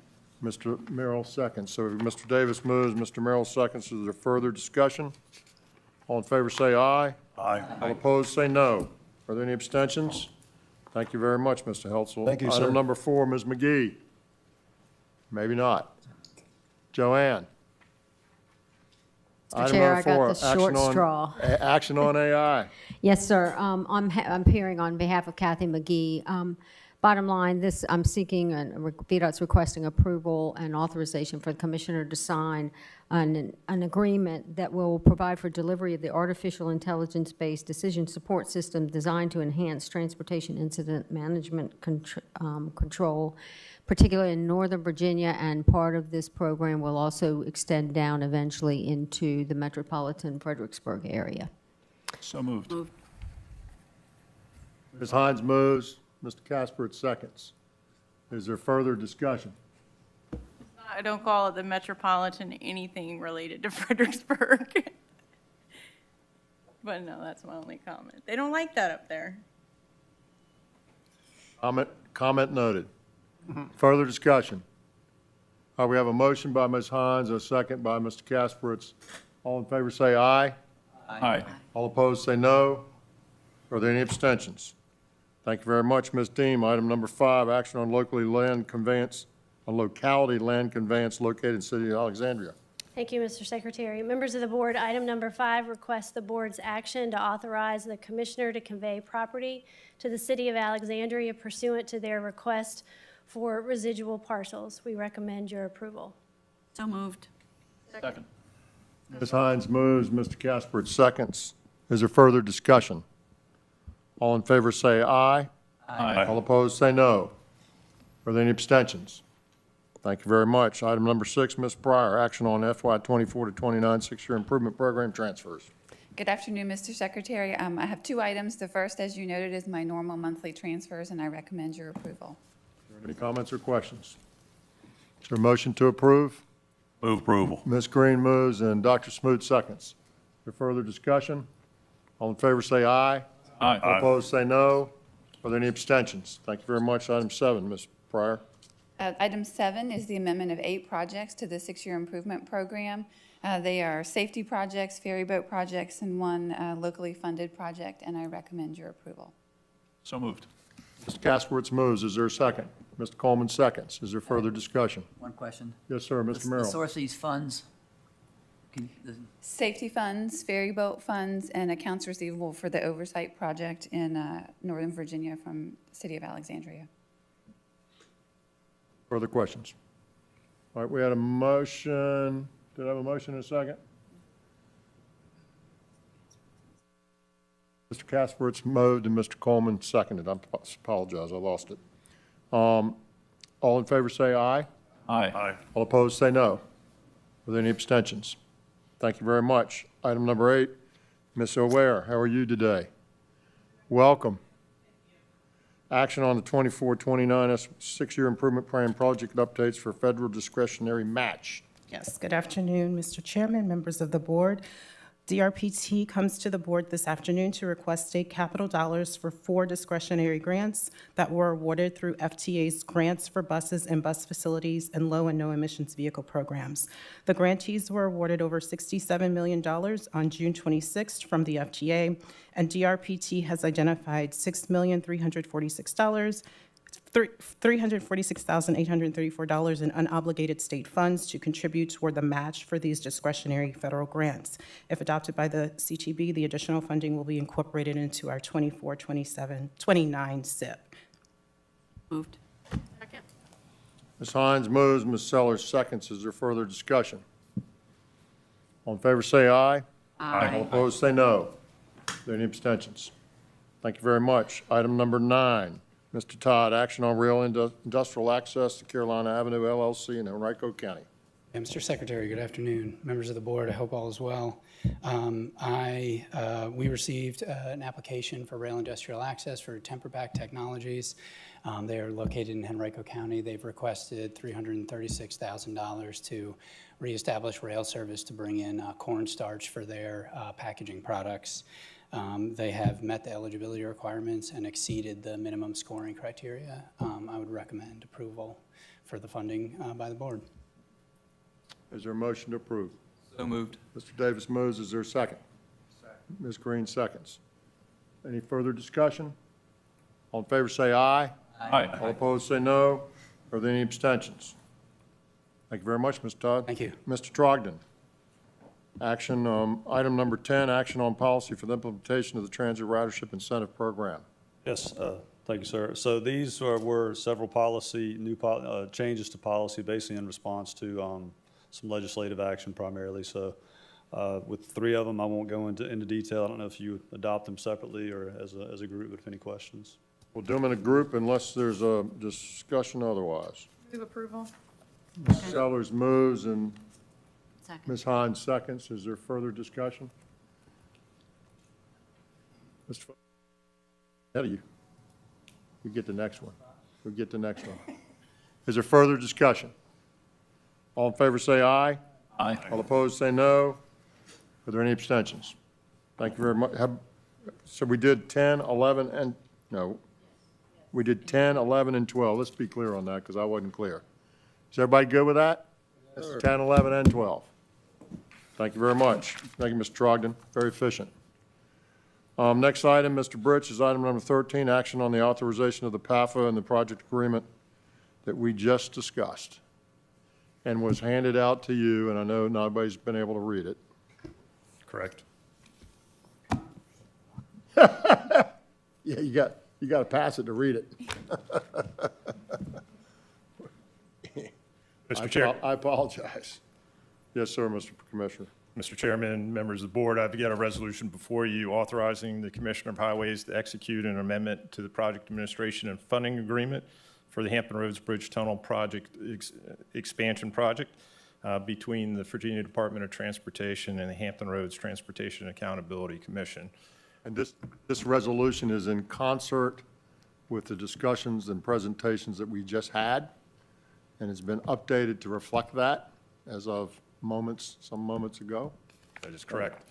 And so that's what it represents to be, is what we just discussed and went through in detail.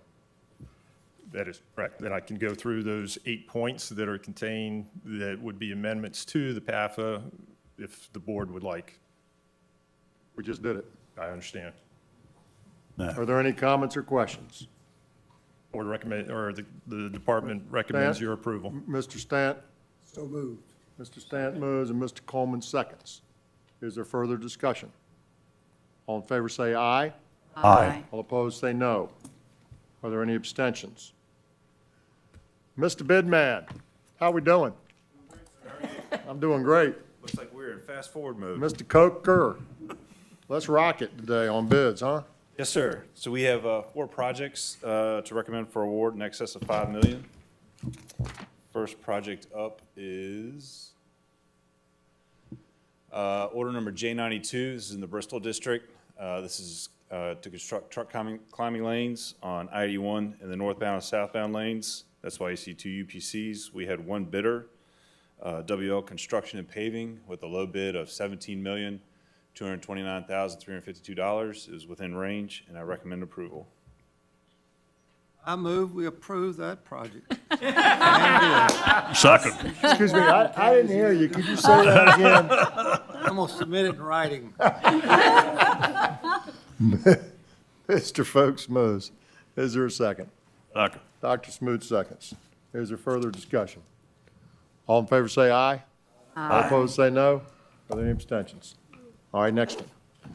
Next project up is order Now, J. Ben. Yes, sir. You just messed up your whole thing. You had 4 out of 4 last month. Now you got an exceeds range.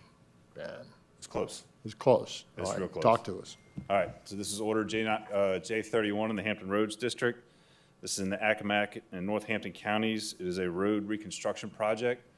The low bid was $5,526,837 from Branscombe Operating. This does exceed the range, but we recommend approval. This project is in a remote location on the Eastern Shore. This is the 3rd time the project was advertised. We had the same bidder and only bidder each time. The cost is essentially the same as the last time we bid it, so we feel this is a fair market value. Mr. Folks knows about isolated locations. Yes, sir. Do you want to jump in on this and steal their thunder? Because it's out of the range, so you might as well just jump on that one. Right? All right, Mr. Folks is going to get that, and Mr. Coleman's going to second it. Is there further discussion? All in favor say aye. Aye. All opposed say no. Are there any abstentions? Thank you very much. Item number, or order, next project, order number K09, whatever that means. K09 is What in it the says at Northern the top. Virginia District. This is an on-call traffic signal improvements project in Fairfax, Loudoun, and Prince William counties. We had two bids. The low bidder was Ardent Company, and the value was $5,595,900. It was within range, and I recommend approval. So moved. Bonds moves. Second. Mr. Casper seconds. Is there further discussion? All in favor say aye. Aye. All opposed say no. Are there any abstentions? Thank you, sir. DB 119. Yes, sir. It's my final project of the day. It is ordered, DB 119 is a design build project in the Richmond District. This is the I-64 gap, segment A widening in New Kent County. We had two bids. The best value bid from Shirley Contracting was $209,490,000 even, and it was within range, and we recommend approval. So moved. Second bidder was Kokosing, I believe? Second bidder was Kokosing. Yes. Awesome. Kokosing. Yeah, I know. Out of Ohio, I think they are ultimately. Mr. Davis, I'd really like to make this motion, but I'm not allowed to. Mr. Davis made the motion. And, excuse me? And Mr. Stant probably wants to second it, I would hope. Yes, he did. Good. We have a motion and we have a second. Is there further discussion? Question, Mr. Secretary. Yes, sir. When do you anticipate work will start on this project? November. We will, yes, November, we'll see, anticipate trees being cleared in the center meeting. I haven't voted yet. I don't want to dampen the enthusiasm, but why so little competition on a fifth of $1 billion project?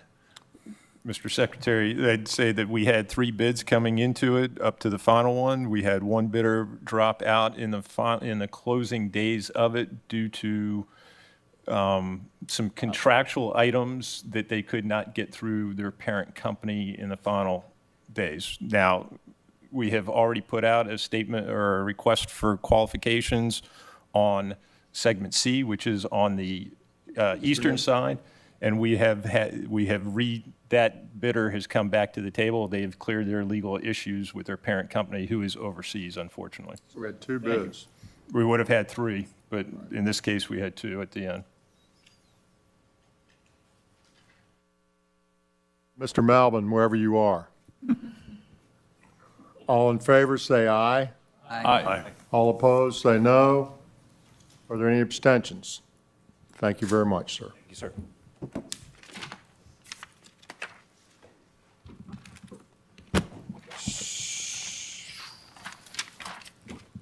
So that concludes, other than new business. Is there any new business that needs to come before the board? Hearing none, this meeting is adjourned. Thank you very much for your time today and all the hard work, and particularly the staff. It's been a busy summer, and I want to acknowledge what the staff has been able to do to keep us on track. Thank you very much.